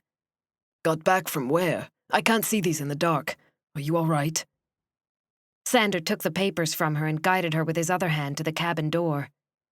I'm all right. I just didn't know what else to do. I didn't think to check my room when I got back, and after I saw these lying on my bed, I just grabbed them and ran. She stepped inside after he unlocked the door. Sander entered on her heels and threw both bolts. Taking the papers to the kitchen table, he snapped on an overhead light and spread them out across the surface. Tell me what happened. Everything. Mattias invited me to an event, some gathering of dignitaries and other important people. We didn't stay too long because Natalia grew angry again and spilled wine on my dress. I got back to my room and found these. Chey crossed her arms over her chest and watched him position each piece just so. She was angry because you were there with Mattias? He asked, glancing over to meet her eyes. Chey nodded. She doesn't want me interacting on that personal of a level with him. With any of the royals, I think. Did she threaten you? Not physically. She said she would have me thrown out if I spoke to her that way again. I got a little testy when she ordered me to leave. Sander looked back at the pictures, then pushed away from the table. Out of a deep pocket on the thigh of his pants, he fished out his phone. Moments later, he was speaking quietly in his mother tongue, stalking through the living room. Chey waited, watched. She wished, not for the first time, that she understood his language.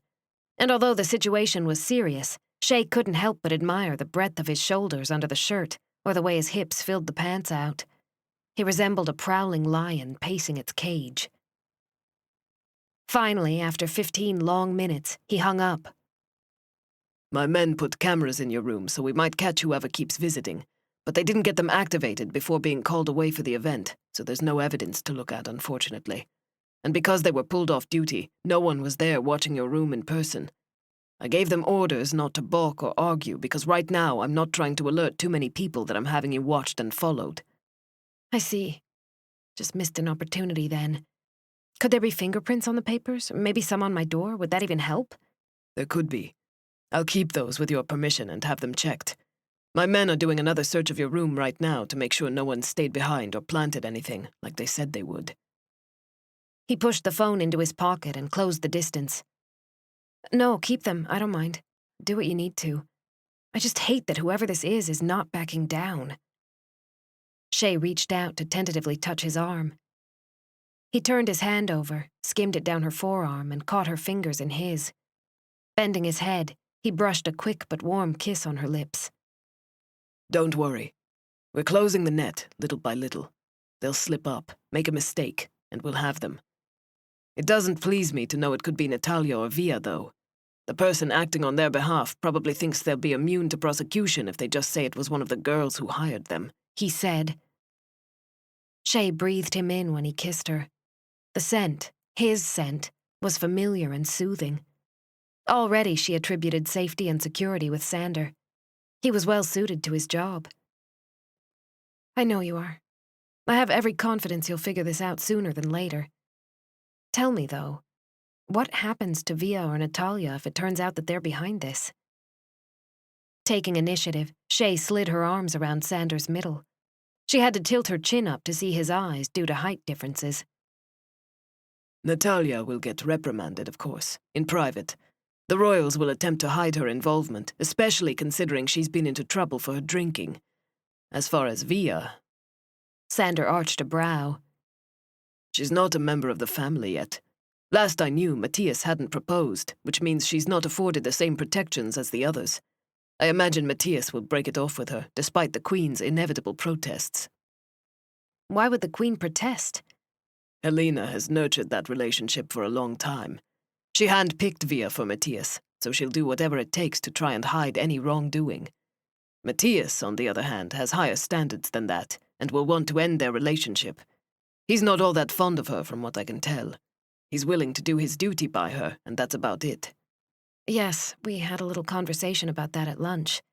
He mentioned that there are few, if any, real love matches between royalty and their significant others. He told you that? Sander's eyes narrowed faintly. Yes. Sounds like he's pretty taken with you. I don't know what he is, or isn't, to be honest. I pinned him down and asked him what he wanted from me. Initially, it was to take personal, private photos of Via when she wasn't watching.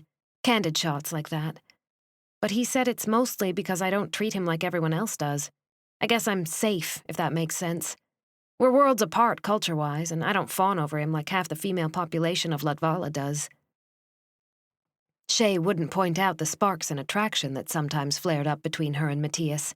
Not now, after the intimacy with Sander. He studied her eyes, one hand flattening on the low of her back. I'm guessing it was your looks that drew him to you at first, and then your charming, blunt way of addressing the world. Chey had never considered herself a bombshell. Hearing Sander refer to her looks that way made Chey want to run to a mirror and see what she was missing. It couldn't be her slightly crooked nose, plain dark hair, and what she considered average features. At 5'9", she wasn't short, but she also wasn't a statuesque runway model with forever legs and slinky limbs. She felt more like an aggressive little terrier than a greyhound, apt to snarl and bite when threatened. Maybe it was the other way around, she said, lifting her chin. Could have been. I'll put money on your rack, though. Sander! She swatted his shoulder. So much for worrying about her facial features and hair. Have your eyes even made it past my chest yet? A few times. He delivered his tease in a dry tone after chortling for the swat. Your ass isn't bad either.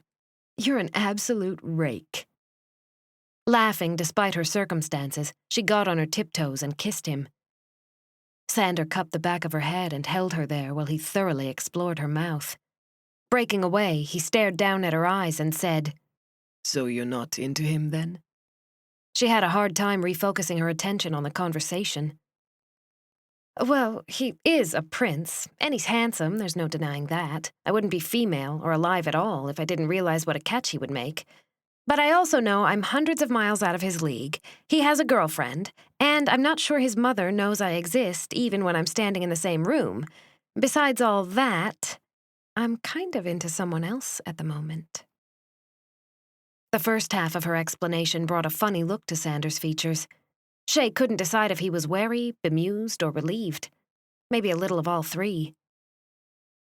You wouldn't be the first girl to have dreams of becoming a princess.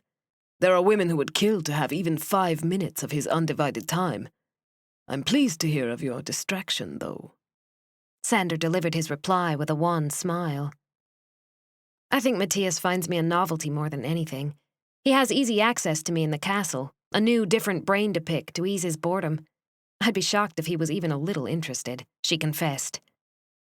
Before Sander could reply, a buzzing emitted from his pocket. Just a second. He stepped away after a quick kiss to her temple and dug out his phone.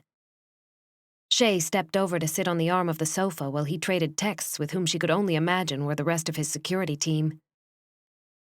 Any news? She asked when he was done. Nothing we didn't already know. We'll see if they pull off any fingerprints, but I'm pretty sure the person covered their tracks. He slid the phone back into his pocket and strode past for the kitchen. On the way, he asked, You want coffee or anything? I've informed the men that you're staying here tonight while they investigate. They'll pass it on to the other guards so no one raises an alarm when you don't return. What will people say? She rose off the couch and followed him to the kitchen. Taking up a spot at the counter, she slid onto a bar stool and watched while he got a pot of coffee going. As ever, he was efficient and well-practiced. That you're staying here for protection purposes. If they wonder anything else, then let them wonder. I doubt anyone will say anything to you because it might seem leading and suggestive. If you act like it's not a big deal, then it won't be. He glanced at the windows with sharp, assessing looks, then took 2 mugs down from the cupboard. She supposed he was right. If she acted suspicious and guilty, then that's what people would think. Following his glance, she stared at the windows. Past the bulletproof panes, the night was dark. You don't think anyone would make an attempt out here, do you? Not if they've got half a brain, and it seems likely given all the other precautions they're taking. Let's hope so. Does this mean we can't go tomorrow night? She glanced back to Sander just as he took the half-filled pot out to pour. No, we're going. We'll just have to make sure we're not followed. Shouldn't be too hard. He pushed her mug across the counter and leaned his hip against the edge. I really hope you catch them soon, Sander. I'm going to feel like a sitting duck every time I have to be out in the open for too long. She sipped the coffee. We're doing everything we can. If we get aggressive, we might scare them into hiding. Then it could be weeks before they make another move and catch us off guard. He met and held her eyes while he took a drink. I overheard some prince or another at the soiree talk about rumors of an assassination attempt. Chey purposefully left out any more details in the hope Sander would fill her in on what she was missing and what Mattias refused to tell her. He paused with the cup halfway to his mouth. A brow arched and his gaze sharpened on her face. Well, wasn't that a careless mistake on the prince's part? I don't think he figured anyone would overhear him. In a room full of people, someone will always overhear. He grunted in displeasure. So you're not going to tell me either, are you? No, he replied bluntly. Because it's better for my own safety if I don't know details. That's right. And also because it's not our policy to talk about it outside certain circles. Annoyed, she had another sip of coffee. What, you don't agree with that? He asked. No, I understand. It's just frustrating to have only half the picture. As soon as we figure it out and make some arrests, you can read about it in the paper. Along with everyone else. Chey quirked her lips. If that wasn't a reminder that she was one of the common folk, she didn't know what was. That's right, he retorted in a no-nonsense tone, apparently unrepentant about putting her in her place. Rather than get twitchy about the hierarchy and titles and whatnot, Chey set down her cup and folded her arms across the table. Her gaze started around his hips and rose inch by inch up his body until she found his eyes. If nothing else, just staring at his broad chest and strong shoulders for the next 10 hours would be a delight. Maybe, if she was lucky, there would be a little more hands-on contact than that. She just had one question left for Sander. So, how do you suggest we while away the hours between now and dawn? Waking up with her cheek pressed to the sculpted plane of a masculine chest was something, Chey decided, she could get used to. Heat from Sander's skin warmed her own, the faint thump of his heart a soothing metronome that she'd fallen asleep to. Already there was an ache low in her belly and tenderness between her thighs. Other places paid tribute to Sander's particular brand of possession. The sting of small bites on the back of her shoulder, fingerprint bruises on her hips, and the strain of muscles unused to being manipulated into those kinds of positions. No less than 4 times had he taken her during the night. Once, after he'd come prowling back from a cursory check of the cabin, he'd been especially demanding. She knew she would wear those badges of passion for days, and couldn't find the will to care. Lifting her head, she turned her chin to prop it on his sternum to see his face. He was staring at her, one arm cocked up behind his head. Sometime during the night, the small half ponytail in his hair had come down, leaving the golden mane loose and wild. She remembered dragging her fingers through the strands while he'd growled in her ear. These were memories that would last a lifetime. You're looking at me like you're going to start taking bites. His voice, thick with motherland accent, was raspier than usual. "Would you care if I did?" she asked. Not necessarily. Just leave all the parts attached. He put his free hand in her tousled hair, drawing the strands back away from her face. She buried a smile in his skin. "Maybe, if you're good." I was already good. 4 times, unless you lost count. She scoffed. "Of course I haven't forgotten. You've left traces in your wake." Not on your throat, though. That's my gentlemanly nature shining through. Chey raised her head just enough to make eye contact easier. "And why is that?" Because of the stares you'd get back at the castle if you showed up with a mark or 2 on your neck. Unless you brought a handful of high-collar sweaters with you. He arched a brow pointedly. She hadn't thought about that. See? I'm right. He gloated a little. Okay. You did good." She nipped the skin of his chest, pleased when he rumbled a low noise of pleasure. Keep that up and the number will rise. "Along with other things." He laughed. Exactly. "I haven't worn you out yet?" She arched a brow. I should be the one asking you that. The ache between her legs was a testament to the truth of his statement. She had the grace to blush. I figured. He added, "Well, who knew you had such stamina?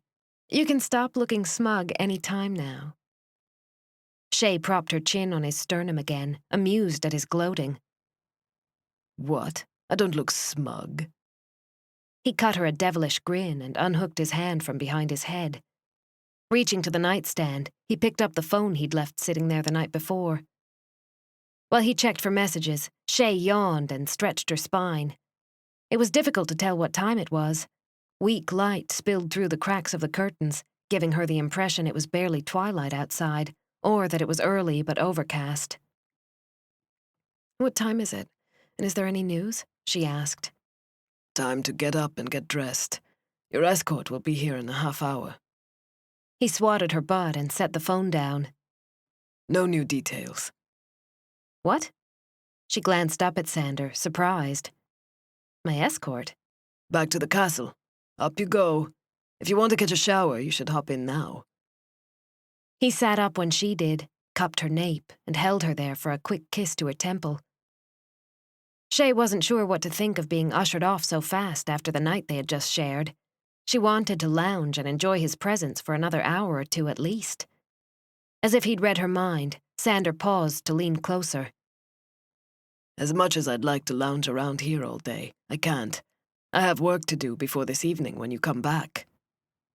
He tweaked her nose and threw his legs over the side of the bed. Chey grumped to herself. Work. She acted like he had all the time in the world to spend in leisure and more creative pursuits. "I forgot. Yes, I think I'll take a quick shower." She rolled out of bed and snatched a robe, his robe, off a nearby chair. I'll get your clothes. Meet me out in the kitchen when you're done. He tugged on a pair of jeans and winked over his shoulder before departing the room. "Thanks." Chey stared at the broad span of his naked back. A shudder raced down her spine when a specific memory or two assaulted her from their risque night in bed. Finally, she made her way into the bathroom, closing the door in her wake. Chapter 12. The hours between leaving Sander's cabin and waiting to meet him again passed in agonizing slowness. Irmis had informed her upon her arrival back at the castle that he expected his usual morning round of pictures by 4 that afternoon. He hadn't asked her any questions about where she'd been or what was going on with her bedroom. She guessed he knew. Of course he knew. He was probably heading up some of the investigation on the inside while Sander worked the outside. Or if Irmis wasn't, then Alar was, and then relaying whatever information onward. She wondered who knew she hadn't come back to the castle the night before. Most of the guards, and perhaps some of the staff. Ingel seemed to know everything that went on under the Autisari roof on a regular basis. Chey's absence this morning for breakfast would have been a dead giveaway. Editing the rash of photos she'd taken on the canoe trip, Chey spent her time curled up on the bed in her room, sitting lotus style, fingers quick on the keys. Often she found her attention drifting to Sander, especially when she pulled up the photos of him inside the canoe. The smile he wore, devilish and handsome, tugged at her heartstrings. He was a fine specimen of a man, suited to the outdoors around him. These photos she would be keeping for herself. Irmis only cared about the ones she'd taken specifically for the royal family. At 4 o'clock, Irmis's assistant showed up for the flash drive. Chey delivered it with a quiet smile, relieved she wouldn't have to face Irmis just yet. A short few minutes later, before she got too involved in other activities, someone knocked at the door. It must be the assistant, back with a question. Fearless now that there was so much foot traffic in the castle, Chey swung the door open. Elise, the pretty maid with the dark eyes and free-swinging ponytail, peered at her over a tall stack of fluffy folded towels.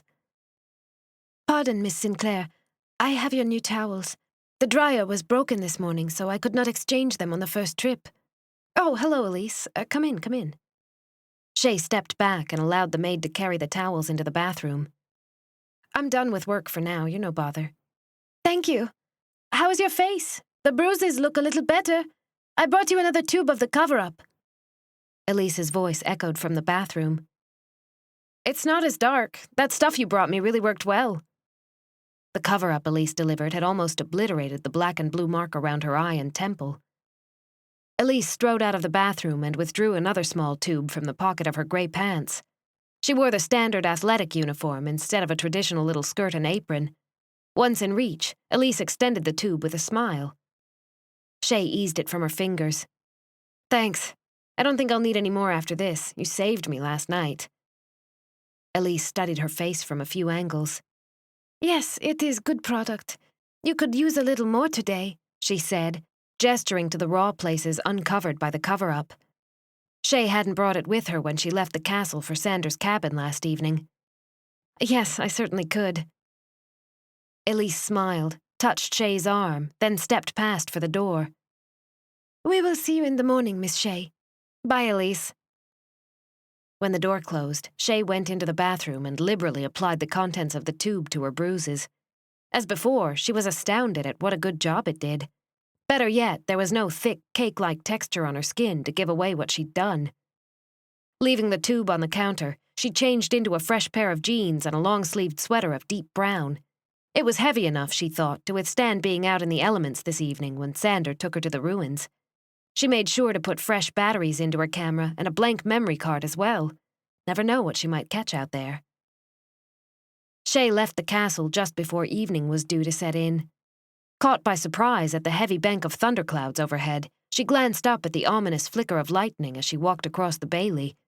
Thunder growled distantly a handful of seconds later. Just as she reached the bailey gate, a tingle on the nape of her neck made Chey glance back at the castle. 2 guards flanked the door she'd exited from a moment before, paying her little attention. Her gaze lifted to the many windows, turrets, and arches that comprised the facade of the structure. From this position, the castle towered above, seeming to punch a hole in the sky. A flicker of movement in one of the archways drew her attention. Almost before she knew what she was doing, Chey brought up the camera hanging around her neck and snapped off 3 quick shots.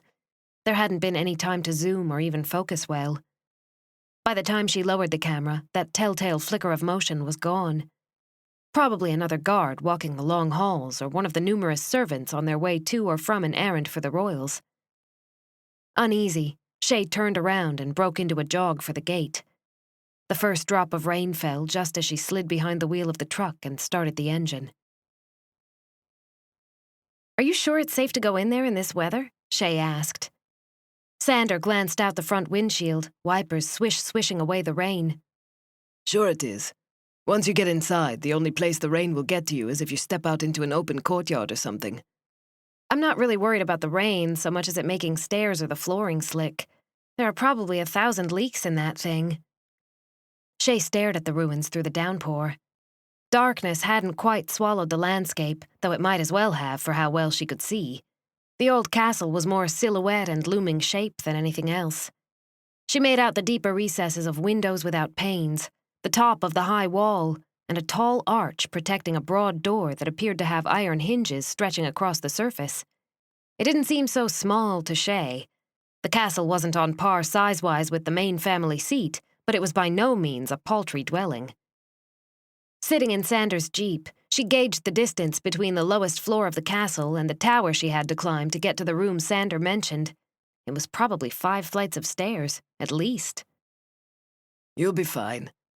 Having second thoughts? He asked with a knowing grin. Chey swatted his arm. No, it's just rain and an abandoned castle. An abandoned, haunted castle, he corrected. You take the first set of stairs you see up to the 3rd floor, then follow the main hallway back to the end. There is another doorway, you can't miss it, and a second set of stairs that wind around up to the tower. Here, take the flashlight. I put new batteries in before I left the cabin. He handed the flashlight across the jeep. She took the flashlight and covered her camera with a plastic bag he had on hand. I got it. Don't worry about me, I'll be fine. Of course you will. Remember, I'll be there shortly after you start screaming. He lounged against the seat, knees parted casually, one elbow propped against the door. Chey snorted. You're enjoying this, aren't you? I'm not going to start screaming because ghosts don't exist. Mm-hmm. That was Sander's only reply. Chey counted to 3 and got out of the jeep.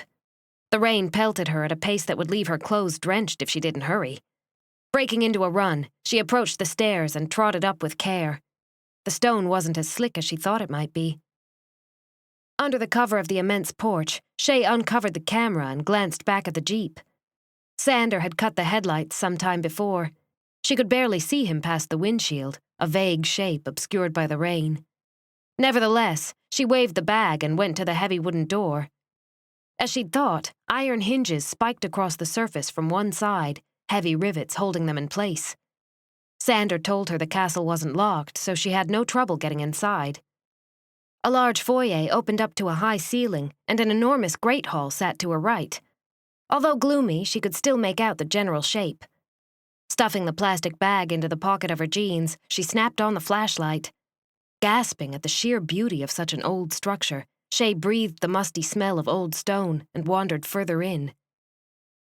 Not usually a woman prone to fantastical ideas, she could easily imagine men in armor and women in long gowns decorating these halls. The castle, she discovered, was rather well preserved. None of the walls appeared to have holes in them that weren't there by design, and thus far she found no puddles on the floor from leaks in the ceiling. A certain poignancy pervaded the air, as if the souls of the past were reaching across time and space, welcoming her into their home. A much more volatile time in history, she imagined the triumphs and tragedies that must have happened within these walls.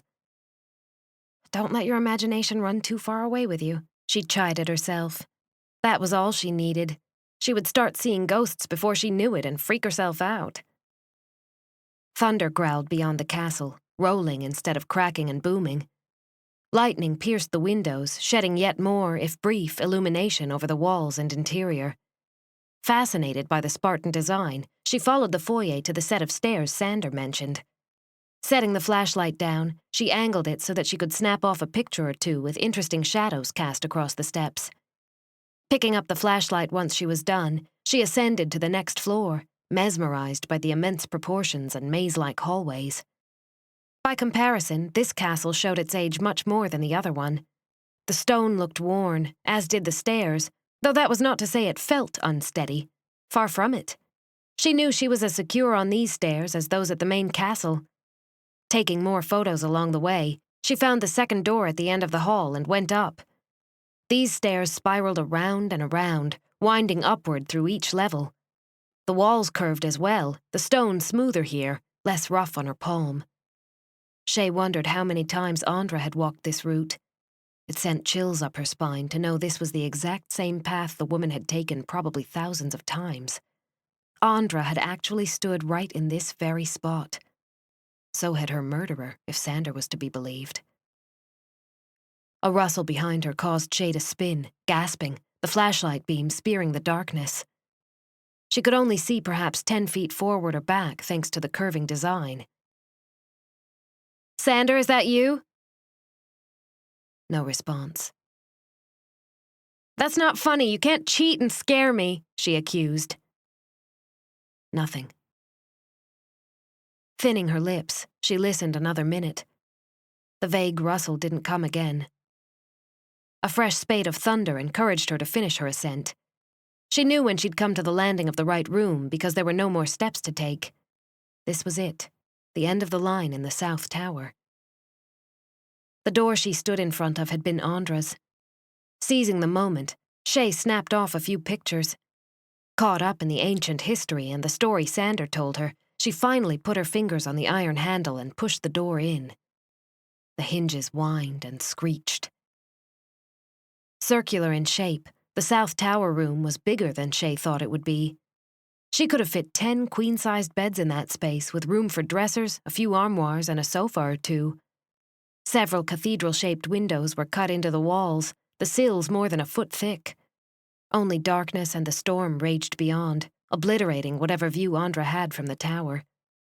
Nothing remained from that time, not even a splinter of wood from a chair or scraps of old cloth. What did survive were the beams high up along the ceiling. Chey pinpointed the center one and stared at it for an indefinite amount of time. To know that this was the beam Andra hung from was more than a little eerie, and she understood now why Sander had said Andra couldn't have been the one to hang herself. If there hadn't been a very tall ladder, there was no way she could have gotten the rope over the beam. The hinge on the door whined. Startled, Chey swung her light in that direction. It's just the wind. Ghosts don't exist. True enough, there was a stiff breeze blowing through the 3 arched windows that could have moved the door forward or back several inches. So far, rain hadn't penetrated into the room. To prove a point, she took a few pictures of the doorway and then the beams above. The entire time, goosebumps decorated her skin under the material of her sweater. Anyone would be creeped out, she assured herself. 2 people, had been murdered in this room.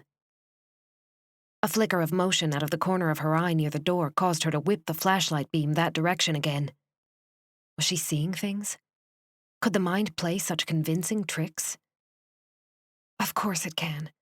Sander planted a haunted story in your mind and now you're imagining a ghost around every corner. What felt like a touch skimmed her left arm. Chey screamed, dropped the flashlight, and struck out with a hand. She encountered nothing but air. Shuddering, she turned a dizzying circle, the camera thumping against her chest. Nothing and no one was in the room. Stop it, Chey. It's just the wind. It's only the wind. Talking to herself, she stooped and blindly reached for the flashlight. Thunder cracked so hard in the sky that it startled another scream from her throat. Lurching upright, she tried the button and discovered the flashlight was broken. Fantastic. That would make escaping the South Tower even more dangerous as full dark descended outside. Never mind what eerie images she might conjure thanks to a lack of light. The hinges on the door split the air with a loud creak. Chey yelped when a definite shadow parted from the deeper shadows of the landing beyond. Chey? Sander asked.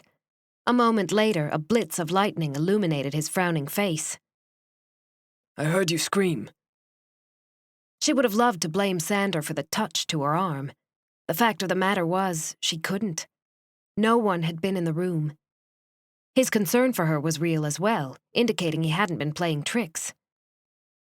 Yeah, I don't know. Something startled me and I dropped the flashlight. Now it's broken. She didn't want to admit how good it was to see him. He snapped on his flashlight, but avoided getting the beam in her eyes. Slanting it downward, he closed the distance and took the damaged flashlight from her. The lens is cracked. What startled you? He asked.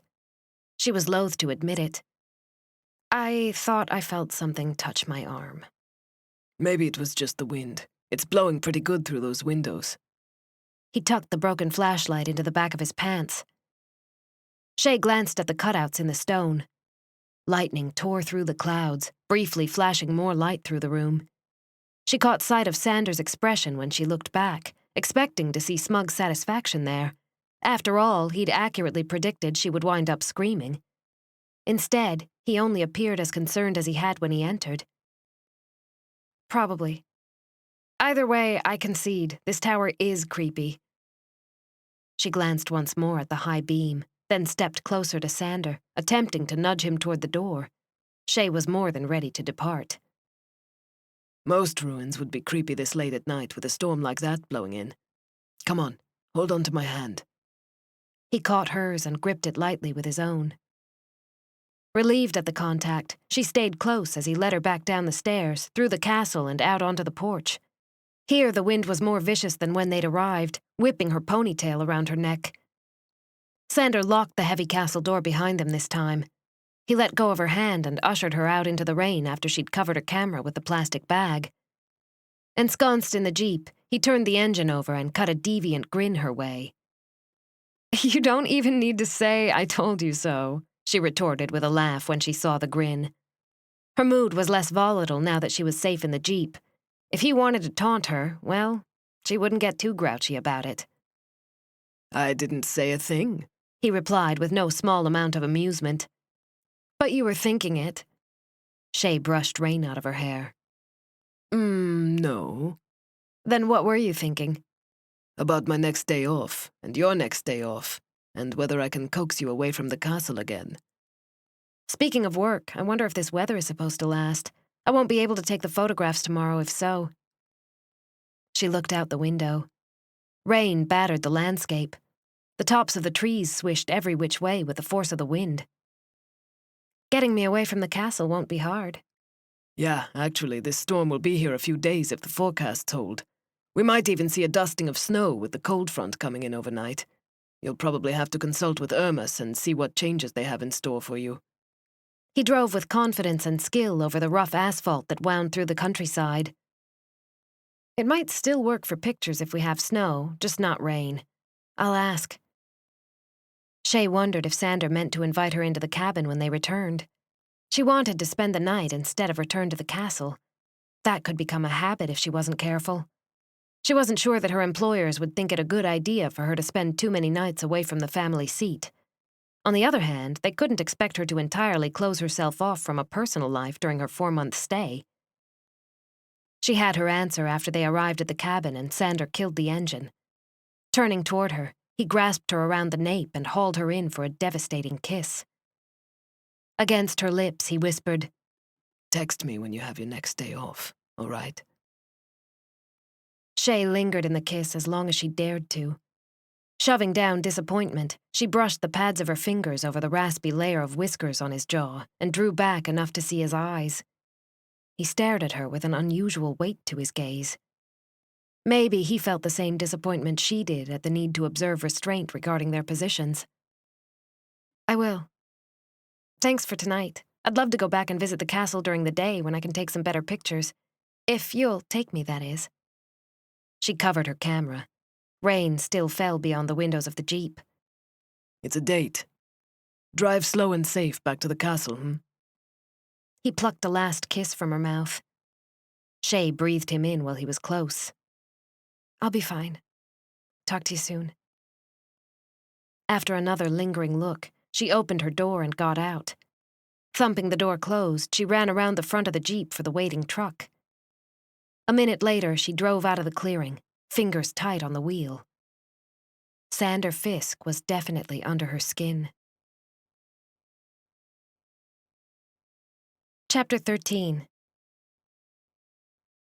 After a restless night's sleep, Chey rose before her alarm and changed from her pajamas into jeans. Pulling a thin-ribbed sweater of burgundy over her head, she forewent shoes and started editing the photos she'd taken the evening before.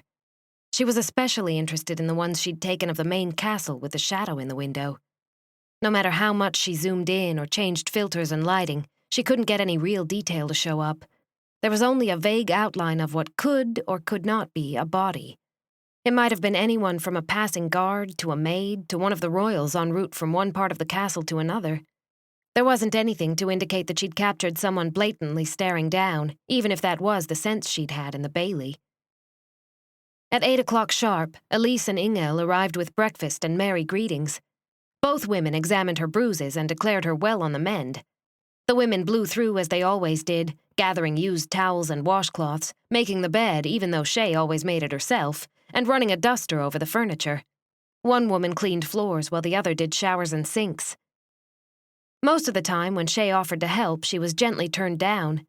The women had their routine, and though they tried to clean when Chey was out of the room, they were efficient and quick when she was in residence. It always smelled fresh and new in the suite when they were done. Once they'd departed, Chey got back to work, nibbling eggs, bacon, and several pieces of fruit in between. The photos from the old castle, while beautiful and eerie, turned up nothing remotely resembling a ghost. No strange orbs, no flickers of light, no unexplained shadows within a shadow. "I'm not sure what you were expecting, Chey," she muttered to herself. Of course there weren't any ghosts. Ghosts didn't exist. After lunch, Chey grabbed her camera and wandered the halls of the castle. She got several great shots of the snow out a few of the large windows and more pictures of the armor lining one entire hallway. It felt good to stretch her legs and get some exercise. Moving around also took her mind off Sander. She wondered where he was on the property and if he'd found out any news about the paper clippings. Surely he would have texted her if so. Returning to her room an hour before dinner, she was surprised to find a box sitting outside her door. Immediately wary, Chey approached it with caution. Although white and glossy with a pretty bow of red on the top, she worried it contained something less than pleasing, like a head or a pair of eyes. Picking it up off the floor, she sniffed near the edge of the lid for any strange scent. All she picked up was a vague hint of something floral. What had the world come to for her to be checking a gift box for body parts? Not convinced it wasn't a trap or a trick, she hesitated before taking it inside. Locking the door behind her, she walked the box to the bed and removed the camera from around her neck. Setting it aside, she pried at the box until the lid came off. Bracing herself for all manner of horror, she put the lid down and lifted back 3 layers of black tissue. Folded with care was a stunning garment of blood-red silk. Removing it from the box, she held it at the top and let it unfurl. The cocktail dress sported a square-shaped neckline and intricate beading on the bodice. More beading decorated the cuffs of long sleeves, and when she held it up against her body, the hem landed a modest half-inch above her knee. It was beautifully simple yet elegant. A quick search of the box turned up a short note that read, "Be ready at 6 sharp." It had to be Sander. He was going to surprise her with a trip away from the castle, maybe to a quaint small restaurant along the coast between here and Calais. Excited at the prospect, and to finally have him see her in something besides jeans and sweaters, she draped the dress over the end of the bed and headed for the shower. She wanted to look her absolute best for their date. Chey checked her reflection in the mirror one last time. The red silk fit her to a T, outlining her shape with a snug bodice while the skirt flared slightly from her hips. Her eyes boasted smoky charcoal shadow and liner that accentuated the almond shape. The blue of her iris looked more vivid with her lashes coated in mascara, and she'd chosen lipstick as red as the dress to paint her lips with. The wispy curls of her hair had been fashioned into a neat updo, held in place with a few cleverly placed pins. As ever, several strands slipped the fastenings and tickled the line of her throat. Pleased with the effect overall, she daubed a bit of feminine perfume at her wrists and throat. Transferring her wallet, ID, and money into a nude purse that matched her heels, she was just snapping the clasp when a knock sounded at the door. Grinning, anxious to see Sander in clothing a little more refined than hunting gear, she swung the door open. You sure know how to Chey halted when she came face to face with Mattias. Austere in a black suit and red tie that matched her dress, he arched a brow. I sure know how to Mattias repeated her and trailed, like he expected her to finish what she'd started to say. Mattias had sent the dress? Chey stifled her disappointment and pasted on a smile. It wasn't that she wasn't happy to see the prince. She'd just been expecting someone else. You sure know how to surprise a girl, she said, completing her thought. What an understatement. He eyed her like he knew there was more she wasn't saying, then glanced at her throat. You're not wearing the pendant? Chey's fingers flew to the base of her neck. I was just about to put it on when you knocked. Give me 1 second. Do you need help? Sure. Chey stepped away from the door, leaving it ajar for Mattias to follow. The necklace was back in its box in her dresser. She fished it out and offered it back, then scooped the escaped strands of hair out of the way. Necklace in hand, Mattias deftly undid the clasp and draped the chain around her neck. Acutely aware of his presence behind her, of his masculine cologne, she cautioned herself to tamp down her surprise and just go with it. She twitched faintly when his fingertips brushed her nape. There. Ready? He asked, turning to offer his elbow. Chey released the wisps of hair and glanced at his arm before lifting her gaze to his eyes. Yes, sure. Where are we going, anyway? I wasn't expecting this. It's a surprise. You look ravishing, by the way. Red suits you. He led her to her door and waited patiently while she locked it behind them. Thanks. You look very nice yourself, she said. But then Mattias always did. Clean-shaven, hair combed back, he was the epitome of polished masculinity. She wanted to ask him what he was doing, gifting her with diamonds and expensive dresses, but decided that he would give her an answer along the lines of the one he had at lunch the other day. Maybe he was testing her to see how she performed under pressure. To what end, she couldn't guess. Thank you. I've noticed your absence around the castle the last couple of days. Everything all right with you? He escorted her down the hallway and around the corner for the other set of stairs, the ones leading to the 3rd floor. Places off-limits for people like her. I was taking pictures of the Latvala Wilds. Which was true. The canoe trip definitely fell into that category. And did you like what you saw? Mattias slowed his pace, leading her up the stairs. It's a beautiful country. I hope to explore more of it during my stay, closer to the mountains, perhaps. Better hurry, then. By the middle of November, the days will be much shorter, and the snow deep enough to be a hindrance. Mattias guided her toward a tall archway on the Royals' personal floor. Thanks for the warning. I'll make it a priority in the next couple of weeks. Excellent. If you need escort or a more rugged vehicle, let me know and I'll arrange something. He didn't pause before sweeping her into the vast formal dining hall. Whatever Chey might have said evaporated when she spied the long, elaborately set table and the people either seated or standing around it. The entire royal family appeared to be present. The king and queen, Paavo and Aurora, Natalia and another man and woman Chey hadn't met. It was either the oldest brother Dare or the youngest, Gunnar. He was as striking as the other men, though not quite as tall, with blonde hair and green eyes. She didn't have time to decide who was who before her gaze landed smack on Via. Chey was going to kill Mattias. Kill him dead. Mattias halted their progress halfway to the end of the table. Chey guessed Via had everything to do with the sudden cold expression that crossed his face. The two must have had a falling out or an argument or some other point of contention between them. Either that or Mattias was just that disgruntled to see her there. Silence descended on the entire group. Wishing a great black hole would open up in the floor and swallow her, Chey glanced from Mattias's murderous look to the others. Paavo and his wife seemed genuinely surprised. The king stared with displeasure clear on his features, while the queen leveled a rather direct look on Chey. It was Natalia, of course, who broke the awkward pause. Her chair scraped noisily over the floor when she stood up.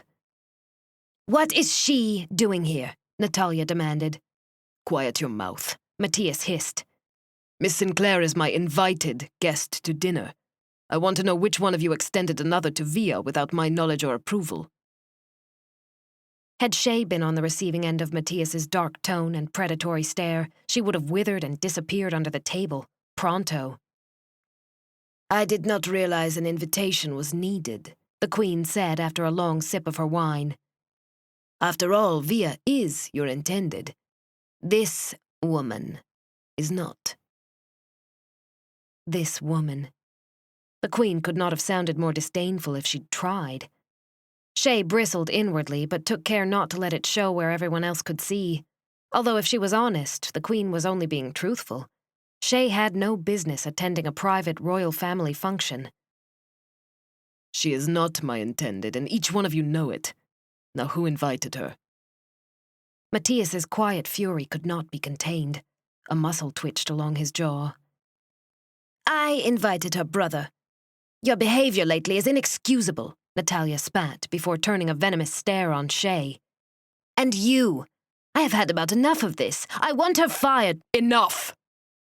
Mattias's voice boomed through the elaborate, richly decorated dining hall. Chey twitched in surprise. She'd never heard him raise his voice quite like that. Real fear gripped her gut. Natalia would push to have her fired after this, or maybe she would get her way before Chey could even escape the dining hall. Oh no, this was a disaster. Mattias. The king got no further before Mattias cut him off. No, this ridiculousness ends tonight. Via, take your leave. He snapped the order her way. When she didn't move fast enough for him, Mattias cracked another command. Now! Openly flustered and upset, Via set her wine glass down and stalked from the room. Chey knew better than to make eye contact with her. Just then, she wanted to be at Sander's cabin, far from the tension and strife of being involved with the royal family. His life was so much simpler. Mattias had never done her wrong, however, so she stood resolutely at his side while he sent one girl from the room and faced down the rest. Natalia burst into their native tongue, using a finger to point at Mattias with obvious accusation. Mattias, with steel control, replied in a way that convinced Chey he had the upper hand in the conversation. A moment later, Natalia's face went white and she fled the hall in Via's wake. The Queen's lips pressed together, but she said no more. If anyone else intends to be rude to my guest, kindly take your leave, Mattias said. He guided Chey to the table and pulled out a chair. The last thing she wanted to do was sit down. If Mattias expected her to eat after this, he was sadly mistaken. Stomach in knots, Chey thought anything she put down there was likely to come right back up. Still, she eased into the chair, waiting to see who else was going to get up and depart. Pavo and Aurora sat down across from them. There were 4 place settings between their seats and the king and queen, and Chey thanked her lucky stars that Mattias had the wherewithal to give everyone some distance. Nothing much has changed in our absence, I see, the unnamed man said. He escorted his companion to a chair next to Aurora and sat down himself. Miss Sinclair, my youngest brother Prince Gunnar and his wife, Princess Crislin. Mattias took his chair while making terse introductions. Pleasure to make your acquaintance, Chey said. She didn't offer her hand across the gilded table, accustomed already to the Autisari tradition as far as that was concerned. Crislin, with her tawny hair and blue eyes, assessed Chey without the judgment so common with everyone else. And she smiled, nearly catching Chey off guard. Miss Sinclair, Crislin said, inclining her head. Miss, Gunnar added. Pavo and Aurora tacked on quiet greetings and took their seat closer to the king and queen. Much to Chey's surprise, neither Axel nor Helena retreated from the table. She soon learned it would have been much better if they had. Over a first course of fine bouillon and black rye bread, Helena asked, What of your family line, Miss Sinclair? Where do they hail from? My parents were both born in Washington. They met in college and got married after they graduated. Beyond that, I have more distant relatives that came from France, Italy, and Ireland, among others. Chey struggled to sip spoonfuls of the broth without choking.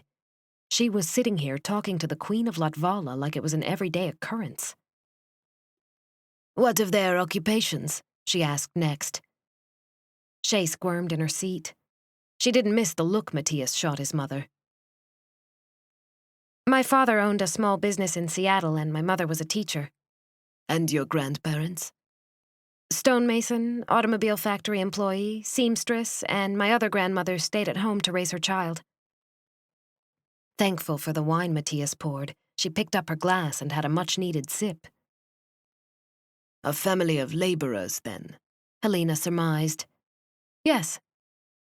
Chey refused to show shame. More than half the people in the world were laborers of one sort or another. Not everyone could be royalty. And how many— Mattias cut the queen off with a quiet word in their native language. How many brothers and sisters do you have? Helena, apparently unintimidated by Mattias's interruption, finished asking her question. The second course arrived. Platters of broiled pork, fish, and salads were set near each person. Sliced potatoes in some sort of cheese sauce followed, along with slices of a different kind of bread Chey couldn't place. None, Your Majesty. I'm an only child. Chey remembered Mattias explaining how Via had been chosen because of her extensive family line. What of your parents? All but one had a brother or sister. My mother was an only child as well. My grandmother miscarried too before her. Silence fell over the table. The only sound for 5 minutes was the gentle clink of silver against china. If you'd been petitioning for a place as one of the prince's wives, Chey, old girl, you just shot yourself in the foot. Dry commentary ran through Chey's mind as she picked up one of 3 forks set on a separate napkin. She couldn't help that her grandmother had difficult pregnancies. Mattias muttered something under his breath. After that, the rest of the meal passed in relative peace and quiet. Everyone concentrated on eating, which absolved the need to converse. The food turned out to be well-seasoned and excellently prepared. Chey hardly noticed. It was a distant appreciation in the effort to finish so that Mattias would escort her back to her room. If this was what it was like to be an intimate part of the royal family, Chey wanted no part of it. She felt sorry for them all, unable to even enjoy a meal without Natalia making mountains out of molehills. Finally, after a course of dessert, the torture was over. Mattias excused them at the same time Pavo and Aurora pushed back their chairs. Chey bade them all good evening and breathed a sigh of relief once she and Mattias were in the hallway. He said nothing. One hand low on her back, he guided her off the private floor to the stairs and down to a more suitable level. Chey wasn't sure what to say to all that, and her urge to kill Mattias a little had passed. He couldn't have known that would happen. Could he? At her door, Mattias released her and maintained eye contact. Open it. What? Startled, Chey frowned. He wanted to come in? Did Mattias have the entirely wrong idea about what was going to happen tonight? Your door. Open it. He repeated. Mattias, now look here. I want to check and make sure no one is hanging around that shouldn't be. Of course he would have heard what happened by now. Feeling ridiculous that she'd suspected he wanted something else from her, Chey fished out her key and opened the door. He stepped in before her, stalking through the space with a critical examination of the most obvious hiding places. Is it always like that? Dinner? She asked, setting her purse and keys on her dresser. While he stepped into the bathroom, Chey pulled the pins out of her hair and set them down.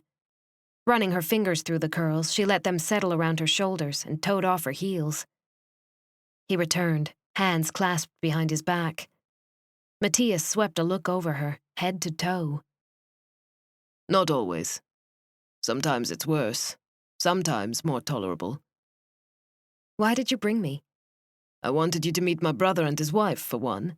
And because you're a guest in this house. Guests should be treated like they matter, shouldn't they? The king and queen entertain only those they have to or the ones who can do something for them. So they do it when they can't get around it. You do it to soothe your conscience. That was the conclusion Chey came to after hearing his reasons and watching his stern expression.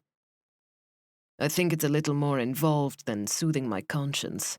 Is it? She challenged. Mattias stopped in front of her and stared down into her eyes. Without her shoes on, she had to lift her chin another inch to maintain easy contact. With you, It's more than just soothing my conscience. He repeated. Why? Oh, because I don't fawn over you like other women? I'm not afraid to speak my mind? Via and Aurora will speak their mind, have no doubt, as you've seen already. You wear your cynicism like a badge. Via uses it as a shield. There's a difference. Not to mention that you're generally more pleasant to be around on the whole. He arched a brow and stepped away to the door without warning. Grasping the handle, he paused to add, The photo session has been moved indoors tomorrow. We're expecting the snow to continue and increase overnight, making an outdoor shoot difficult at best. The entire family will be present this time, so make whatever adjustments you need to. Chey wasn't sure what to think about her cynical side. He cast a new light on it, however, leaving her puzzled and bemused. Only half paying attention to the details about work, she inclined her head. Okay. Where am I supposed to go? The South Solar. Irmis will show you if you can't find it on your own. Mattias paused half in and half out of the room. I would apologize for tonight, except this is who we really are. It's unfair to pretend otherwise. Chey opened her mouth, but he was already gone. Crossing to the door, she closed and locked it in his wake. What a complicated situation. What a complicated family. Chapter 14. The South Solar turned out to be an elaborate solarium with fully one whole wall and half the ceiling nothing but windows. Encompassing a view of the East Woods, it was furnished with expensive leather and mahogany furniture, beautiful potted plants and collectible vases, along with statues in marble wrought from the finest sculpting hands. Lacking the gilded decor of the king and queen's private sitting room, the solarium made up for it with its tall-backed tapestry chairs, tiki-carved tables, and large alabaster columns with complex designs engraved into the flared top and bottom. While members of the staff moved the furniture to her liking, Chey stared out the windows at the woods. Off-limits to her by Sander's command, she wondered what made them different than the woods to the west. The longer she stared, the more she noticed smaller detail. That was how she came to see the thin wisp rising from the tops of the trees. Squinting against the gentle fall of snow, she tried to bring the sight into better focus. Miss Sinclair! The sharp snap of her name whipped Chey's head around. Irmis stood 6 feet behind her, wearing a frown. Oh, I'm sorry. I was looking at the landscape and the snow. She smiled and brushed a strand of hair away from her temple. For the session, she'd chosen another suit, this time with pants instead of a skirt. Black with white accents, it was austere and businesslike without being staid. Come away from the windows, please, and tell me if your arrangement suits. Irmis gestured to the collection of chairs and divans Chey rearranged to accommodate the entire royal family. The quick look Irmis sent past her head to the window nearly caused her to turn and glance again. What was he looking at? Had he seen the wisp too? It looks perfect, yes. Except maybe move that potted plant a little to the right. I don't want it looking like the fronds are sticking up out of the back of someone's head. She guided an aide to move the pot. Despite the solarium setting, there was still an elegant, regal appearance to the room. One expected royalty to reside here. Excellent. The family will be arriving shortly. You have your placements ready? Irmis asked with a crisp tone. I'm ready when they are, Chey assured him. She glanced at the liaison, curious at his abruptness. He stepped away to double-check everything was as need be. In the interim, Chey pulled out her cell phone to check for messages. She was hoping for one from Sander. Stifling disappointment when there were none, she contemplated leaving one for him. Was that too forward?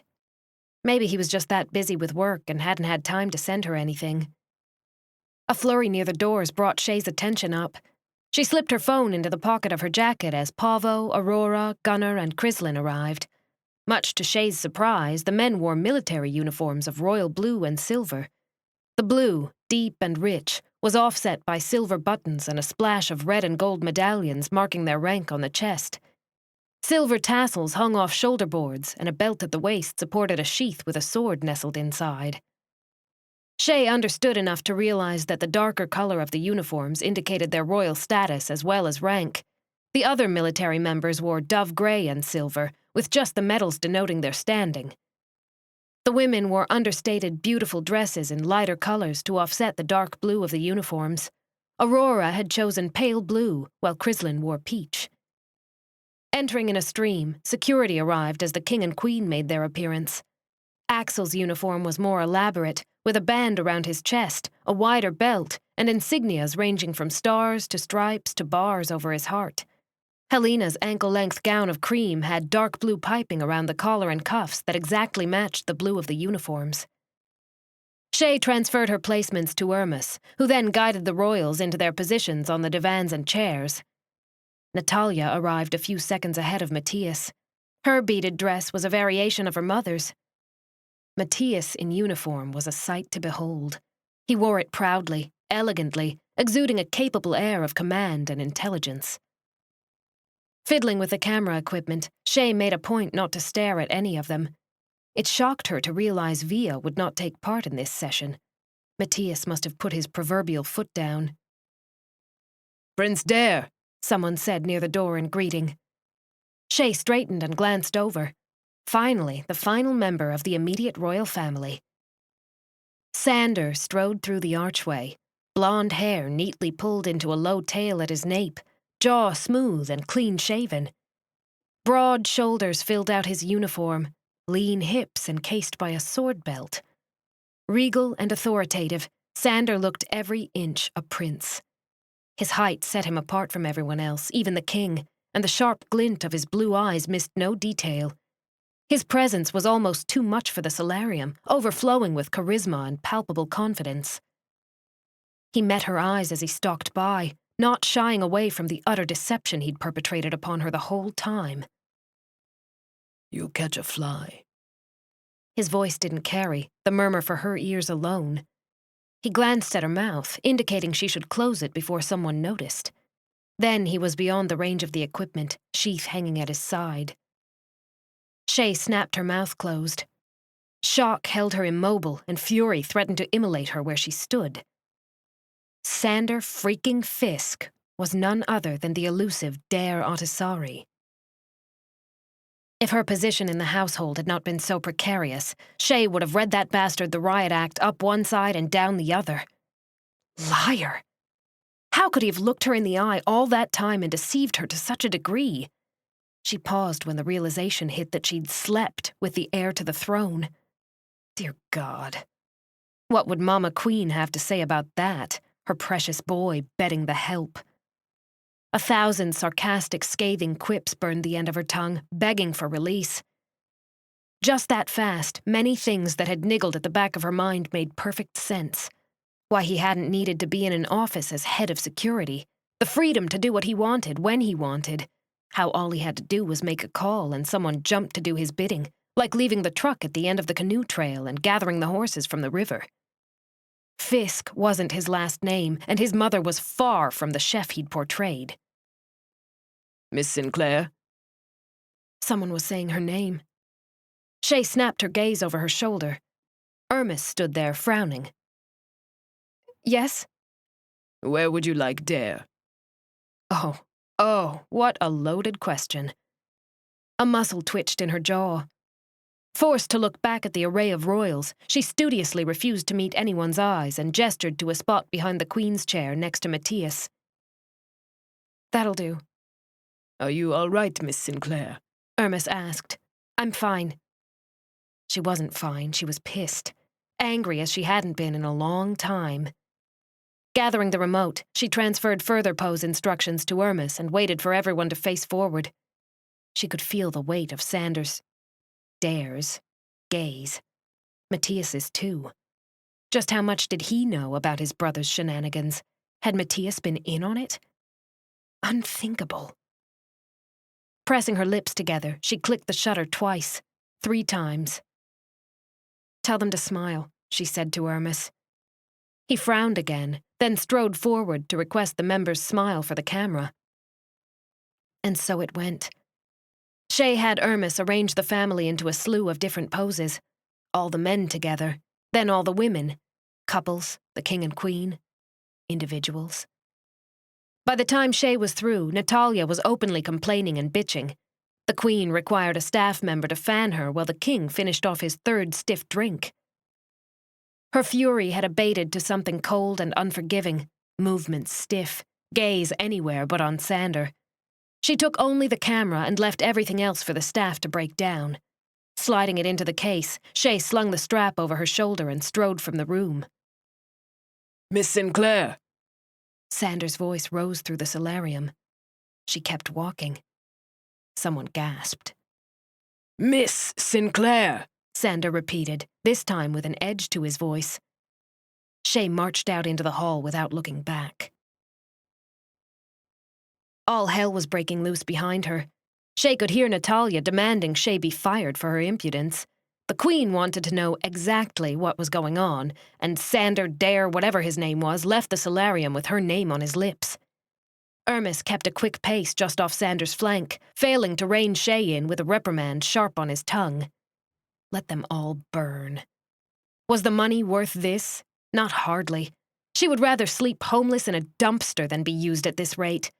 How she would pay back the money she had already spent, she didn't know. At least a month's rent had been worked off. There was some solace in that. She made it all the way to the end of the private hall before a hand caught her elbow and spun her around. Not a grab or a snatch, but a firm grip that wouldn't be denied. Chey let him. She used the momentum Sander obtained to bring her hand up for a ringing slap. This was becoming customary between them. He pulled her to them, daring to bring her even closer. Don't, she hissed. Don't. In the hallway, people were gasping again, murmuring. Shock rippled through the royals and staff alike. You're going to listen to me whether you like it or not, he said, scowling. The blue of his eyes glimmered with determination. No, actually, I'm not. Arrange whatever with whoever. I'm going home. Make it happen by tomorrow. Chey tugged her elbow out of his hand. He was intimidating, looming over her like that, with his towering height and commanding presence. She turned her chin up, however, defiant in the face of his orders. A part of her was sick, just sick at the turn of events. What she hated most of all was the ache around her heart. She'd allowed herself to get too close, to trust him and begin to believe in him. I don't think so. Not until you listen to what I have to say. Gruff and abrupt, Sander stared at her as if he might bend her to his will by the sheer force of his gaze. I'm not your prisoner here. I'm an employee, and I just quit. Chey spun on a heel and headed for the stairs. She wanted off the private floor, wanted to put as much distance between herself and Sander, Dare, as she could. Panic over the money was a secondary concern. Somehow she would figure the whole sordid thing out. 20 minutes into packing her first suitcase, a knock came at her bedroom door.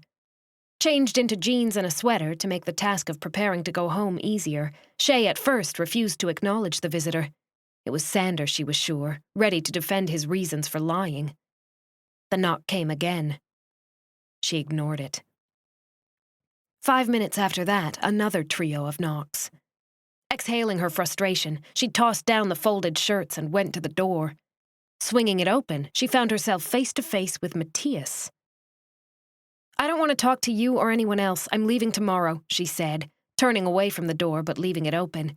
She knew he would just come in anyway. Mattias entered and closed the door behind him.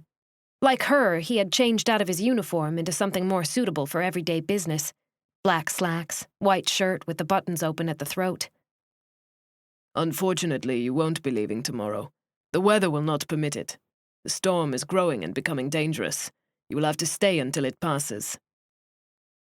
Chey put her hands on her hips and stared at the wall rather than Mattias.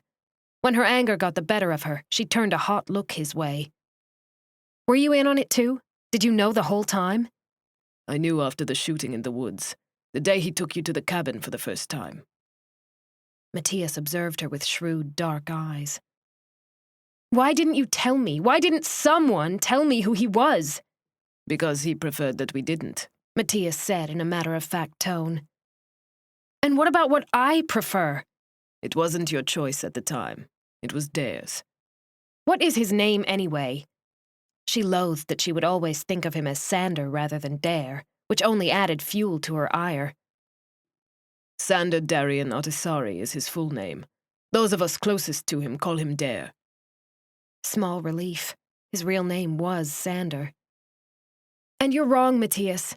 Someone should have told me. It would have changed things. Of course it would have changed things.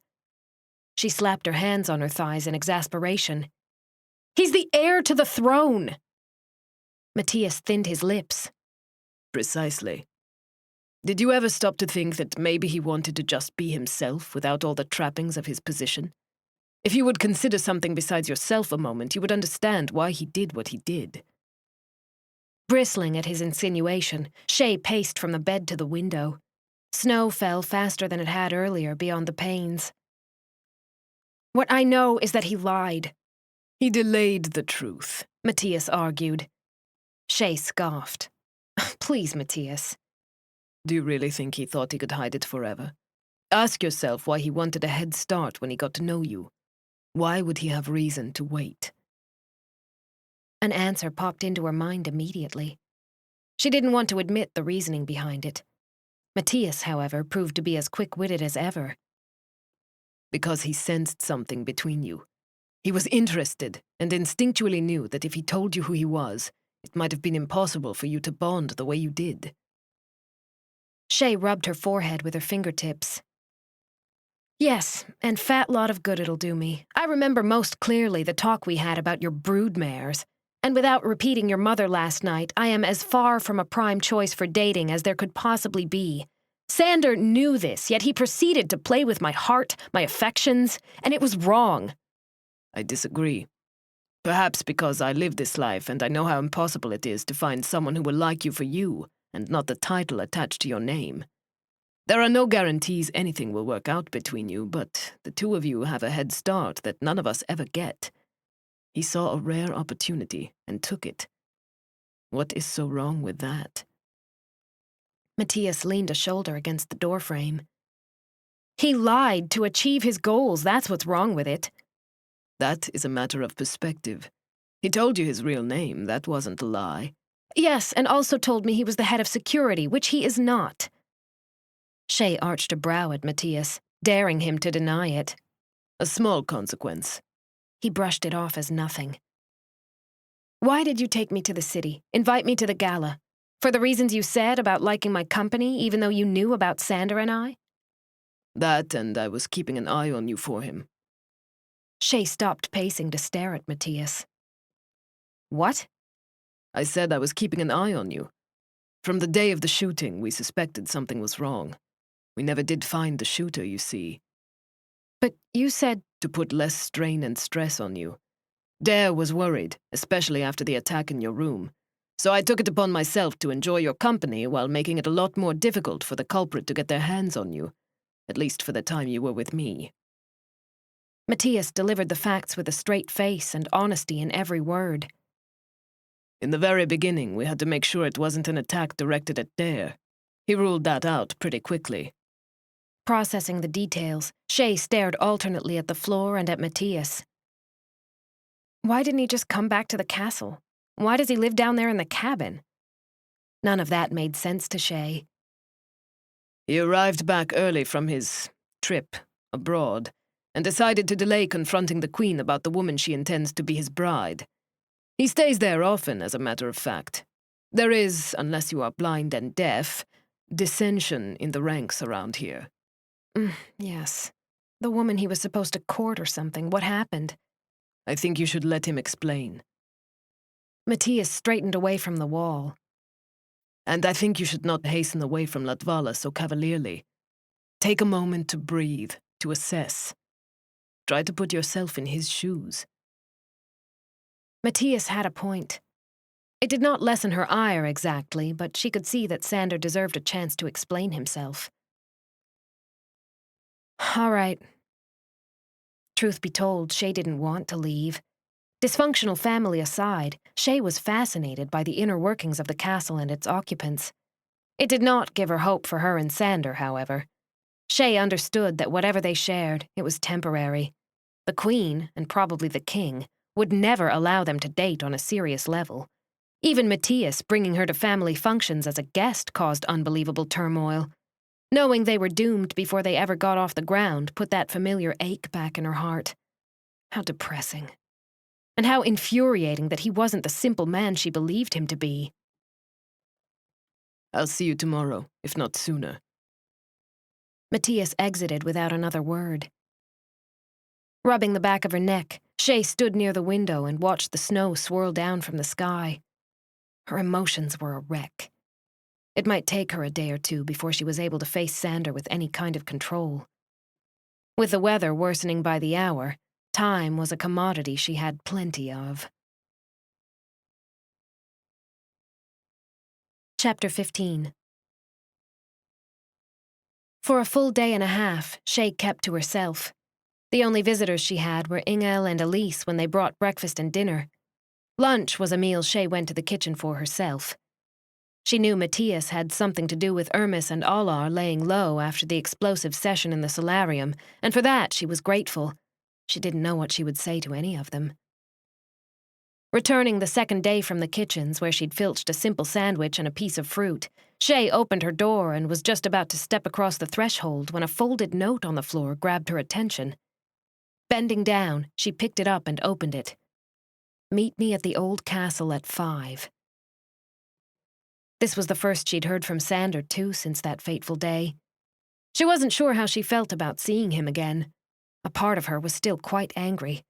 Another part wanted to have it out, to hash the details away from the castle and prying eyes and ears. Smoothing her thumb across the slanting script, she folded the paper and pushed it into the pocket of her jeans. The clock on the fireplace mantel told her she had 3 hours to wait. In the meantime, she took a shower and chose a fresh pair of jeans to pull on. Because the weather was so frigid, she donned an ivory sweater with a thick collar and sleeves to her wrist. Taking a long coat from the closet, she laid it over the bed. She dried her hair until every ounce of dampness was gone, then added a few curls, a light layer of makeup, and a dab of perfume on her throat. Checking the window, she noted the sky was still the color of iron, overcast though the snow had finally stopped falling.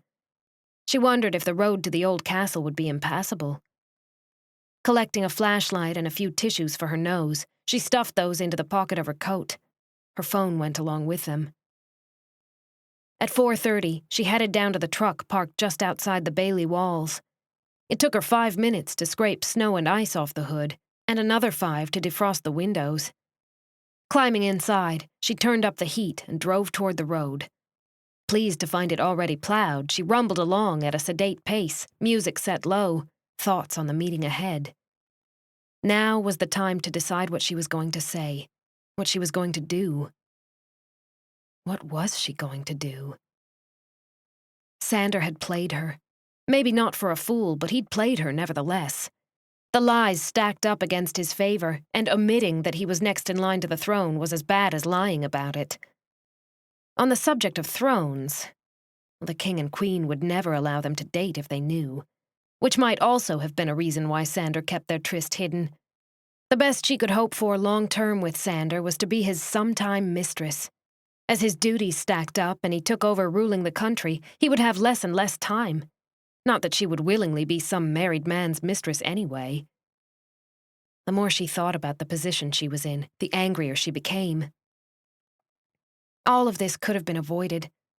Sander wasn't the only one to blame. She should have done something, asked more questions, checked his background. Chey barked a little laugh at the thought. "Hello, you've just tackled me to the ground and you're kind of hot and we might someday have sex, so will you submit to a background check so I can make sure you're not really the heir to the throne? That would be terrible if I fell for you." Chey stomped the brakes when that last sarcastic sentence came out. The truck fishtailed and came to a stop sideways in the road. She sat forward, hands gripping the wheel. She hadn't fallen for Sander.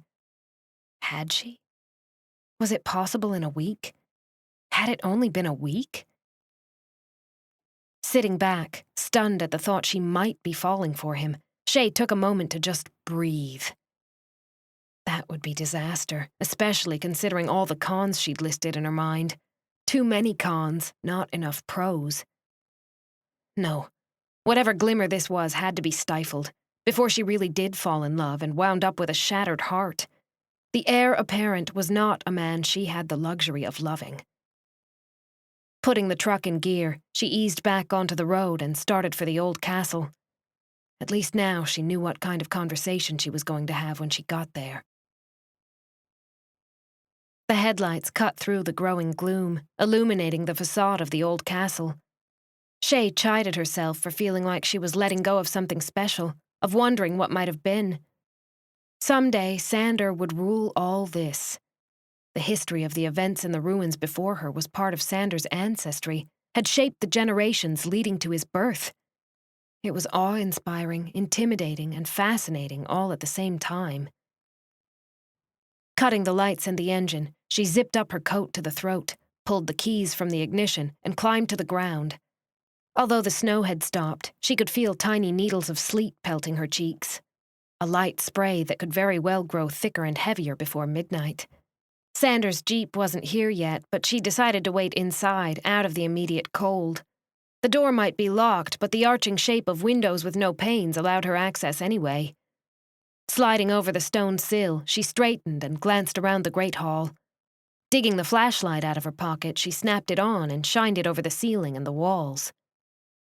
She still couldn't believe she'd slept with the heir to the throne, the man who would inherit the highest seat of power in the land. She'd canoed with him, laughed with him, played games with him. Sander had allowed her to glimpse pieces of himself he probably wasn't able to show many people. She hated the sorrowful pang that lanced through her when she thought of the talk to come. Meandering into the tall foyer, she was about to lean against the archway and wait when the flashlight beam passed over a piece of paper on the floor. Walking to it, certain it hadn't been there on her last visit, she bent to pick it up. South Tower. Sander must have been dropped off, thinking he would catch a ride back to the cabin with her. And wasn't that arrogant of him, to just assume she would forgive and forget and hop right back into bed with him? I really don't think this is funny, she muttered to herself. Stuffing the note away, she climbed the stairs to the second level and from there hit the other stairs that would take her to the South Tower. A gust of chill wind blew through one of the windows on her way up, making her shiver. Good grief, it was cold. Arriving at the door to Andra's old room, she pushed it open and stepped in. I don't know why you're making this all dramatic and poignant by bringing me up here. The spear of light landed on a masculine silhouette standing at the window, looking out like he was contemplating things. For whatever reason, the posture struck Chey as solemn, maudlin. It tugged at her heartstrings. The beam cut across a few strands of golden hair before she snapped the light off. Tucking the flashlight in her pocket, she approached and stood directly behind him. Sander, look. Trailing, she set her hands on his waist over the thick coat he wore. She shouldn't be touching him, shouldn't allow her heart to ache over the treachery he had wrought. This could have been avoided, she repeated to herself. Just then, as Sander turned his chin toward his shoulder to peer at her with one eye, Chey realized what her subconscious had been trying to tell her ever since she entered the tower. Something was off. It was the shape of him under the coat, his height, even the breadth of his shoulders. Now that she was almost pressed up against his back, Chey discovered that he was too short, too stocky, and the eye that peered at her over his shoulder wasn't blue but black, or so dark brown the shadow made it look black. Either way, she let go all of a sudden and stumbled backward. He turned, proving, as his features were briefly illuminated in the faint overcast glow from the window, that he wasn't Sander at all. We did try to warn you, the man said, his accent heavy and rolling. Oh, this couldn't be happening. Pivoting on a heel, Chey bolted for the open door. Just as she surged out onto the landing, a large hand clamped down on her shoulder and spun her around. She swung a fist as she went, a scream tearing up her throat. The fist connected with a strong jaw, but had little effect. Trapping one arm against her side, the brute pulled her back into the tower room.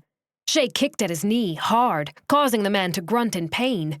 He did not release her, though his grip slackened a little. Putting both feet down, she dug the tread of her winter shoes into the floor, making it twice as hard for him to move her forward. Another scream bounced off the stone walls, deafening in the confined space. Shut up, He growled near her ear, picking her up to move her 3 feet fast toward the window. Chey tipped her head forward and slung it back as hard as she could, legs kicking out in front of her to catch against the windowsill or the wall, anything to stop her from being thrown out. That was his intent, to dump her out and make it seem as if she'd jumped or fallen. The bastard! A crack of bone was her reward. The brute released her all at once and staggered to the right. Chey stumbled forward, catching a hand on the wall. Spinning, she didn't run for the door but for him, using the momentum of his stagger to send him sprawling into the wall with a shove. With any luck, he would hit his head and go unconscious. No luck. He crashed against it, blood dripping from his nose, but didn't go down. Then she ran like the devil himself was breathing down her neck, to the door, onto the landing, down 1 step, 2, panting, heart racing, unable to see as well as she needed to. A grunt and rustle behind her told Chey the man was already in pursuit. Oh, God. One hand shot out to the wall to help steady her descent, to maybe help catch her if she suddenly stumbled and fell, or was pushed. What she didn't expect was to run into a body coming up the stairs as fast as she was going down them. The collision bounced her back a half step and she screamed again, throwing an elbow forward to try and connect with a chin or a nose. An arm wrapped her shoulders and rolled her past to the stairs below, putting himself between her and the brute just before impact. Chey caught the distinct scent of Sander's cologne, knew by the feel and by the shape of his body it was him. She glanced back in time to see Sander engage the attacker. The men battled on the stairs, fists flying. Chey saw the whole thing in strobe-like glimpses rather than as a whole. There wasn't enough light spilling in a skinny window to cover the entire staircase. Backing down another 3 steps, one hand braced on the wall, Chey watched in horror as one man threw the other onto the stairs and battered at his face with a fist. Just then she couldn't tell who was who. Both had blonde hair, both wore thick coats. A boom blew through the stairwell, so loud that Chey temporarily went deaf. One man slumped onto the stairs. Sander! Regardless of the danger to herself, she rushed back up the stairs, ready to gouge the eyes out of the stranger. The thought of Sander dying sent a spike of fear straight through her. I'm all right, Sander said, pushing himself off the step. The gleam of a gun shone in his hand. Overwhelmed with relief that Sander hadn't been shot, Chey hugged him tight. He caught her and held her with one arm, the other lowering the gun to his side. What happened? Who was that? Is he dead? Chey asked, twisting a look down. I don't know who it is yet, too hard to see in here. But he's dead unless he's talented enough to survive a gunshot to the head. Sander sounded disgusted. I thought he was you up in the tower. He pretended to be you to lure me here, she whispered, turning her head away from the fallen man. I knew something was up when I saw you heading out to the truck. Come on, the cavalry should be here shortly. Sander guided her around the dead man and down the rest of the stairs. Chapter 16. The interrogation took place in a formal office Chey had never seen. Located on the first level at the far back of the castle, the room sported a long, square table, endless chairs, and a television screen attached to the wall at one end. Coffee came at regular intervals as Chey precisely and accurately detailed all the events that had happened since her arrival at the castle. Alar was there, as well as Hendrik with his scar and his scowl. Ermis paced at one end while an array of security took notes and asked questions. The King and Queen's personal guard, decked out in military uniforms, flanked the hall outside the doors. Sander and Mattias sat at the other end of the table, alternately answering questions and asking them, as well as studying her with astute, keen glances. They couldn't look more different, one with dark hair, dark eyes, the other blonde and blue. Mattias had the slimmer build of the two, though he was still built and honed. Are you positive, Miss Sinclair, that there is nothing else you recall that might lead you to believe this man did not act alone? Alar asked. Chey rubbed her temple with her fingers. She considered the question, a repeat of one before, so that they knew she was cooperating fully. No, well, once Sander asked me— Prince Dare, please, Alar said, politely interrupting her. Chey cleared her throat. Prince Dare asked me once about the person who attacked me in bed. I told him that I didn't have the sense that the person was large, as in as big as the man in the tower. I can definitely say it was not him that pinned me down that night. Things can seem different in the dark when you're woken by surprise. Are you certain, 100%, Miss Sinclair, that it was not the man? Alar asked. Yes. That statement means the man acted with another, leaving no room for doubt. Alar clarified. Which also means that not just one, but 2 people wanted you dead almost as soon as you arrived here. Chey, not one for shrugging, lifted a shoulder helplessly. What could she say? She had no more clues why someone would want her dead, barring her job. I checked and double-checked every photo I've taken since arriving. I can't find anything in any of them that seemed compromising to someone else. Then again, maybe I just don't know what I'm looking at. That's the only thing I can think of. He and whoever he's working with thought I caught something on camera or thought I might. That was the best Chey could do. The men in the room fell to silence. In the tower, he used the term we, you said. Alar mentioned. Yes, I heard that distinctly, Chey replied. I think we should have her stay on castle grounds until we have more information, Sander said. I agree, Your Highness. Alar set down the pen he'd been holding and glanced from Sander to Chey. Within sight of the guards when you're outside at all times, yes, Miss Sinclair? Of course. Chey wouldn't bring up quitting again right now, not after all this. Sander and Mattias, as far as she knew, were the only ones who knew she intended to leave, and she still did once the investigation was over. Nothing had changed about that. All right, let's convene for now. Thank you for your time, Miss Sinclair. Alar stood from his chair. Sander and Mattias followed suit. Chey rose and inclined her head to the group. Her gaze touched on Sander's for a split second before she exited the office. What a tangled mess she was in. We need to talk. Sander grasped her elbow and guided her into a darker parlor before Chey ever reached the stairs. I suppose we do. Rounding into the room, with a cold fireplace and vague light spilling in 3 tall windows from lamps outside, Chey walked across to a lush sofa and leaned the back of her hips against it. Folding her arms over her chest, she watched Sander close the door, dousing them into gloom. Dressed in sleek black slacks and a snowy white button-down, he looked less like the rugged Sander she was used to, and more like first in line to the throne. Coming to a stop 10 feet from where she leaned, he mimicked her stance and crossed his arms over his chest. Tell me what's on your mind, he said, inviting her to begin. Chey didn't say anything at first. She stared, taking in the smooth line of his strong jaw, the gleam of his blue eyes. He'd left his hair tied back into a low tail, which only enhanced the handsome angles of his face. The cut just above his eye from the fight had stopped bleeding some time ago. A faint bruise was forming on one cheek as well, sure to be darker by morning. Finally, the pent-up rush of emotion couldn't be stayed any longer. You're on my mind. I'm pissed off at you for negating to tell me who you were, and while I get it, that changes nothing. Why, you ask? Why does it change nothing? Because you're playing with my heart. It's not like we met, had a one-night stand, and never saw each other again. You knew I would be here for the next 4 months, and yet you engaged me anyway. We both know that nothing can ever come of this except a few good nights in bed, and while that might have been all right at some point in my life, it's not all right now. It's not all right for you to assume that's all it would be to me. She never raised her voice, but the words started coming faster halfway through the confession. At one point, that was exactly what Chey thought Sander would be to her, a winter fling to be forgotten once she went home. Funny how things changed.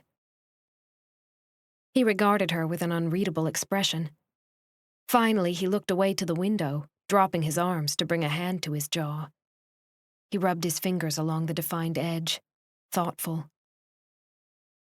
No, it probably wasn't right to withhold my status from you. But I did, and I still stand by my reasons, Sander said. He paced toward the window and away, making a slow circuit in front of her. You have to understand that this doesn't happen every other day. It hasn't happened once in my lifetime until you. Every meeting, every date, every idea of romance is arranged. I know in advance who I'll be taking to dinner, who I'll be escorting to a party, who I'll be expected to kiss goodnight. Then along comes your haughty self, with your face slaps and your indignation. You didn't treat me different because you didn't know. And I enjoyed it. I liked goading you and pushing your buttons. You're not like the women I'm expected to court, and I'll freely admit I wasn't looking further than a one-time shot with you, not at first. But you have this way about you. It grows on a person who appreciates a little rebellion along with beauty. Sander glanced at her. Expecting a diatribe something along these lines and hearing it outright were two different things. Enraptured by the stalking half-circles he made, by the way his clothes fit and the sheer command of his presence, Chey could only stare and swallow down the sensation of sawdust in her throat. A full minute went by in silence. She sorted through how she felt compared to what he said. At the end of all things, however, the outcome never changed. All right. So you wanted to flirt and be flirted with outside the usual parameters. I can't blame you for that, not after what I've seen and heard. Mattias told me what it was like for you, and at the time it seemed so loveless, so futile. I don't envy your titles, money, and position when you can't even choose to be with someone you love, or even like. Despite all this, Sander, it doesn't change the outcome. Sure, we can flirt and go canoeing and have our fling, but what then? Why risk heartache when we both know it's going nowhere? You didn't strike me as the type of woman who gave up easily, or allowed someone else to run roughshod over you without a fight, that's why. What does that mean? She narrowed her eyes. Sander swerved out of his languid cycle of figure eights and walked right up to her. He stared down, searching her eyes. Chey had to crane her chin up another notch because he was so tall. Being this close to him made her heart pick up speed. It shortened the breath in her throat. She waited him out, almost afraid of what he might say. It means I want you to stay and fight. Stay and risk it. Throw caution to the wind because you think I might be worth the time and effort to get to know me better. It means, Chey, that I'm willing to take the system on if you're willing to honor your agreement to finish the 4-month contract my family signed you to. We need time to figure out if we're right, if this is right, and we have a perfect shot to do it if you'll change your mind about leaving. He didn't touch her, just stared into her eyes like he might discern her answers before they left her mouth. She knew what he was asking her to do. Sander thought they might have a chance, wanted to give them a shot at making it together, and to hell with the odds, to hell with the rules and regulations and what his parents wanted. But he was right. They did need time. Time for more canoe trips and dinners and talks about the future. They had to have a chance to date, to learn each other, to see if the spark would catch flame, or if it would wither and die. It meant risking her heart, risking falling in love and then being rejected if he didn't feel the same. It also meant allowing her a better look at what it took to be involved in the royal family. Already she had her doubts. Chey wasn't bred for this. Maybe it would have been different if he was second or third in line to the throne, but this meant that one day, if it all worked out, she would be queen. Queen. She couldn't wrap her mind around it, couldn't picture herself in Helena's role. Did she even want that kind of life? Did she want the stress, the spotlight, feeling like she was a bug under a pin? And what of the system? Would she and Sander even be allowed to marry? Chey suspected it would be a lot harder than just deciding to tie the knot. Will you give me a day or two to think it over? She finally asked. Of course. I'll hold off telling anyone else that you're quitting until I hear what you're going to do. I'll also make sure there are no shoots scheduled so you have time to recover. Thanks. She unfolded her arms and straightened from her lean. There was a lot to consider between now and the next 2 days. You have my number. Text me if you need anything. And remember not to leave the sight of the guards, he reminded her. I won't. She tried on a small smile that didn't quite reach her eyes, then stepped past him for the door. Chey didn't want to touch him because she fretted she might wind up in his bed for the night, and that would cloud her judgment. She exited without looking back. Chapter 17. When Chey walked into her bedroom, the first thing she smelled was food. Elise hovered over the cart, pulling off lids to platters of roast chicken, salad, and steaming vegetables. Elise, you're a godsend. That smells heavenly. Closing the door, Chey towed off her shoes and approached the small table near the window. Mr. Mattias had your dinner delayed until you were ready and said you might appreciate a hot bath, so I ran you one. Elise transferred the plates to the table. Wine, water, or coffee, Miss Chey? Wine, please. A whole glass. She thought drinking straight from the bottle sounded fantastic, but didn't want to scar the staff with her heathen habits. She fell into a chair and slouched, rubbing her head with her fingers. Elise uncorked the bottle and poured, then set the glass on the table. She peered down at Chey like a hen at a newborn chick. If you would like the bath first, I can recover all this and wait. Thanks. No, I'm all right. Just a lot on my mind. She picked up the glass, still feeling odd about people waiting on her in a private setting. At a restaurant, one expected it. Here, Chey felt conspicuous and strange. I'll just put the clean towels out and then I'll go, Elise said. That would be great. Chey picked at her food while Elise disappeared into the bathroom. It is terrible what happened to you at the ruins. I'm so glad you are okay. Elise's voice echoed off the tile. So am I. What a nightmare. Chey set down her fork and picked up the wine again. She had several long sips. Do you have any injuries? Should I bring more ointment? No, thanks, Elise. I'm fine. Just a few minor scrapes. The scare was the worst part. I've been to the tower room, just once. I never wanted to go back. It is scary by itself, is it not? It's not pleasant, I'll say that. Chey set down the wine and propped her elbow on the table. She knew she needed to eat, but her appetite was waning quickly. There, everything is set out. Just ring if there is anything else, Miss Chey. Elise paused at the door to smile. I will. See you in the morning. Chey returned Elise's smile, though hers felt more hollow than she meant it to. Elise departed with a quiet click of the latch. Once the maid was gone, Chey picked at her food for another 15 minutes. She managed to get enough down to stave off hunger pains overnight and covered the rest with lids. Lighting a few candles in the bathroom, she sank into the jacuzzi tub, flipped on the jets, and soaked for a while. Her mind raced with questions and suppositions, discarding one idea for another. It was maddening and disconcerting, the constant buzz of activity. She couldn't shut her thoughts down at all. Her mind revolved around Sander and his request that she think about staying and working things out. By the time she crawled out of the tub, she was as wrinkled as a prune. Her rosy skin proved just how hot the water had been. Too restless to sleep, she pulled on jeans and a zip-up pink velveteen shirt. After sliding on socks and shoes, she departed her room for a walk. Glad to see the hallway empty, she decided to head downstairs to the gallery and the portraits lining the walls. Passing several guards, she returned polite nods of greeting. Something vague kept niggling at the back of her mind, a persistent shadow that she couldn't pinpoint or identify.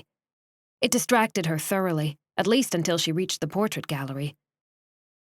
The long hallway on the main floor overflowed with paintings of Autisari ancestors dating back centuries. Kings were on the left, queens and royal children on the right. Crossing her arms over her chest, she meandered along the corridor, taking her time to study each work of art. The archways leading into parlors and libraries and other formal rooms were dark at this time of night, the guests of the party long departed. Several feet from a dark sitting room, she heard the low thrum of voices. Pausing, she cocked her head to see if she heard it again. Maybe she was imagining things. A moment later, the voices resumed. Taking a few steps closer to the doorway, she tried to make out the words. They were male voices, no doubt about that. So just how well did you look after her anyway? Sander asked with a note of curious caution. Chey muffled a gasp before it could slip free. Does it matter?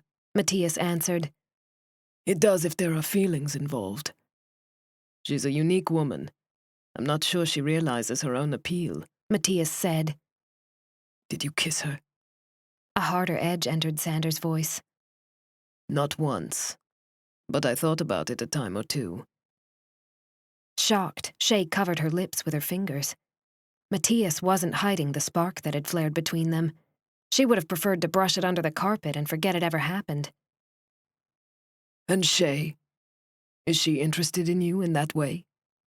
There was a mutual attraction. Is a mutual attraction. But it was never more than that. You needn't worry, brother. I'm not going to attempt to win her from you. Chey had half a mind to interrupt them. She wanted to tell Sander that yes, there had been a mutual attraction, and yes, she had wondered what Mattias had wanted from her. More than anything, she wanted to tell him that after the canoe trip, she'd consciously put up a block between her and Mattias. Not just that. Sander had become the focus of her attention and interest. She wanted to confess that in the tower, on the stairs, for those few terrifying seconds after the gunshot, she'd been stricken with fear that Sander had gone down instead of the attacker. A wise choice. We have a chance, her and I mean to put us both to the test. I'll crush anyone who stands in my way. Spoken like the true heir to the throne, Mattias said. Wryness could be detected in his reply. Don't act like you wouldn't do the same. We all know your relationship with Via is and has been a complete farce. Sander scoffed. The clink of ice in a glass followed. It has kept Mother off my tail for an entire year. We can't say the same about you, can we? Mattias laughed a devilish kind of laugh. Speaking of which, good luck with that. Sander hummed agreement. What's worse is her father and mother want the match too. I believe he is going to petition father for an official marriage decree. The woman Sander had gone to see. Whoever she was, she must belong to a powerful family. Chey frowned. Her assessment that things would be difficult for her and Sander was truer than she knew. If that's true, Dare, you might as well send the little photographer home and forget about any designs of courtship. No. This time, Mattias, I will at least give myself a shot to see if I can have something close to normal with Chey. Chey straightened and took 2 steps back from the edge of the doorway. She'd heard all she needed to hear, more than she ever meant to hear, too. It was time to escape back to her room and think hard about her decision to stay or go. The obstacles in her path were many and great, and there was every indication she would wind up the one with a broken heart. Pivoting on a heel, she came face to face with Natalia. "Do you make it a habit to eavesdrop on private conversations, Miss Sinclair?" Natalia asked, raising the volume of her voice to be heard halfway down the hall in both directions. Chey gasped first, then cringed. There was no way Mattias and Sander could miss Natalia's announcement. How exactly would she defend herself this time? To say she hadn't been doing what Natalia accused her of doing would be an outright lie. A shuffle and shift of muscle under material indicated Mattias and Sander had entered the hallway. Tumbler in hand, Natalia swirled the amber liquid in the glass before taking a drink. "Brothers, look what I've discovered lurking outside your door. And you actually entertained the idea of courting this bitch, Dare? You can't be serious." Watch your mouth, Natalia, Sander warned. Chey turned to face Mattias and Sander. "She's right, I was listening." Mattias wore a vague frown. Sander's expression was curiously neutral. Chey knew better than to think he was unmoved by her eavesdropping.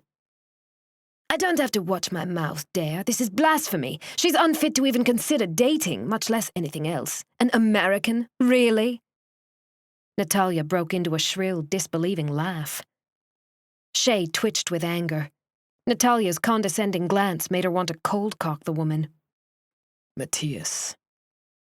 Sander said his brother's name in a way that sounded like another warning. Mattias thinned his lips and looked from Chey to his sister. Stepping across the short distance, he grasped Natalia's elbow and firmly guided her in the other direction, away from Sander and Chey. Hey! I wasn't done!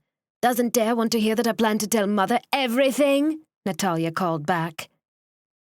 Mattias muttered threateningly under his voice in their own language. Natalia had no other choice than to go with Mattias. She threw more threats out as she went, some in her native tongue, others in English. Stricken by the entire ordeal, Chey looked away from the pair to the floor at her feet, then aside and up to Sander. He was watching her with the same unreadable look he'd had when he came out of the sitting room. "I didn't know anyone was in there. I was just looking at all the portraits," she said in her own defense, gesturing to the long line of paintings down the hall. It didn't explain why she'd lingered to listen, and she knew it. Sander raised his glass and drained what liquor remained. At first, he said nothing. Finally, he asked, "Do you have feelings for him? Now is not the time to lie."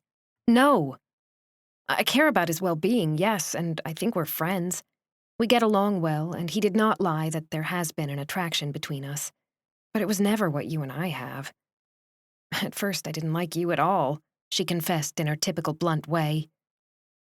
"But after you fixed lunch that day, and then with the canoe trip, I got to see a different side of you than the man who tackled me off the mare."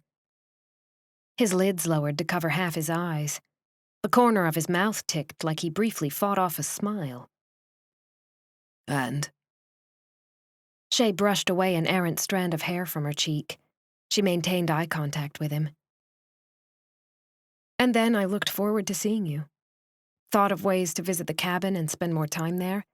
And if I'm being really honest, I thought the dress Mattias sent for that disastrous dinner with your family had been sent by you, and expected to see you standing there when I opened the door.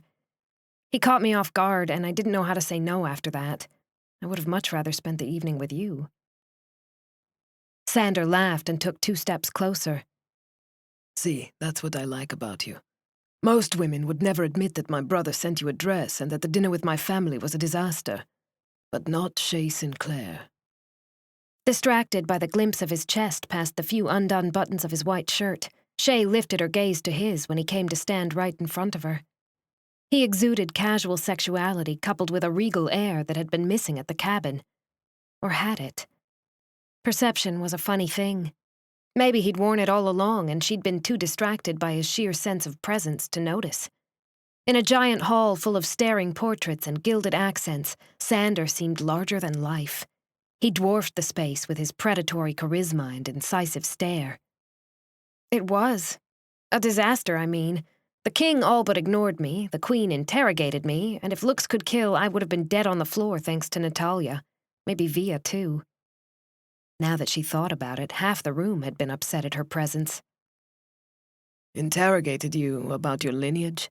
Sander guessed. "Yes, I made the gross mistake of mentioning miscarriages in my ancestral past." She quirked her mouth and eyed Sander closely.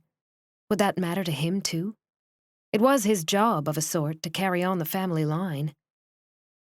Sander's expression waned, then turned wry. "I can imagine how well that went over."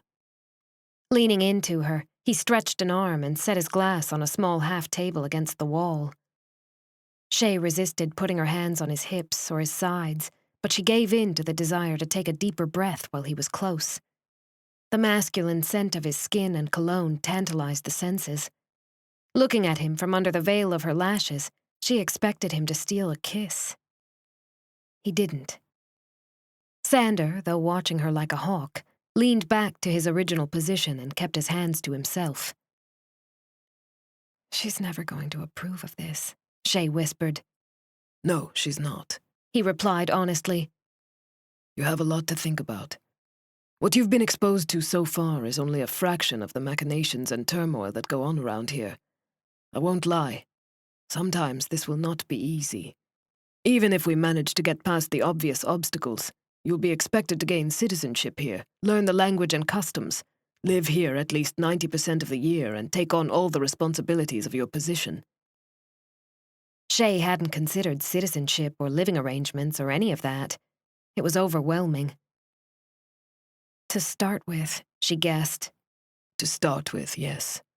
There is a lot more." "I never did thank you," she said out of the blue. "For what?" "Earlier, in the tower. Thank you for showing up when you did." "I saw you leave like I mentioned and decided to follow.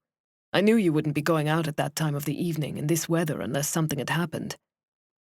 It occurs to me that they must have been watching us the whole time. That day we visited the castle, They knew. Once again, Chey had a niggling feeling that she was overlooking something. Her brow furrowed in thought. I'm sure. The tale that goes along with the tower is infamous around here, so it probably wasn't difficult to guess that's why we went. He paused, then asked, What is it? She glanced at his eyes. I don't know. I keep getting the sensation that there's something I'm overlooking. A little niggling feeling that I can't get rid of. And you can't pinpoint it? Not really.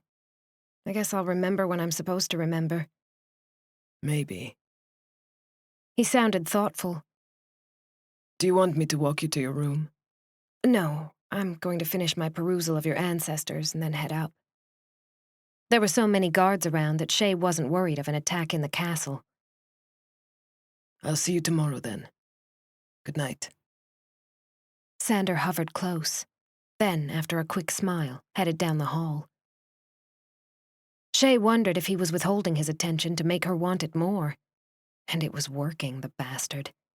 She was sorry she hadn't reached out, to touch, to kiss, to something. Any kind of contact was better than none. After he was gone, Chey turned to the hallway. Many pairs of painted eyes seemed to follow her every move. If she'd been of a superstitious nature, she would have thought the ghosts of Sander's ancestors were weighing and judging her, deciding if she would do justice to the man himself and the Autisari family name. But she wasn't, and they weren't. They were just images in oil on canvas, preserved for posterity, reminders of those who had come before. It was up to Chey to figure out if she wanted to engage in a courtship that might become something more. Chapter 18. The following day, after a restless night's sleep, Chey showered and changed into clothes geared for cold weather. Drawing on a coat that landed a few inches past her knees, she gathered her camera, departed the castle, and headed outdoors. Ankle-deep snow didn't inhibit her trek into the bailey, where she paused several times to take pictures of the castle. It was stunning with a dusting of white on the turrets and spires. From this vantage, a surreal quality surrounded the entirety of the Autisari family seat. The daunting structure sprawled over several acres of land, protected by gates and guards, the royal flag flying high from a tall mast. There was so much history, so much prestige. If she was truthful, Chey didn't feel qualified to even consider dating a royal heir. She was a small-town girl from a small family with no worldly experience behind her. The ambassadors, liaisons, princes, and other royalty of the world would likely eat her alive. There were no guarantees that she and Sander would even make it beyond the courting stage. The question became whether she thought it was worth the risk to try. Snapping another picture, she let the camera hang around her neck and gave her situation the grave consideration it deserved. She had to make a decision soon. In her quest to find new angles to capture the castle, she made her way through the bailey, into a covered corridor, and out into the front courtyard where the cars parked to drop off royals and guests alike. Just before she could step out of the shadows, a flurry of movement from the doors drew her attention. Pausing near the wall, she watched as a security detail emerged and fanned out near a sleek black car parked before the stairs. A moment later, Sander strode out, dapper in a suit of black. The shirt beneath was crisp and white, his tie a pale blue that probably accentuated his eyes to perfection. Wearing shades to cut the glare of the sun, he had his golden hair tied back at his nape. Her heart flipped over at the masculine authority he projected, at how her initial instinct was to drop everything and run to him. Bringing up the camera, she snapped several shots of him on his way to the car and getting inside. It was almost inconceivable to her that this was the same man who had taunted and goaded her on the canoe trip, the one who had expertly cooked her fajitas and tackled her to the ground at the first sound of gunfire. He wore many hats, could step into any guise and pull it off effortlessly. Outdoorsman, canoe expert, chef, businessman, heir to the throne, fighter, lover. After the car pulled away, Chey spent the next hour photographing the castle from the courtyard and the flag that flew high overhead. Engaging in something she loved so much helped her sort through the problems with Sander. Finally, with enough pictures to suit, she made her way inside. Taking the stairs to the second level, she headed to her bedroom and closed herself behind a locked door. Removing the camera from around her neck, she set it on the dresser and popped the latch to pull the little image card out. It was then that the thing that had been niggling at her bloomed into a distinct thought that made her stifle a gasp with her fingers. Setting the card down, she hastily pulled her cell phone from her pocket and shot off a quick text to Sander. She hoped he didn't have his turned off for whatever errand he'd left on. Put the phone down, Chey. Closing her eyes, Chey exhaled a quiet breath of frustration and fear. Turning around, she faced Elise. The maid had a gun with a long silencer pointed at her head. "I should have realized last night that no one would have told you about the South Tower," Chey said. That was what had been bothering her. Elise had known details no one would have given her. Why hadn't she thought about it sooner? "You've been distracted with everything else." It wasn't any consolation, her distraction with Sander and his offer. "I wondered when you were going to put the pieces together," Elise said. She wore the usual grey athletic wear with white stripes down the sides. "I just don't understand why, Elise. Why?" Chey hadn't put the phone down yet. She held it cradled in her fingers. The muzzle of the gun trembled. Elise stared at her down the barrel, dark eyes gleaming and intent. "You should have taken the early warnings we gave you and left after the shooting. Come to the table and drink from the water." Chey wasn't so shocked to hear that those shots in the early morning by the lake had been a warning, an attempt to scare her off before she really got in deep with her job. She glanced at the table and the bottle of innocuous-looking water. Something insidious must be inside. Poison? An undetectable substance that would stop her breathing or her heart? She'd heard of such things. Perhaps if she screamed, a guard would get here not long after Elise pulled the trigger. Chey might have a chance to recover from a bullet wound as long as it wasn't to the head or a major organ. As if reading her thoughts, Elise shook her head. "Do not think it. I am an excellent shot, and you will not have a chance to summon a guard before I kill you. Now come over here." In Chey's hands, the phone chimed a text alert. Elise narrowed her eyes. "Put the phone down, now." Chey couldn't text Sander back without risking her life. She tossed the phone onto the bed. "You still didn't tell me why. Or who. Who put you up to this, Elise?" Chey stalled approaching the table. She wasn't drinking whatever was in the bottle. Certain death lurked there. At least she had a slim chance of surviving a bullet wound. "You ask many questions. Move." Elise gestured with the gun. "I deserve to know. I'm carrying it to my grave anyway. What does it matter?" Annoyance flared to temporarily smother the fear. She wanted to know whether it was Natalia or Via that ordered the attacks. It had to be one or the other. Elise, as far as Chey could discern, had no reason to hurt her. "Via sends her regards. You should not have meddled." Elise gestured again, this time more impatiently, toward the water. Chey had expected Via or Natalia, but hearing a name put to the madness still sent a shockwave through her. Via. The woman had probably paid the staff for inside information. It wouldn't have been difficult for her to find out about the meetings with Mattias. There were eyes everywhere, as the attacker the night in her room had suggested. Taking a few steps closer to the table, Chey glanced across the surface for a weapon. A basket of fruit sat in the middle, useless. "You don't want to take the fall for this, Elise. If you shoot me, then you'll be prosecuted for murder." "I think not. It will be covered up like all the other dark secrets of the Autisaris." "What dark secrets?" Chey frowned.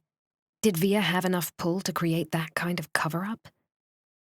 "On the count of 3, Miss Sinclair, I am going to pull the trigger whether you have taken the water or not," Elise said. 1. Okay. Chey flashed her palms and closed the final few steps to the table. Picking up the bottle, she twisted off the cap. Elise stopped counting. Chey bought herself another second in the guise of lifting the water. At the last second, she gripped the base and shook water out of the bottle at Elise, right at her face, a hard splash that landed exactly where Chey intended. Startled, Elise jerked. The gun wavered. It was now or never. Chey lunged for Elise's wrist, swinging her arm wide. A bullet thwipped from the silencer, penetrating the ceiling. Elise clenched her teeth and shot her other hand out for Chey's throat. Struggling to keep the gun trained away, Chey was about to shout for help when Elise clamped her jugular and squeezed. All that came out was a low garble of noise that wouldn't gain the attention of anyone. The door to the bedroom burst open as the women tilted precariously, wrestling for control of the gun. Chey saw motion in periphery, and the next thing she knew, blood bloomed bright in the center of Elise's forehead. The maid slumped to the ground. Chey whipped a look to the door, fear lodged thick in her throat, sure that whoever had just entered meant to take them both out. Alar stood there, gun still drawn, frowning first at the dead maid, then at Chey. Are you all right, Miss Sinclair? He asked, lowering the weapon. Oh, thank God. Yes, I'm all right.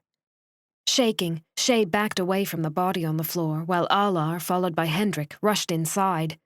They went straight to Elise and knelt down to feel for a pulse. Alar pulled his fingers away from Elise's throat. She's dead.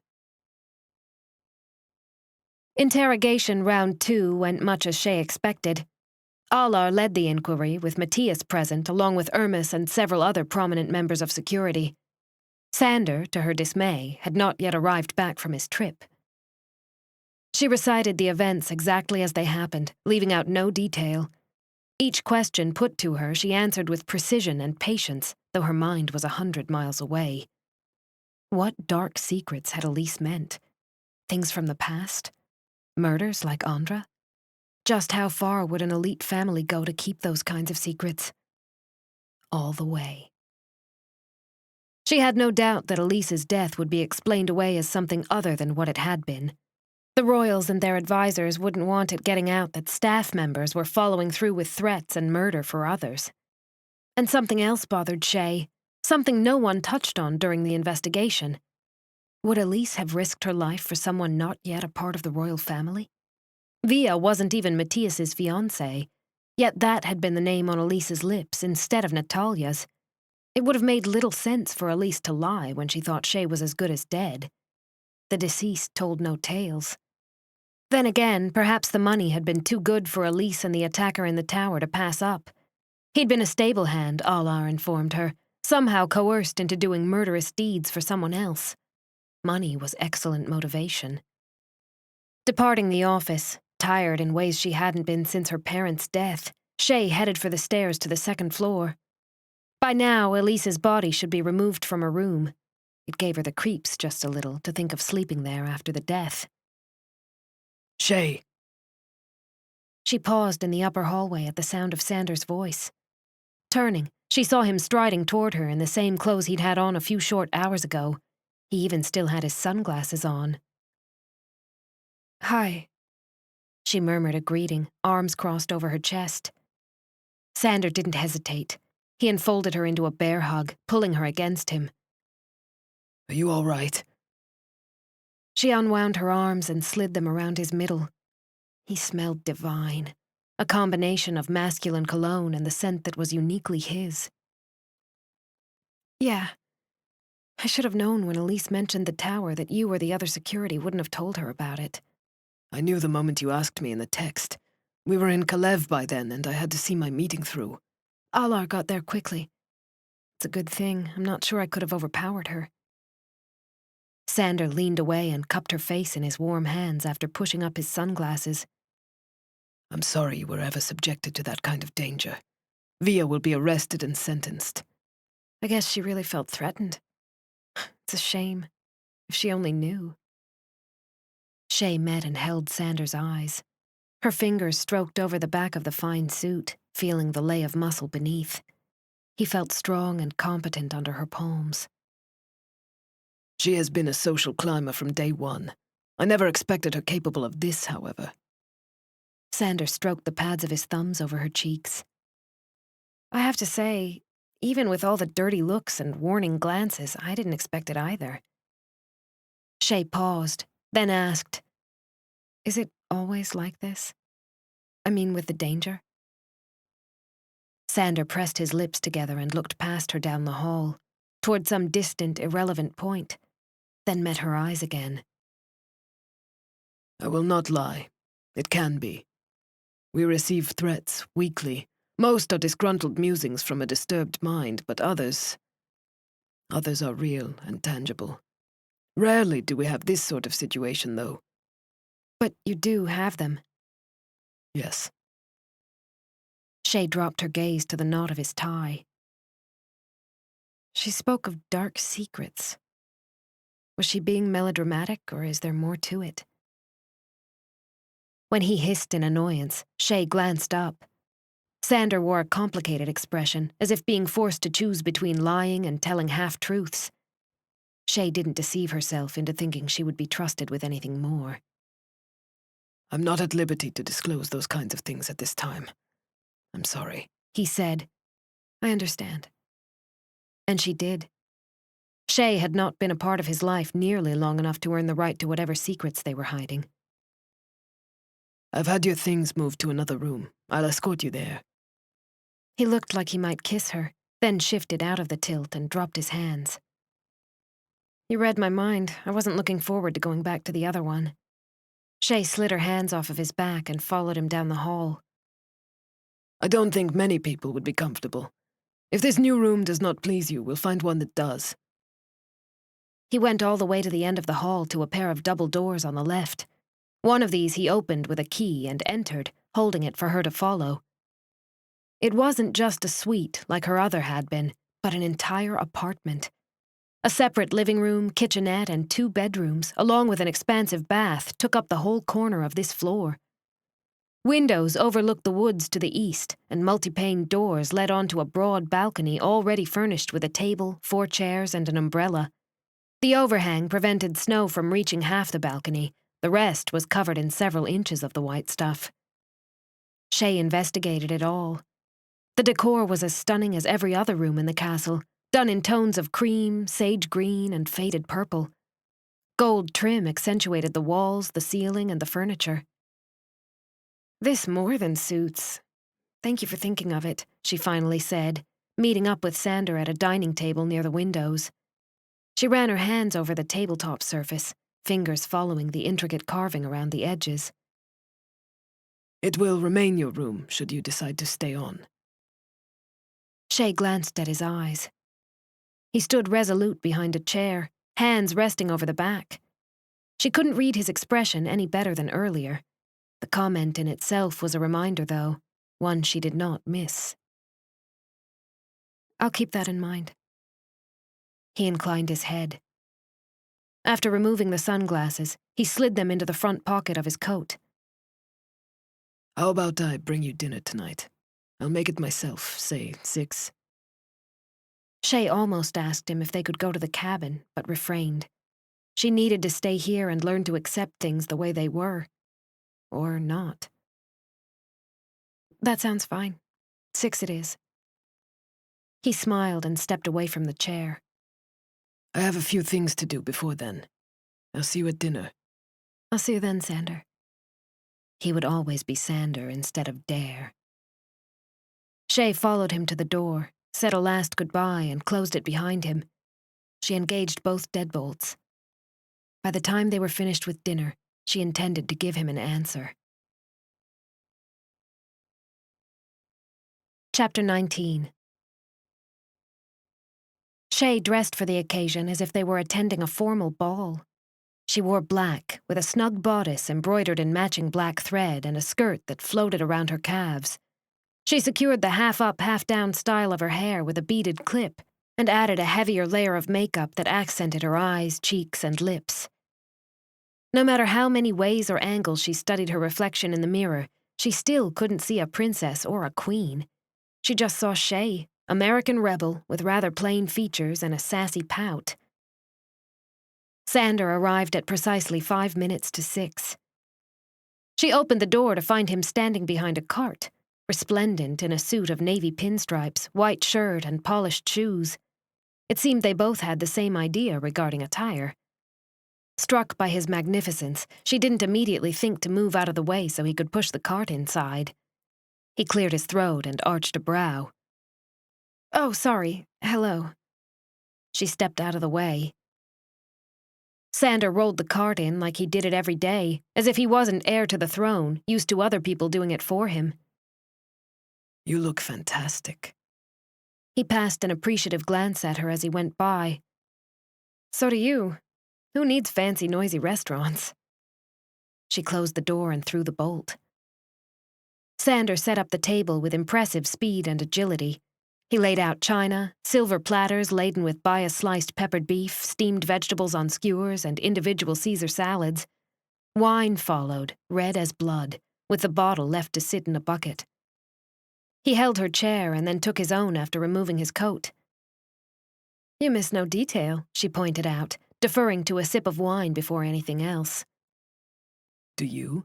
He asked with an arched brow. I'd probably forget 2 or 3 things if I tried to do this. Chey gave Sander a lopsided smile. He laughed, a warm, resonant laugh that left tingles on Chey's spine. We're brought up learning this. It's second nature to us all, boys and girls alike. Without preamble or fuss, he started on his meal. Well, when you have to deal with royalty and others of your ranking, then I suppose it's necessary. I know the basics, at least. She liked that he didn't stand on ceremony just to eat, even if they were dressed so elegantly. It's sort of expected, yes. His eyes met hers across the table. Chey spent the next few minutes alternating between bites of food and staring at Sander. He was such a presence in the suite, and for more than the way his shoulders stretched broad under his shirt. He was the same man she'd consumed fajitas with in a cabin, and not the same man at all. What's on your mind? He asked. How you seem so different than when we're at the cabin. Yet not different at all. It's weird. He laughed. It's just the clothes and the castle. Changes perception. Maybe it's the man instead. She arched a brow. I'm the same Sander, trust me. You just didn't know then what you know now. It changes things. Chey considered it. Could be. It's fascinating, though. You don't look like the same woman, yet there's no escaping the blunt tongue and the gleam of cat-like curiosity in your eyes. He looked amused. She meowed. Sander must not have been expecting it. He guffawed. I can't help that I'm curious. Grinning, she straightened the lid on the platter of meat that had been sitting askew. Or that I'm blunt. No, I don't believe you can. He had a drink of wine, blue eyes gleaming. Then, Tell me 5 things I don't know about you yet.